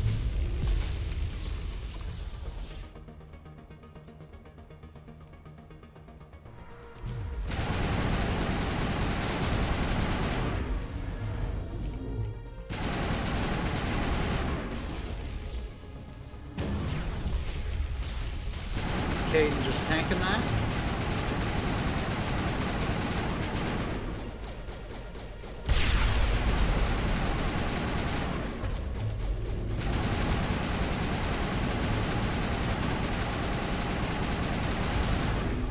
One down.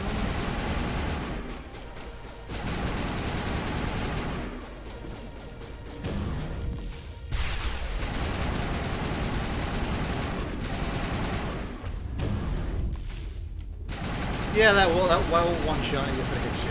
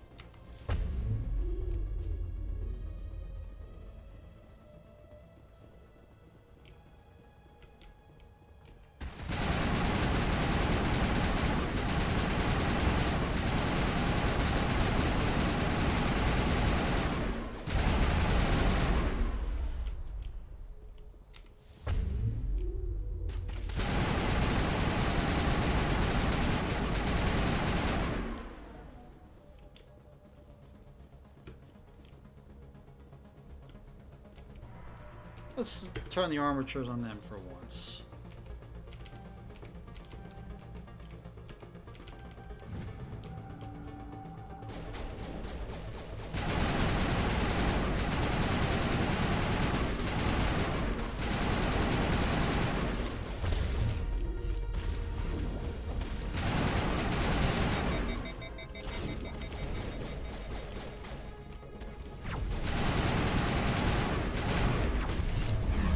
Stay there.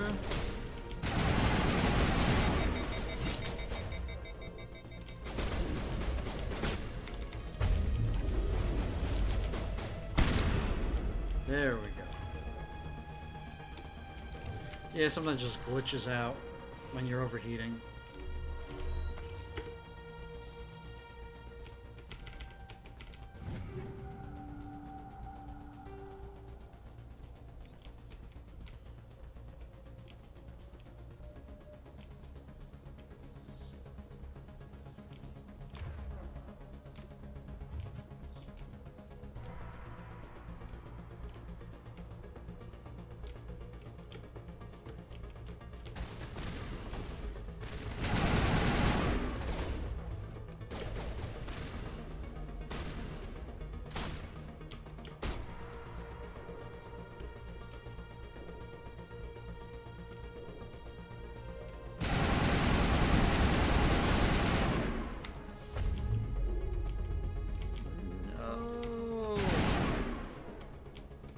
Damn it.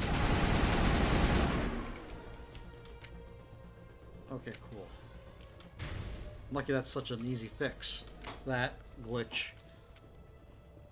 Mass Effect 2 and 3 are not glitchy at all, but this one just, even now, it's just still kind of glitchy.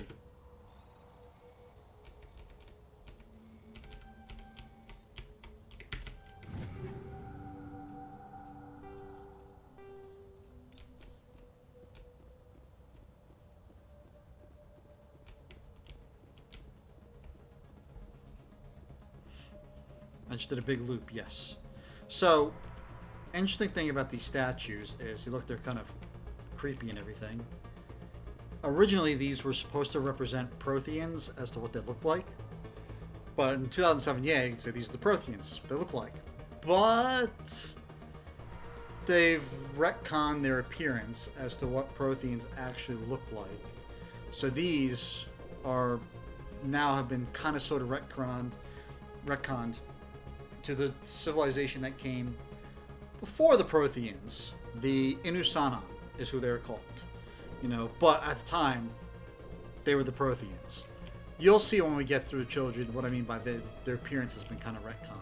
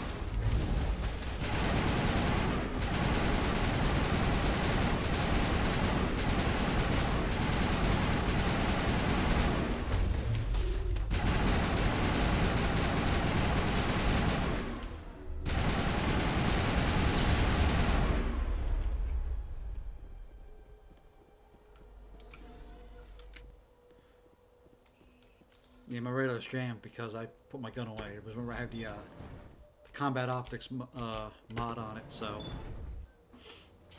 when I take it out, it won't be jammed anymore.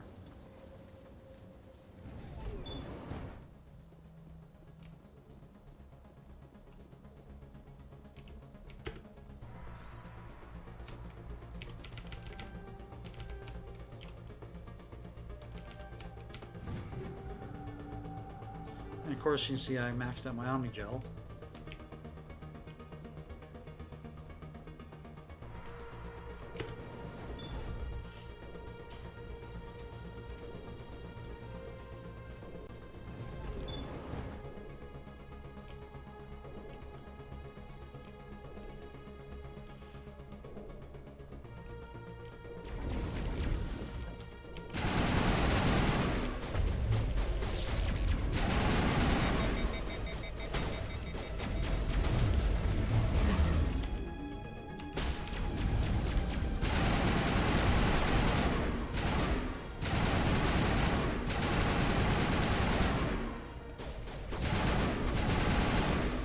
Friggin' get sappers. I hate them.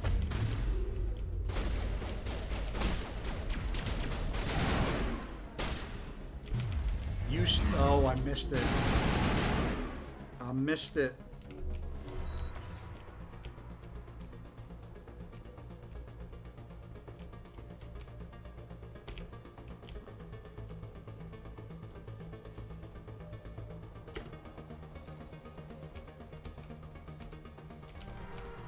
Huh?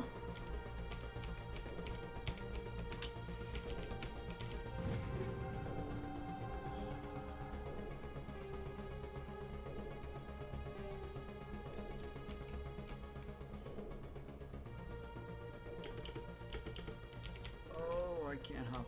It's okay.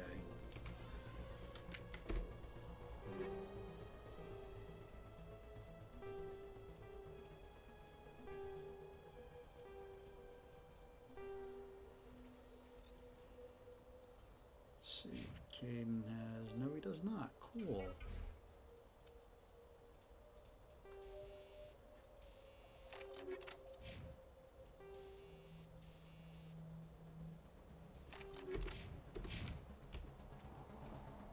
Just gotta go walk around here again. It's no big deal.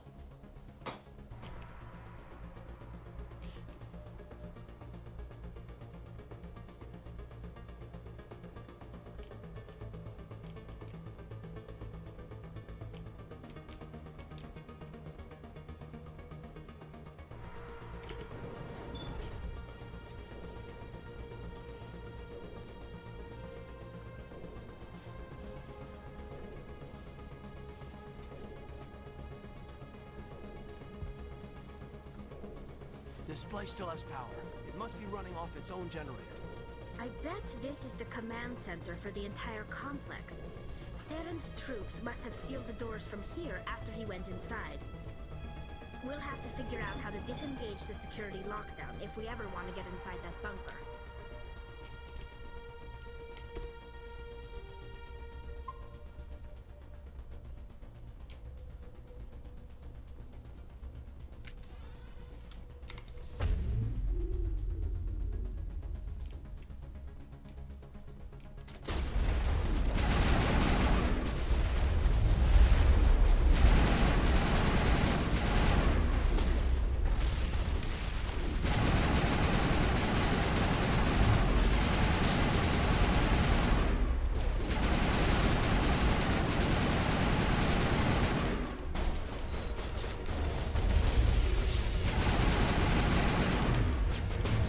Nope, you just stay right there.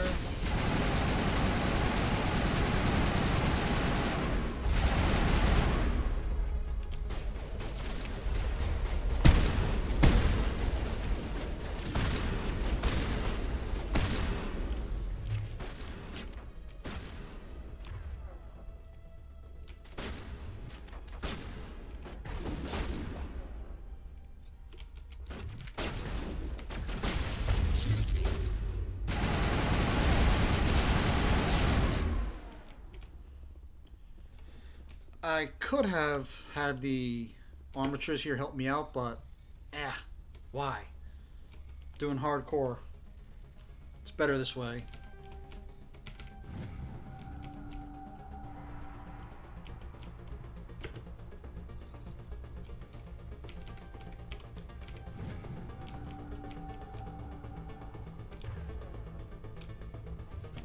There's 4 of them that you can hack.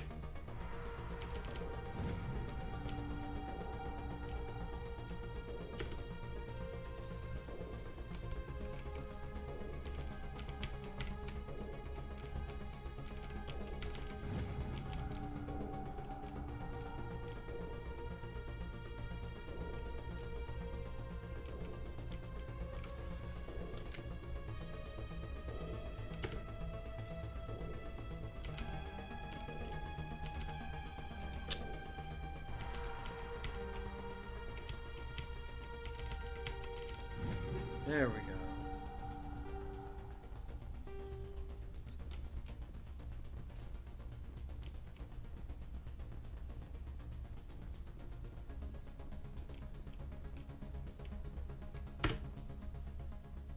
Come on. Saren's already got a head start. We have to go find him before he reaches the conduit. Unless he's already found it, then we're just walking into a trap. That's a chance we'll have to take. Hold on. Something's happening. Too late. Unable to... Invading fleets.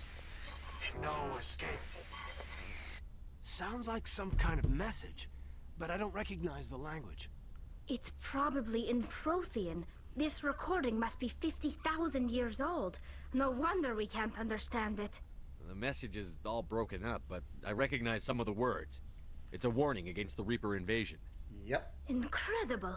The cipher must have transferred an understanding of the Prothean language into your mind. Not safe. Seek refuge inside the archives. What's it saying? Can you make out anything useful? Fought Reapers. The Citadel. Overwhelmed. Only hope. Act of desperation. The conduit. All is lost. It said something about the conduit, but it's too degraded to hell. We should go. Cannot be stopped. Cannot be stopped. Cannot be stopped.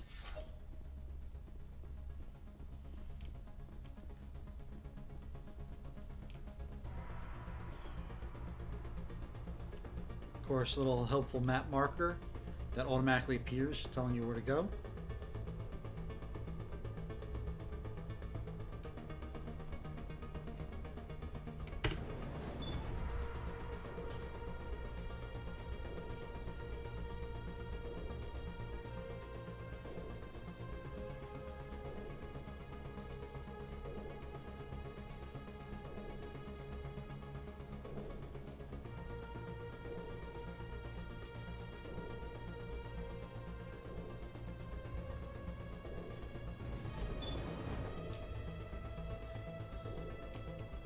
And we're back up to where we started.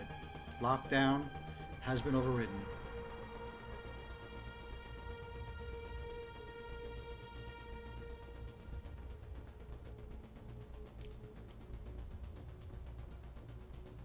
Who votes we take the vehicle into the creepy underground bunker? Good idea. The firepower will come in handy.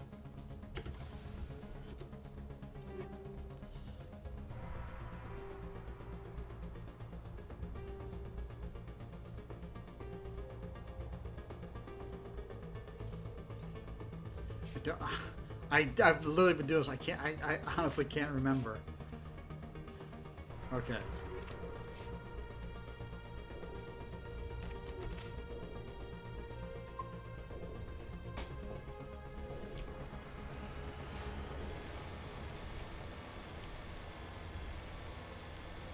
I thought Saren would have set some kind of trap or ambush for us. They must have been in too much of a hurry. Or we just haven't run into it yet. So, as we continue down this path, your squad mates will comment about what's going on and everything. I'm going to stop and listen to the full conversation, because if you just keep going, it'll cut off the conversation and you'll miss out on what they're saying. So you just get more kind of lore about what you're seeing down this little like trench run.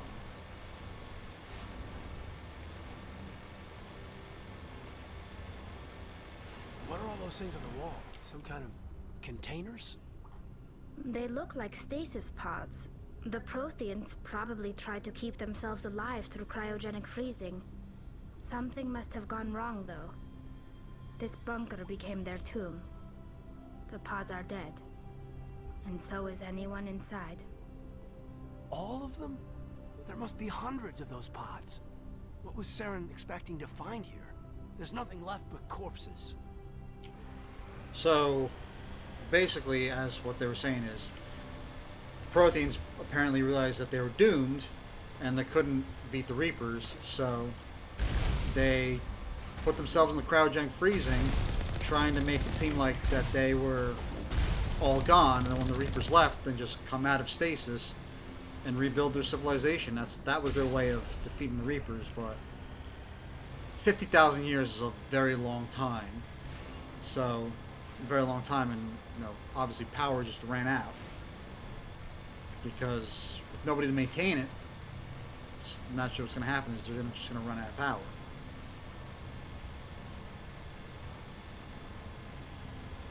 Except for this. What's happening?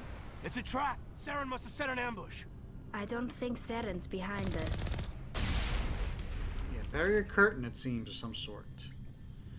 So we got to figure out. Go this way. We're kind of being herded.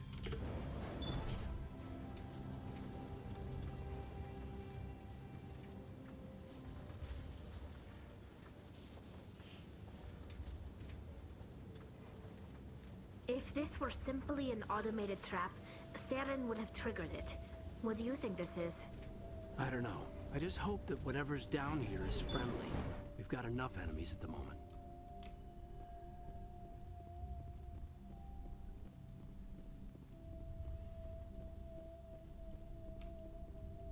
You are not Prothean, but you are not machine either. This eventuality was one of many that was anticipated.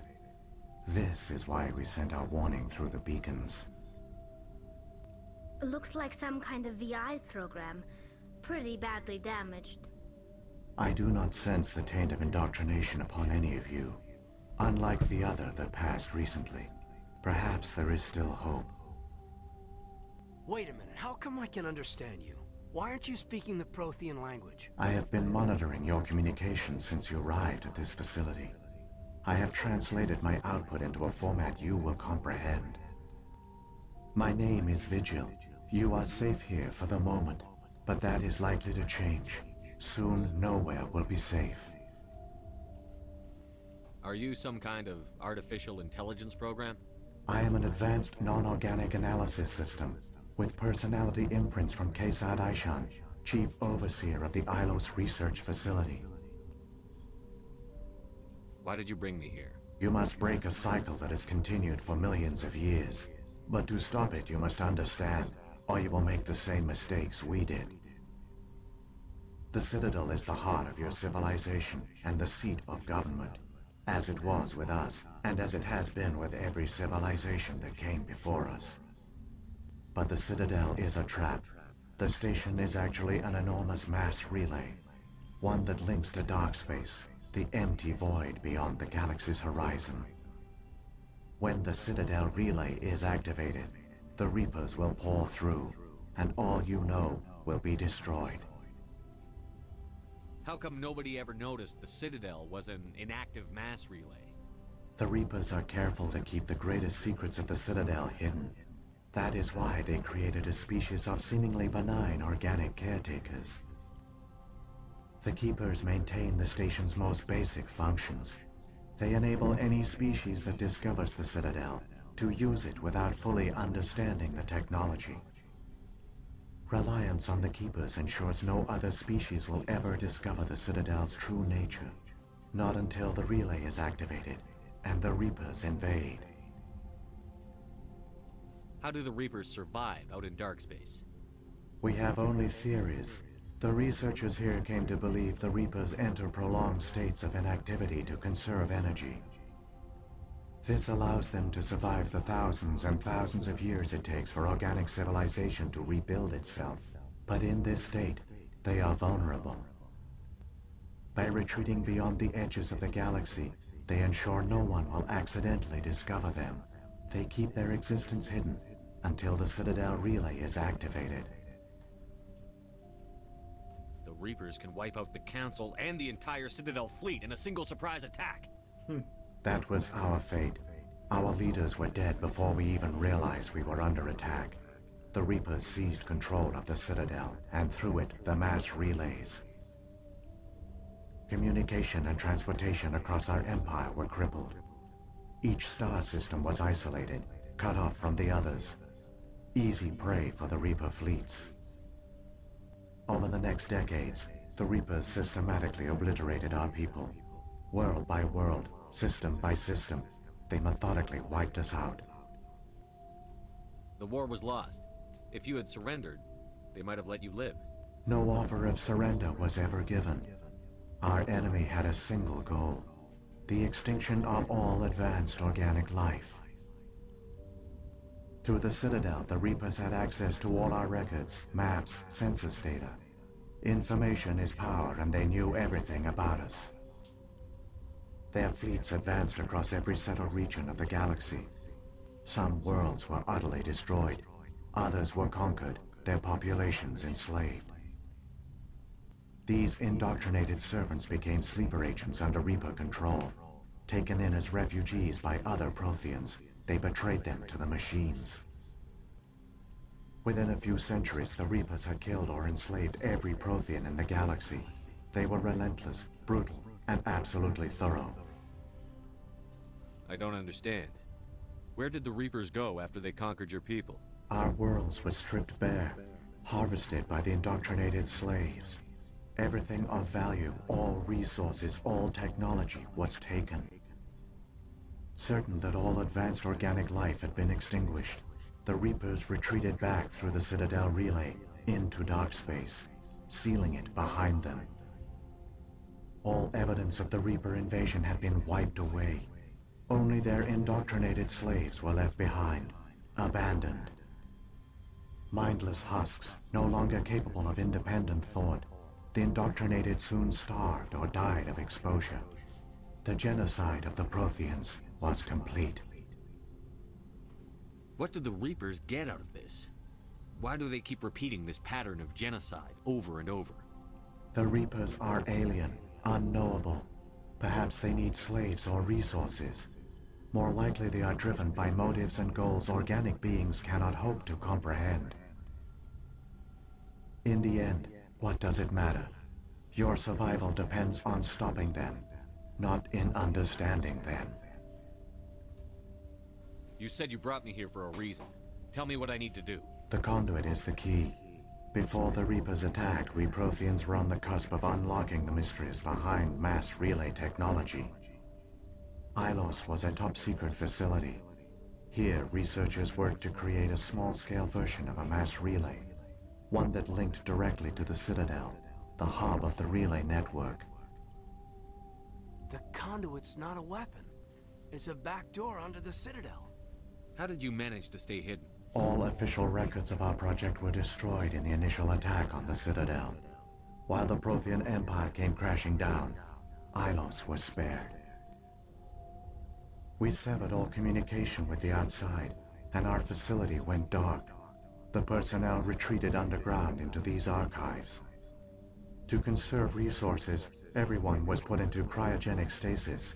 I was programmed to monitor the facility and wake the staff when the danger had passed. But the genocide of an entire species is a long, slow process. Years passed, decades, centuries. The Reapers persisted, and my energy reserves were dwindling. You should have fought. We were a few hundred against a galactic invasion fleet. Our only hope was to remain undetected. I began to disable the life support of non-essential personnel. First support staff, then security. One by one, their pods were shut down to conserve energy. Eventually, only the stasis pods of the top scientists remained active. Even these were in danger of failing when the Reapers finally retreated back through the Citadel relay. There were hundreds of stasis pods out there. You just shut them down? You killed them? You were programmed to protect them, not kill them. This outcome was not completely unforeseen. My actions were a result of contingency programming entered on my creation. I bet they didn't tell the non-essential staff about this contingency. I saved key personnel. When the Reapers retreated, the top researchers were still alive. My actions are the only reason any hope remains. When the researchers woke, they realized the Prothean species was doomed. There were only a dozen individuals left, far too few to sustain a viable population. Yet they vowed to find some way to stop the Reapers from returning, a way to break the cycle forever. And they knew the Keepers were the key. I still don't understand what's going on here. Why is Saren trying to find the conduit? The conduit gives him access to the Citadel and the Keepers. The Keepers are controlled by the Citadel. Before each invasion, a signal is sent through the station compelling the Keepers to activate the Citadel relay. After decades of feverish study, the scientists discovered a way to alter this signal. Using the conduit, they gained access to the Citadel and made the modifications. This time, when Sovereign sent the signal to the Citadel, the Keepers ignored it. The Reapers are trapped in dark space. Saren must have some plan to undo everything you did. The one you call Saren will use the conduit to bypass the Citadel's defenses. Once inside, he will transfer control of the station to Sovereign. Sovereign will override the Citadel systems and manually open the relay, and the cycle of extinction will begin again. Is there any way we can stop them? There's a data file in my console. Take a copy when you go. When you reach the Citadel's master control unit, upload it to the station. It will corrupt the Citadel's security protocols and give you temporary control of the station. It might give you a chance against Sovereign. Wait, where's the Citadel's master control unit? I've never heard of anything like that. Through the conduit, follow Saren. He will lead you to your destination. If the Reapers are trapped in dark space, how did Sovereign get here? It is logical to assume the Reapers would leave one of their own behind after each extinction. A sentinel to pave the way for their inevitable return. Like those in dark space, Sovereign probably spent most of the last 50,000 years in a state of hibernation. Periodically, it would wake to analyze the situation. Keeping its existence hidden, it would evaluate the state of galactic civilization. And when the time was right, it would signal the Citadel and usher in the next Reaper invasion. But this time the signal failed. The Keepers did not respond. Sovereign's allies were trapped in the void. Alone, it was forced to try and discover what had gone wrong. Sovereign's the largest ship in the galaxy. Why all this secrecy? Why not just attack the Citadel? Sovereign is not invincible. Revealing its true nature would have united the forces of every organic species against it. Even a Reaper couldn't survive such odds. But the Reapers are patient. They will not rush into the unknown. Sovereign could have been planning this for centuries, moving deliberately, gathering allies. Slowly, it has assembled the pieces of the puzzle, working through agents to keep itself hidden. Saren is the most visible pawn of the Reapers, but I doubt he was the first. Now Sovereign has grown bold. Whether from confidence or desperation, I cannot say. But it is determined to reopen the portal to dark space. What about the beacon on Eden Prime? And the one on Vermeer? What were they for? At our apex, the beacons spanned the breadth of our empire. We used them as a single galaxy-wide network to transmit data and communications rapidly from world to world. Virtually all the beacons were destroyed during the invasion, but once the Reapers were gone, the survivors here on Ilos decided to risk sending out a message. We knew it was unlikely there were other survivors, but if there were, we wanted them to know about Ilos. We wanted to give them hope, so a message was sent across the network. You could have exposed yourself to the Reapers. In truth, we didn't expect any of the beacons would still function, but we had to try. If there were survivors, we had to reach them. The message was meant for our own people. It was coded so only organic beings could interpret it. We still didn't understand the power of Reaper indoctrination. We never realized it could lead an agent of the machines, like Saren, to this world. But it has also led you here. So perhaps we did not fail after all. So when the Reapers created the Citadel, they created the Keepers as well? A more likely scenario is that the Keepers were one of the early harvested civilizations, perhaps the very first. Perhaps they responded well to indoctrination, or the Reapers simply bred them to be obedient. In any case, they were left behind to operate and maintain the Citadel. But the Keepers are no longer directly controlled by Sovereign or its ilk. They evolved so that they only respond to the signals emitted by the Citadel itself. When the Protheans altered the Citadel's signals, they broke Sovereign's hold over the Keepers. Now, they are completely harmless. Sovereign must have realized that organic races were difficult to control. A likely hypothesis. The Keepers evolved in an unanticipated direction. Non-organic servants like the Geth would be more predictable. What happened to the survivors from the Conduit project? They used the Conduit to gain access to the Citadel, but the Conduit is only a prototype. The portal only links in one direction, so they were trapped on the station. I do not know what became of them then. It is unlikely they found any food or water on the station. I fear they suffered a slow, grim death. I only know they succeeded in their mission to seal the relay. Your presence here proves their sacrifice was not in vain. Saren's got enough of a head start. Grab that data file and let's go. The one you call Saren has not reached the Conduit. Epic shot. Not yet. There is still hope if you hurry. Level up.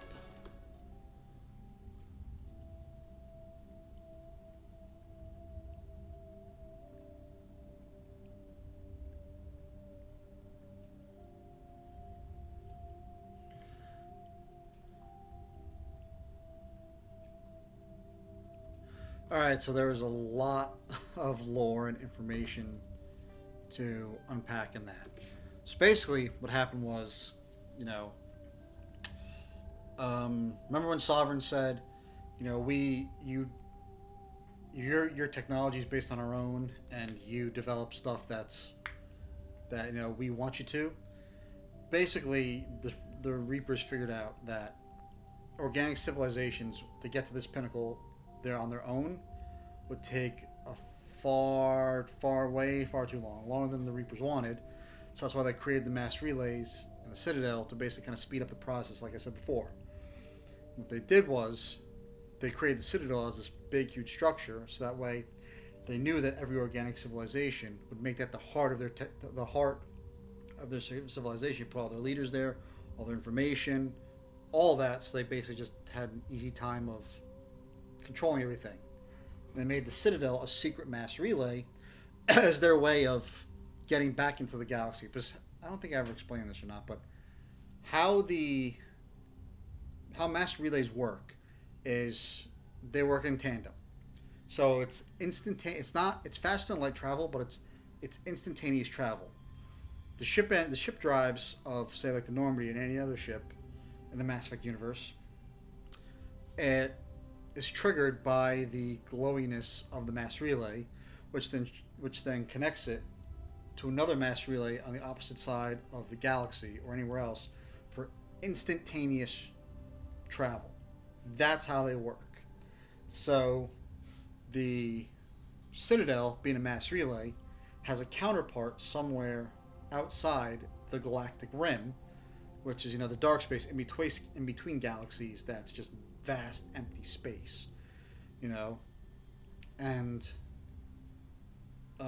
what's it? So when you activate that relay, it connects to the Citadel, and that's how they get back into the galaxy, and they can just use any mass relay they want between there, pretty much. So, and they created or subjugated the Keepers to basically be their stewards to take care of the Citadel, so that way the organic species are like, hey, we already have these caretakers. We don't need to worry about all the nitty-gritty details because they're already doing it for us. And it's kind of basically, you know, not the left hand not knowing what the right's doing, almost sort of thing.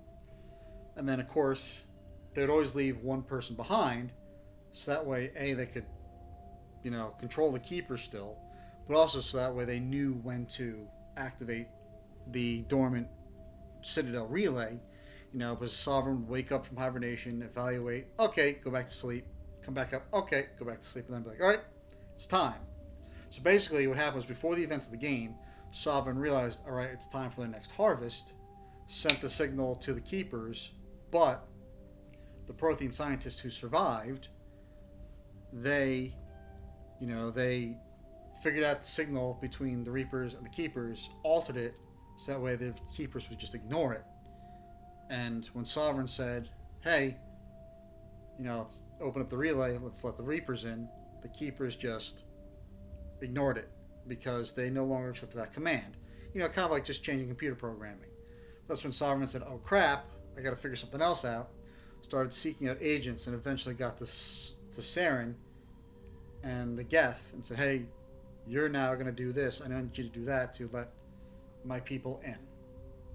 So that's basically what happened. And the Conduit, we've actually already seen it, and we're going to see it again.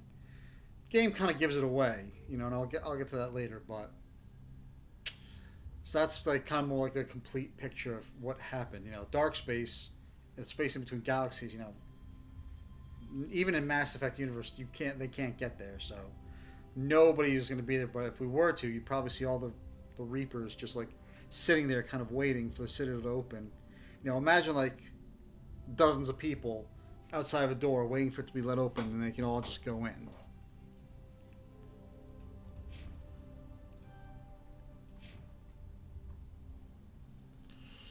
Let's go hacking. Should have done it a long time ago. So I'm level 57. Let's see if I can get to level 58. 60, like I said, is damn near impossible. So I've been doing everything, but let's see if we can get to 58. I don't know about 59, but maybe we'll get to level 58. We'll see. But at least level 57 we've gotten to. I mean, getting to level 60, it was an achievement in the original game, but it's not in a Legendary Edition. Or maybe it is. I don't remember. It's been so long since I've gotten all the achievements, I don't remember anymore. It's tragic. For all their great achievements, the Protheans lost everything, just like my people. Even their last plan failed. Not entirely. They've given us a weapon. They've given us a chance. If we can just get there in time. So yeah, so basically when the Reapers invaded, took the Citadel, you know, they basically chopped the head off the snake, the body dies. And that's what happened kind of with Protheans.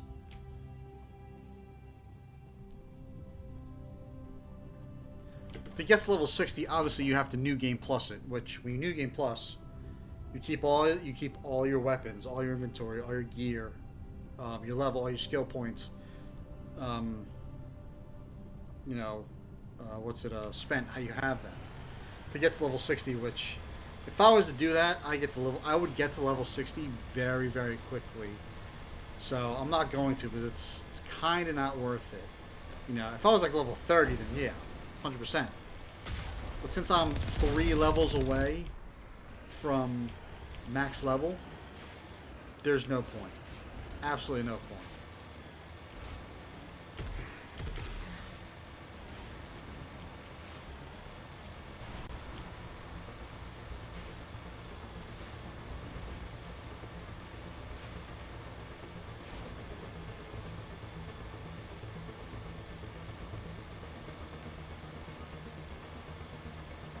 Plus, you'd also keep your same class as well. So, like, that Colossus armor, I still wouldn't be able to use it because you would keep everything the same.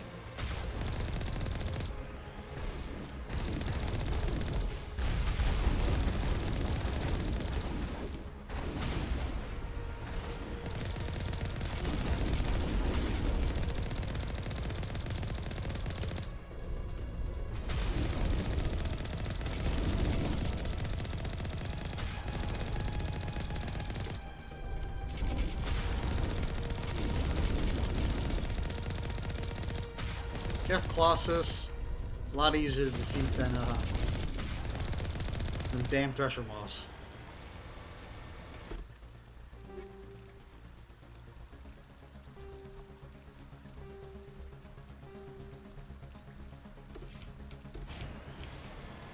Oh, son of a bitch.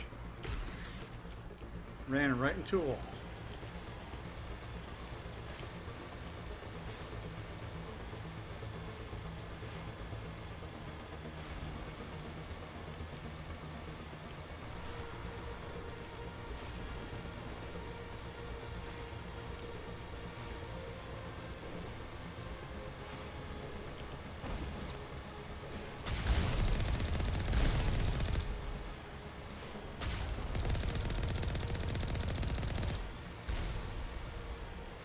I'm getting 60,000 credits for killing these guys now, since remember I spent 5 million on Spectre weapons, so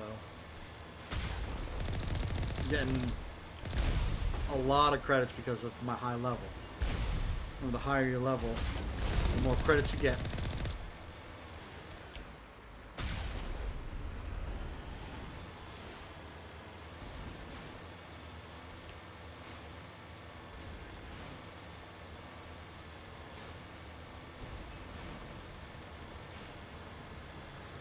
There! The conduit! It's incredible. We don't have time to admire the view. We have to get through that relay. And these Geth aren't gonna make it easy on us.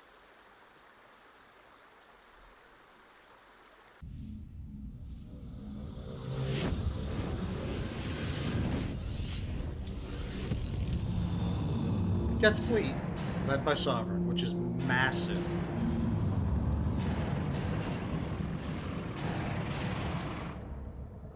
The Destiny Ascension.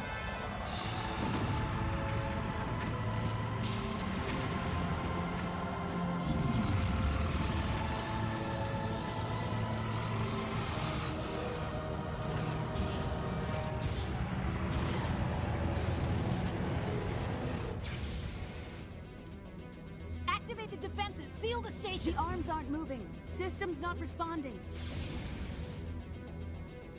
Abandon the Citadel! Evacuate the Council! Citadel Control! Citadel Control, do you copy?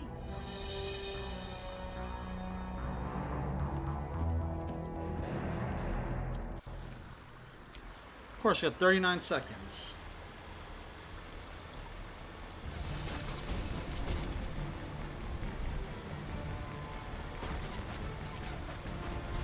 Hang on! Things are gonna get a little rough. Yep.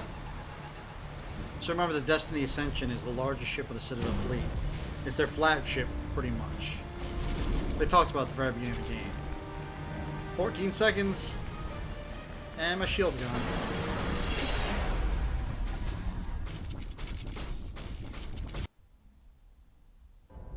Critical failures detected across all monitored systems. Please begin emergency evacuation procedures.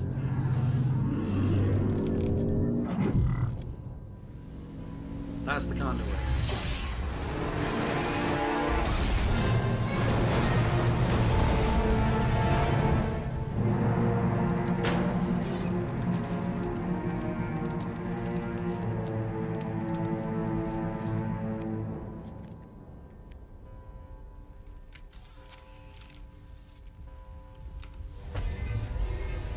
Dragon's teeth and husks.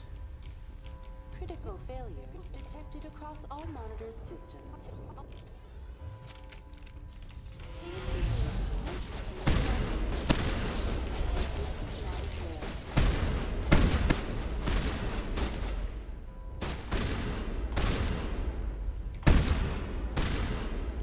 Critical failures detected across all monitored systems. So, this is the conduit. Remember? Look familiar? We're on the Presidium. We're on the Presidium right now, right by the Citadel Tower entrance. So you see that? And they said, "Oh, it's just a relay monument." No, it was actually a little mini mass relay. When I said the game kind of gives it away, it's where if you have Caden and you talk to him when you're near it, he comments that there's a low hum coming from the monument, and I don't know if anybody can hear or not. That's the game basically giving it away, but that's it, and all lit up. The Presidium is experiencing severe system malfunctions across the entire level. All non-emergency personnel must evacuate immediately. Give me a rundown of the damage. We have lost all primary power to the level. Environmental controls are not responding. Class 3 fires are burning in sectors 2, 3, 6, and 7. Civilian casualties are high. I am also detecting numerous unauthorized synthetic life forms throughout the station. They are believed to be hostile. Please approach with caution. What happened to the Council? In accordance with standard emergency procedures, the Council has been evacuated to the Destiny Ascension. What about Captain Anderson and Ambassador Udina? What happened to them? I have no information on the status of specific individuals. Once the current crisis has been resolved, A complete accounting of casualties and survivors will begin. Where's Saren? Former Spectre agent Saren Arturius is nearing the vicinity of the Council chamber. A warrant has been issued for his arrest, though Citadel security is unable to respond at this time. Yeah. Come on. We need to stop Saren before it's too late. Please begin emergency evacuation procedures. This is not a drill. Critical failures detected across all monitored systems. Please begin emergency evacuation procedures. This is not Citadel Tower we go.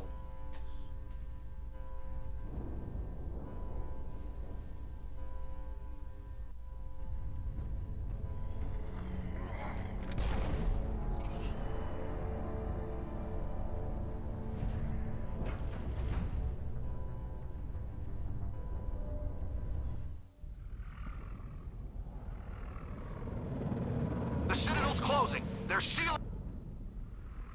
Sealing the station's arms. That's what he said. The Citadel's Don't closing. let the enemy ships inside the arms.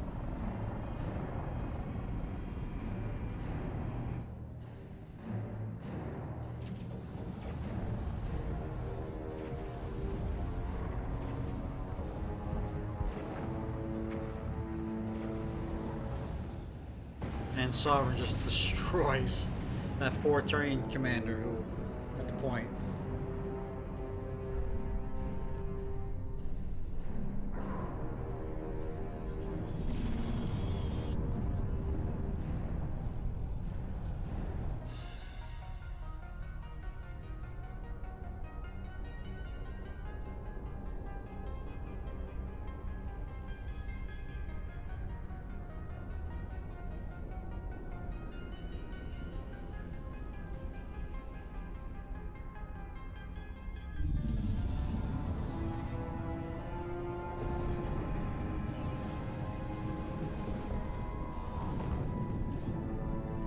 And Sovereign, of course, just makes it right in as the arms close and is attached to the Citadel Tower.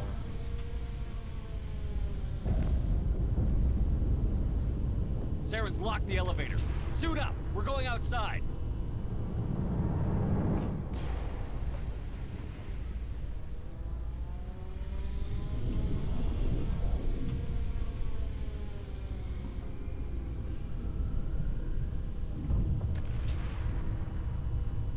Mag boots.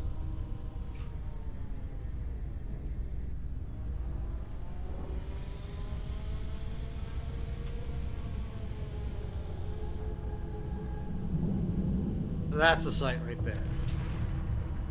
Sovereign attached to the Citadel Tower right there. It's massive.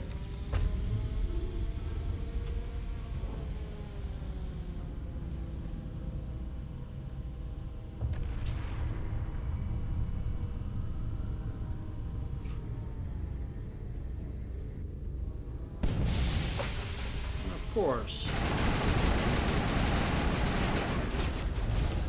And I missed.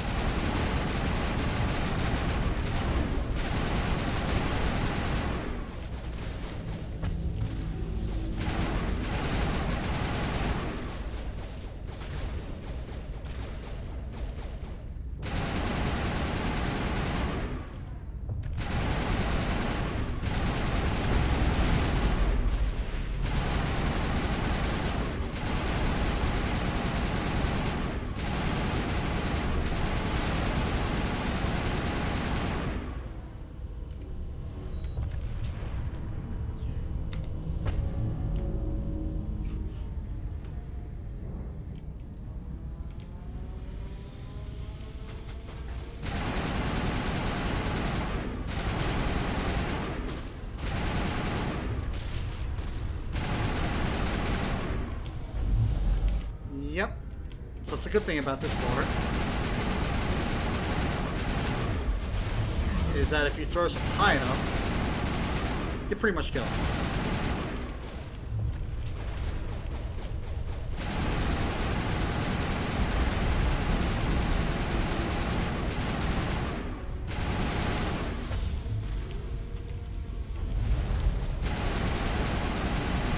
See?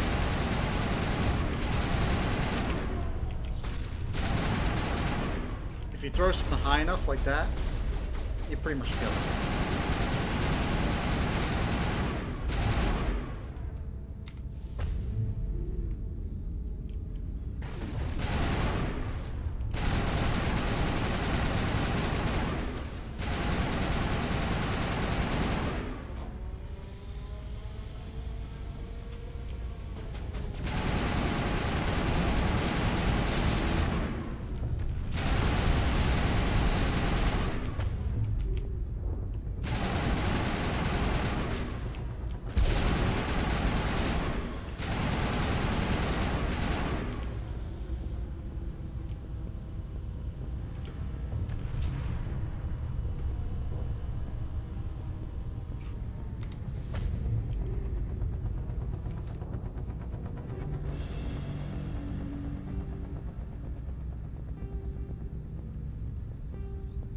Another combat optics. I am going to use that though.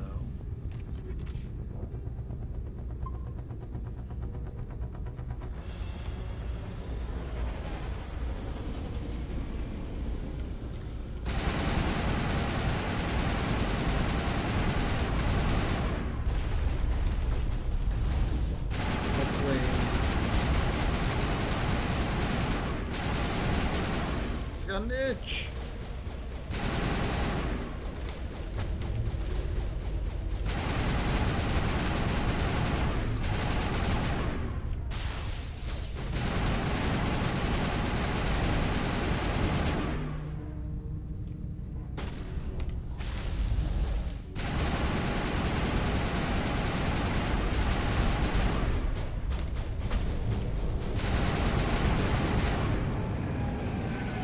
Oh, Geth dropship. Fun. I am opening that. And this.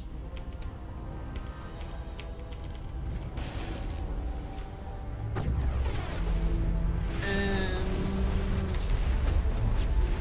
that one.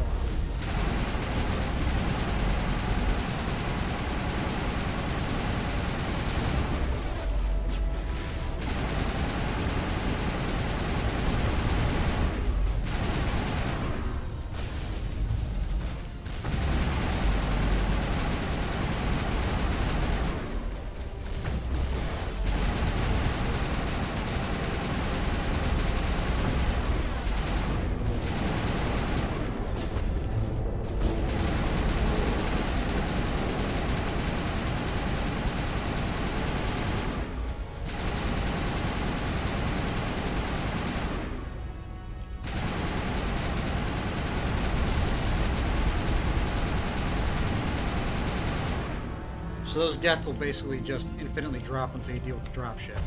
That's why I just activated the towers as quickly as I could.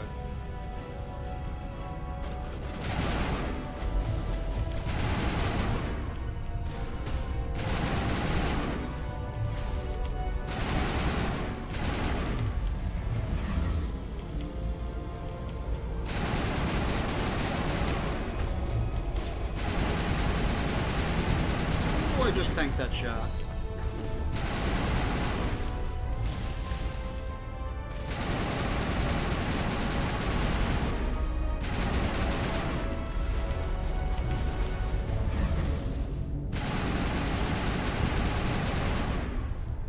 Told you, biotics. So cracked.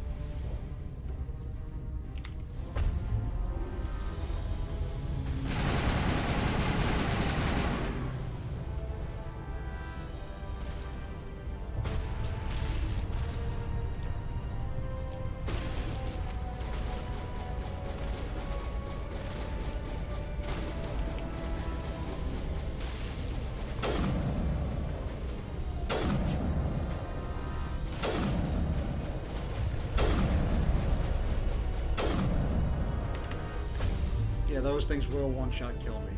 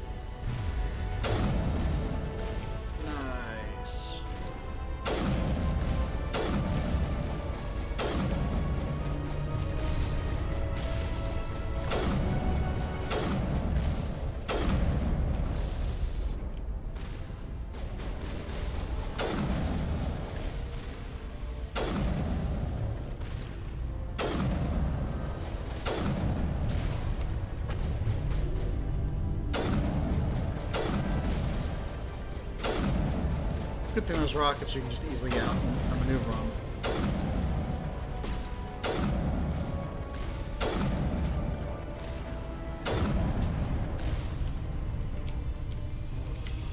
Alright, got past them.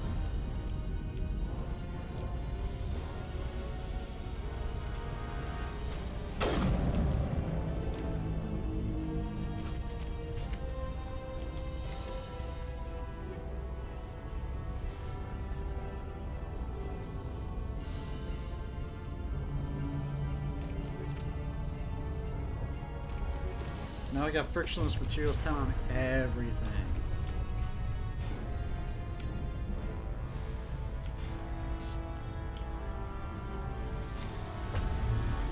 So you had a choice basically there. You could either do what I did, go around that way, because you want to get to that hatch that's down there, or once again, experience. You could have continued going straight, and cut in, and had to deal with 2 Krogan Battle Masters here.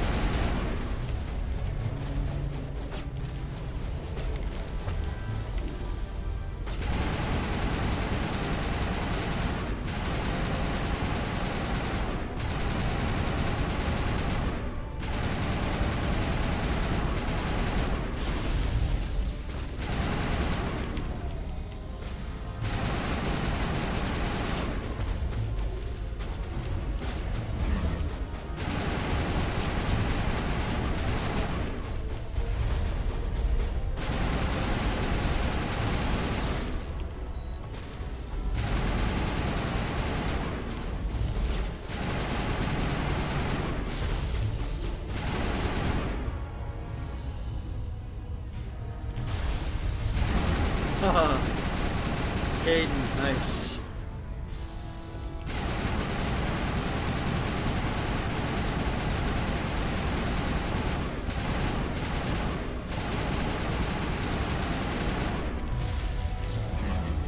Told you, man, biotics. So cracked.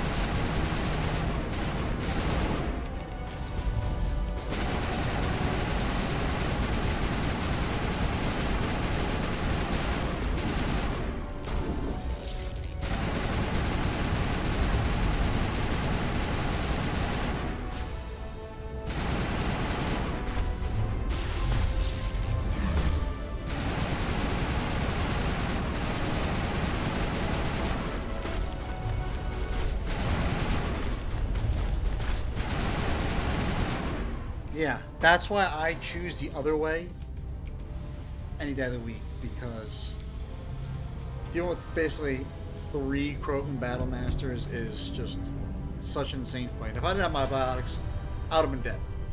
Just like, I seriously would have been dead. Again, told you, experience. Did it for the XP. Will I get to 58? I don't know, but we'll see.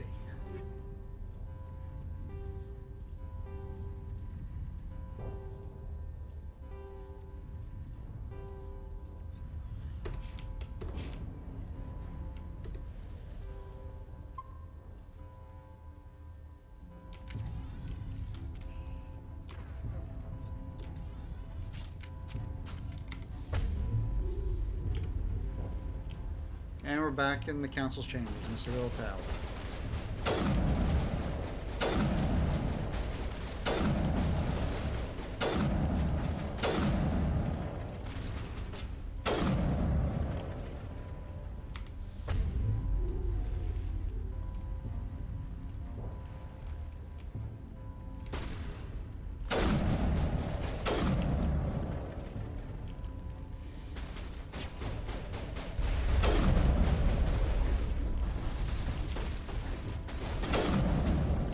headshot and all these.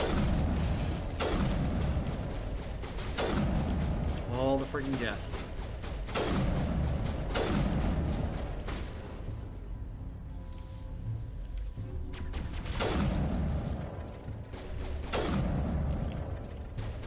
Come on.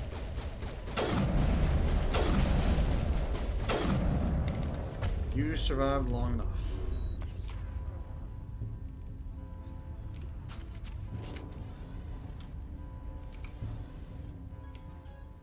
There it is. Finally, Saren again.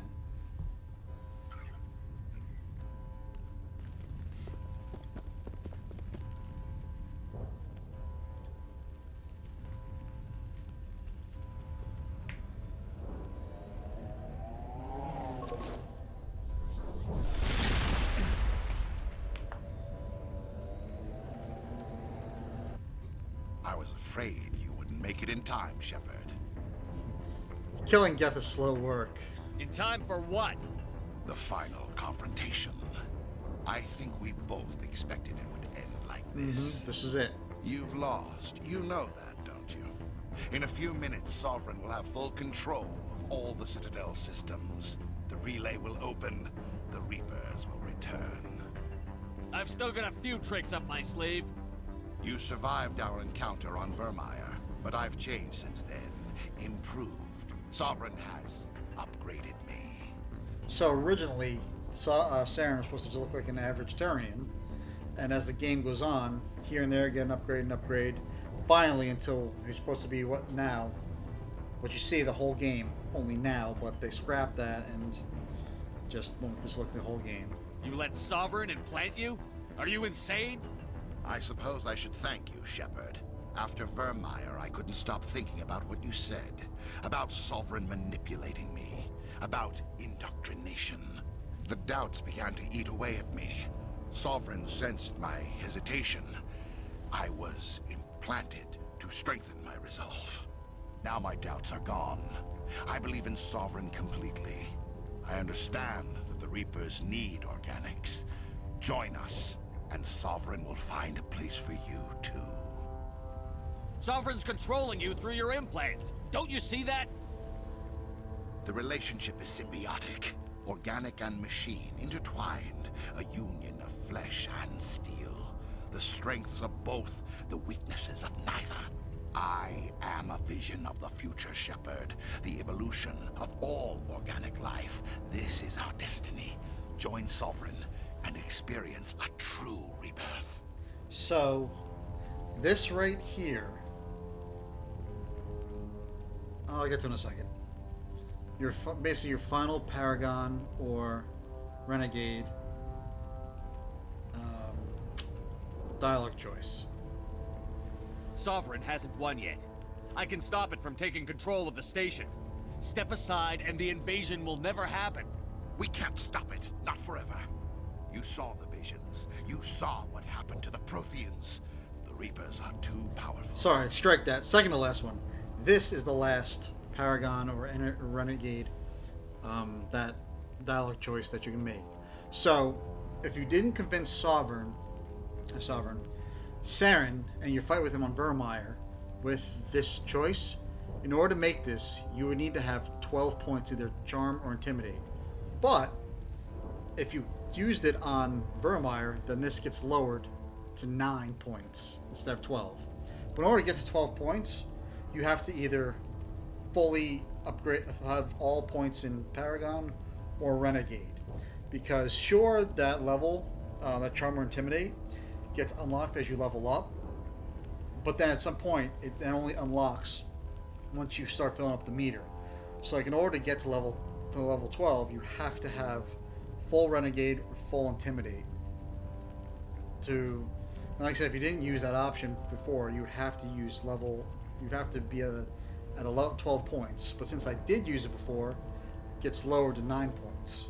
But the very last one I'm going to use. Some part of you must still realize this is wrong. You can fight this. Maybe you're right. Maybe there is still a chance for...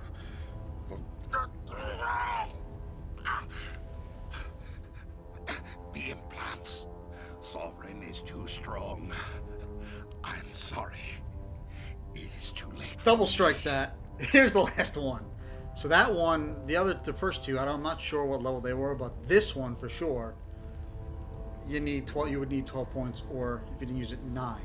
But I have 12 anyway, so it doesn't matter. It's not over yet. You can still redeem yourself. Goodbye, Shepard. Thank you. Shepard with the Master Persuasion.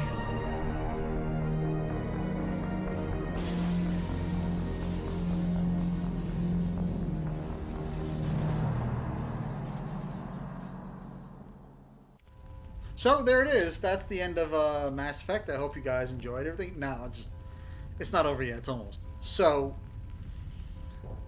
if you didn't have the necessary Charm or Intimidate to do that option, you would have then had to fight Saren.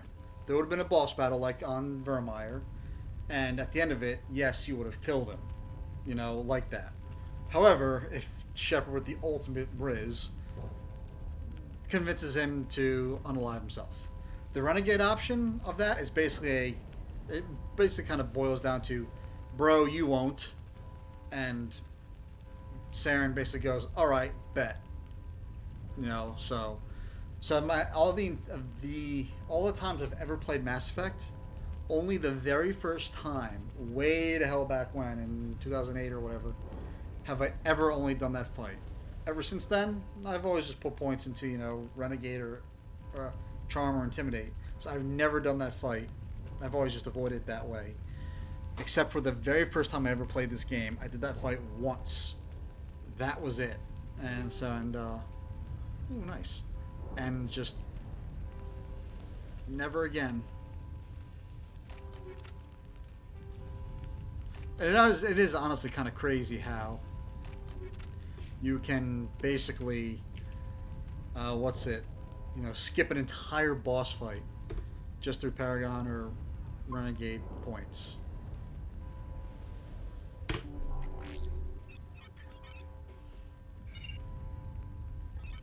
Vigil's data file worked.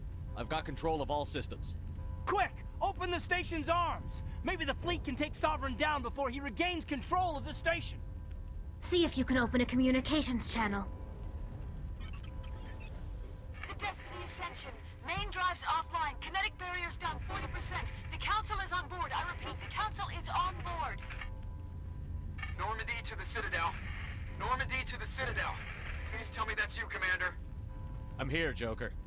We caught that distress call, Commander. I'm sitting here in the Andurra sector with the entire Arcturus fleet. We can save the Ascension. Just unlock the relays around the Citadel and we'll send the cavalry in. Are you sure about this, Shepard? Human casualties will be very high if you send your fleet in now. This is bigger than humanity. Sovereign's a threat to every organic species in the galaxy. True. That's why you can't waste reinforcements trying to save the Council. You must hold them back until the Citadel arms open up and the human fleet can go after Sovereign. What's the order, Commander? Come in now to save the Ascension, or hold back? So, this is interesting because depending on how you push Kaidan, either Paragon or Renegade, his dialogue will actually change. Like, since I was the Paragon, I chose all the Paragon options for him. That's why he's like, no, we need to save him. If I did all the Renegade, then he would agree with Tali and say, hey, hold the fleet back, we need all the reinforcements, don't save the Council. So obviously, save the Council, let the Council die. If you do concentrate on Sovereign, the Council still dies, but it's more of a, like, diplomatic answer. You know, the whole, you just kind of sidestep it and say, you want to let the Council die, but you don't want to kind of come out and say it. So you know what the Paragon and Renegade is.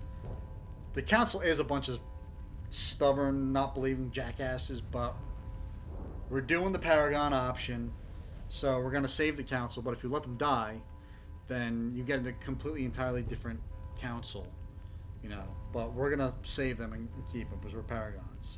Opening the relays now, Joker. We need to save the Ascension, no matter what the cost. I hope the Council appreciates this.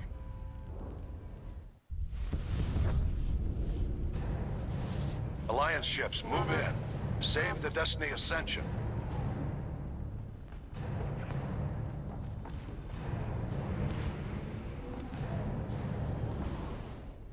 picking up reinforcements.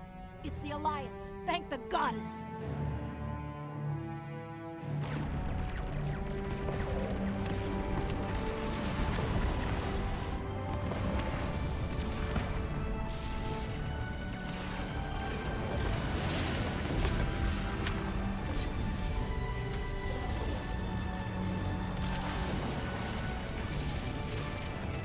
Destiny Ascension, you are all clear. Repeat, you are all clear. The Citadel's opening. All ships move in. Concentrate on Sovereign. So we saved the Destiny Ascension. If we had let the Council die, then the Destiny Ascension would have blown up. And basically they would have called out... Make sure he's dead. They would have called out to the Alliance, and Joker would have closed the channel, and you would have seen the Destiny Ascension blow up. But we saved it.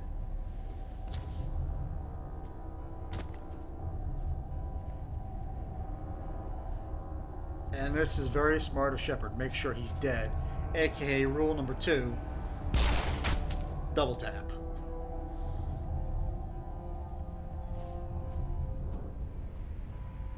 He's dead.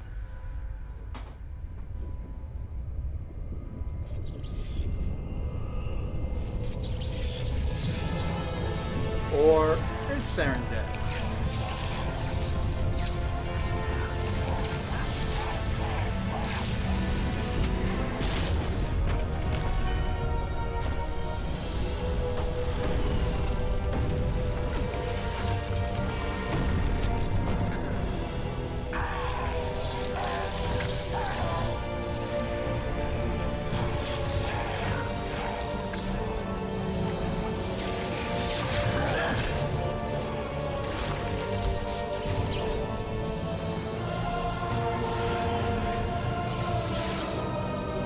That's a very fast Death Sapper husk-like Saren right now. Being controlled obviously through the implants. Which freaking sucks. I am Sovereign, and this station is mine.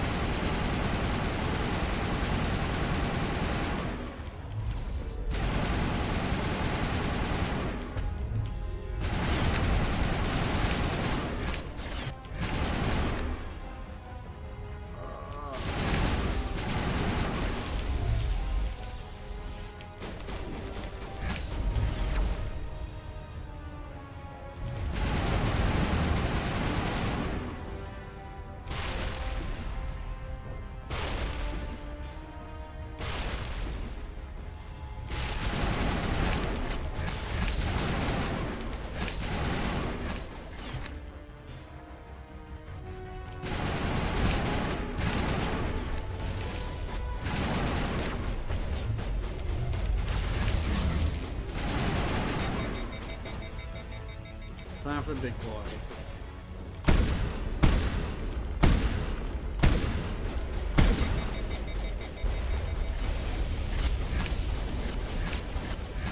Where is he?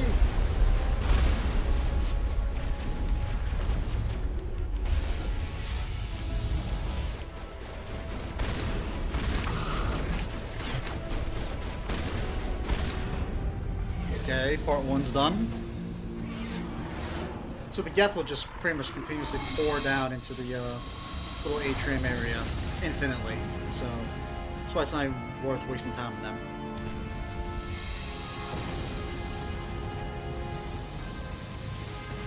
Sovereign's too strong. We have to pull back. Negative. This is our only chance. Take that monster down no matter what the cost.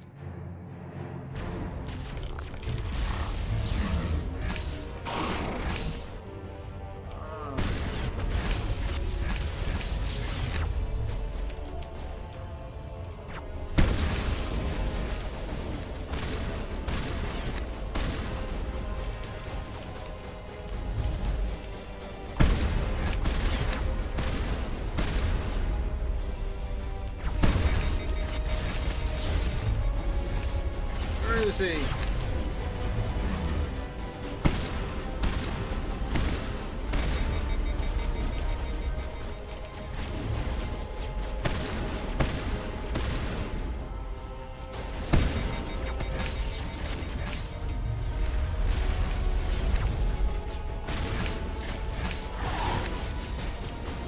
friggin' fast.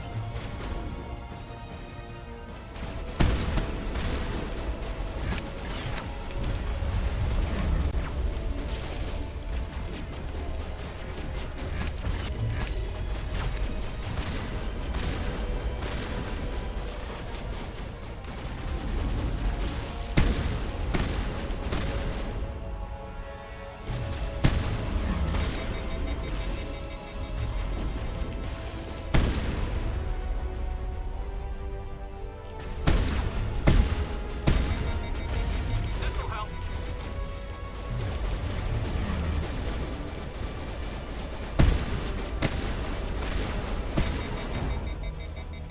There it is. Now we finally beat it.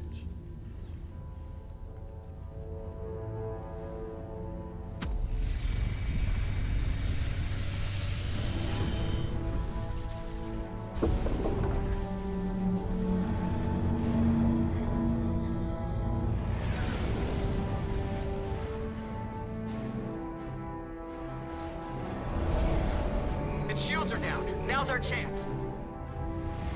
Hit it with everything we got.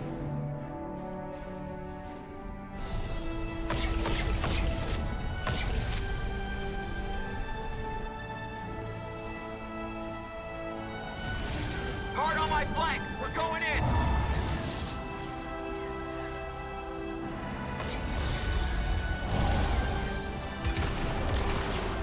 The Normandy taking the last shot.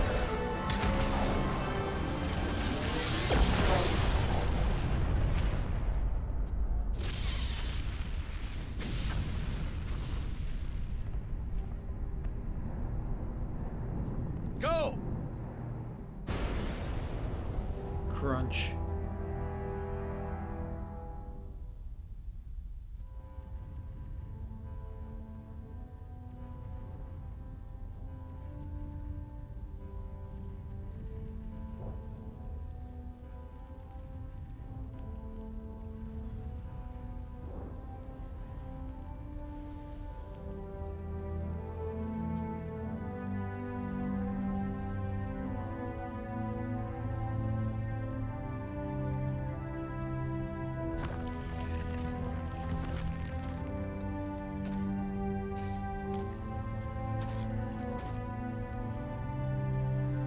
Captain Anderson, we found them. They're in here. Caden and Tally, alive, injured. There's the goat, Take it Anderson. easy. It's over. You're safe now. Where's the commander? Shepard gave his life for us.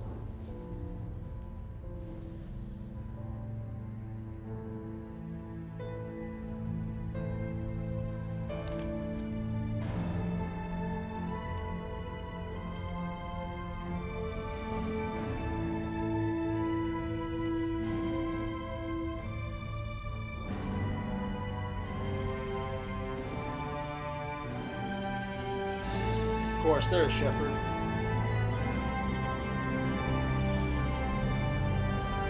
Looking epic AF as anything.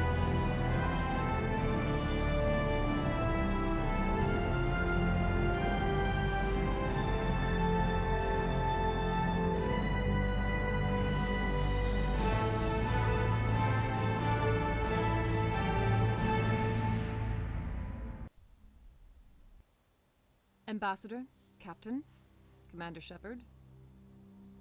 We have gathered here to recognize the enormous contributions of the Alliance forces in the war against Sovereign and the Geth.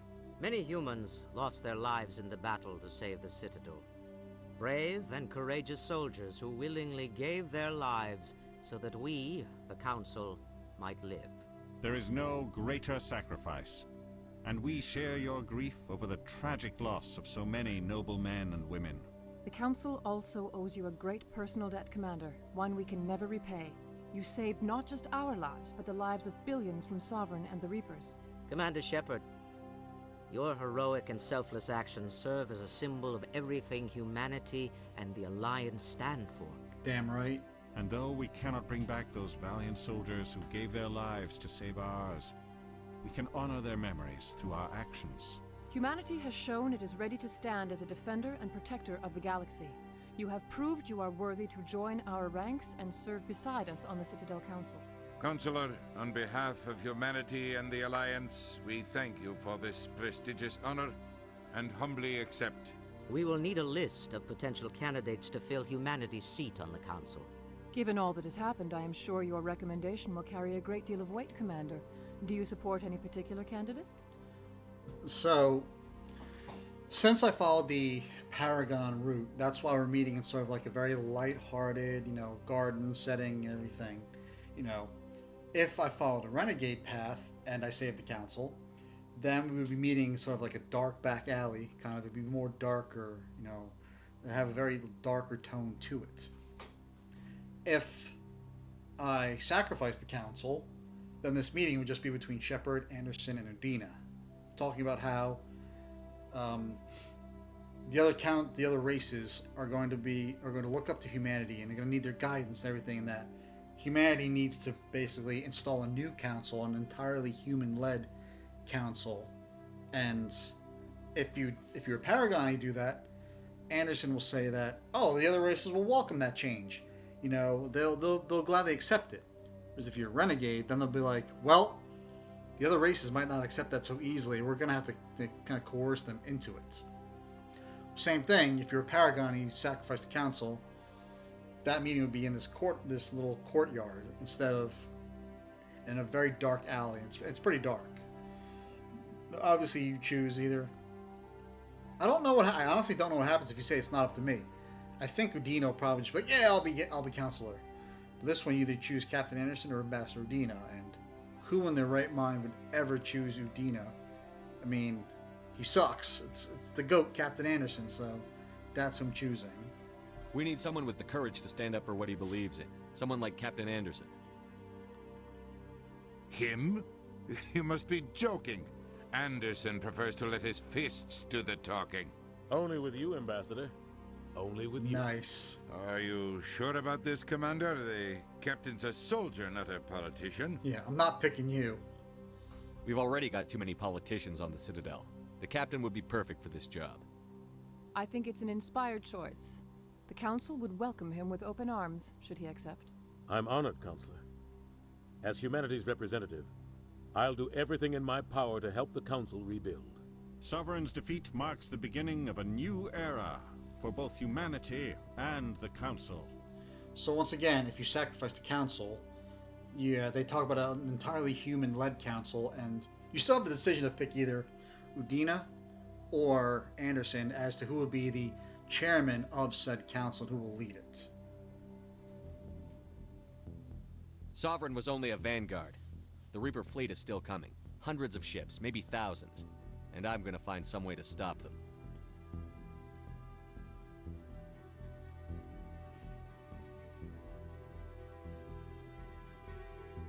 Shepard's right. Humanity is ready to do its part. United with the rest of the Council, we have the strength to overcome any challenge. When the Reapers come, we must stand side by side. We must fight against them as one. And together, we will drive them back into dark space. Epic speech by Anderson at the very end.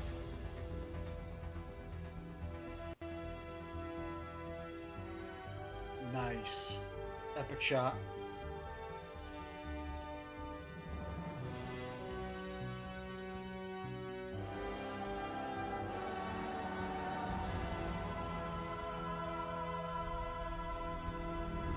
And there it is. Mass Effect 1 has been beaten. So that shot at the very end, that was based on your morality. So since I did a Paragon route, that's why the planet was blue and Shepard was standing there in front of it, all epic-like, without anything. If you're a renegade, the planet behind it is red and Shepard's holding a gun. Now, I have gotten it where I've done a mixture of both. I have gotten the blue, I've had a split morality pretty much. I've gotten the blue planet with Shepard holding the gun in front of it. Done that one time. Pretty cool. And this song is actually kind of epic as well. But yeah, everyone, that is Mass Effect 1. We've beaten it. Next time, we'll start with Mass Effect 2, which is critically acclaimed in a lot of people's favorites in the entire series. It's a huge leap forward in terms of technology and gameplay and all that stuff. So, yeah, next time this is Mass Effect 1, my favorite in the entire series.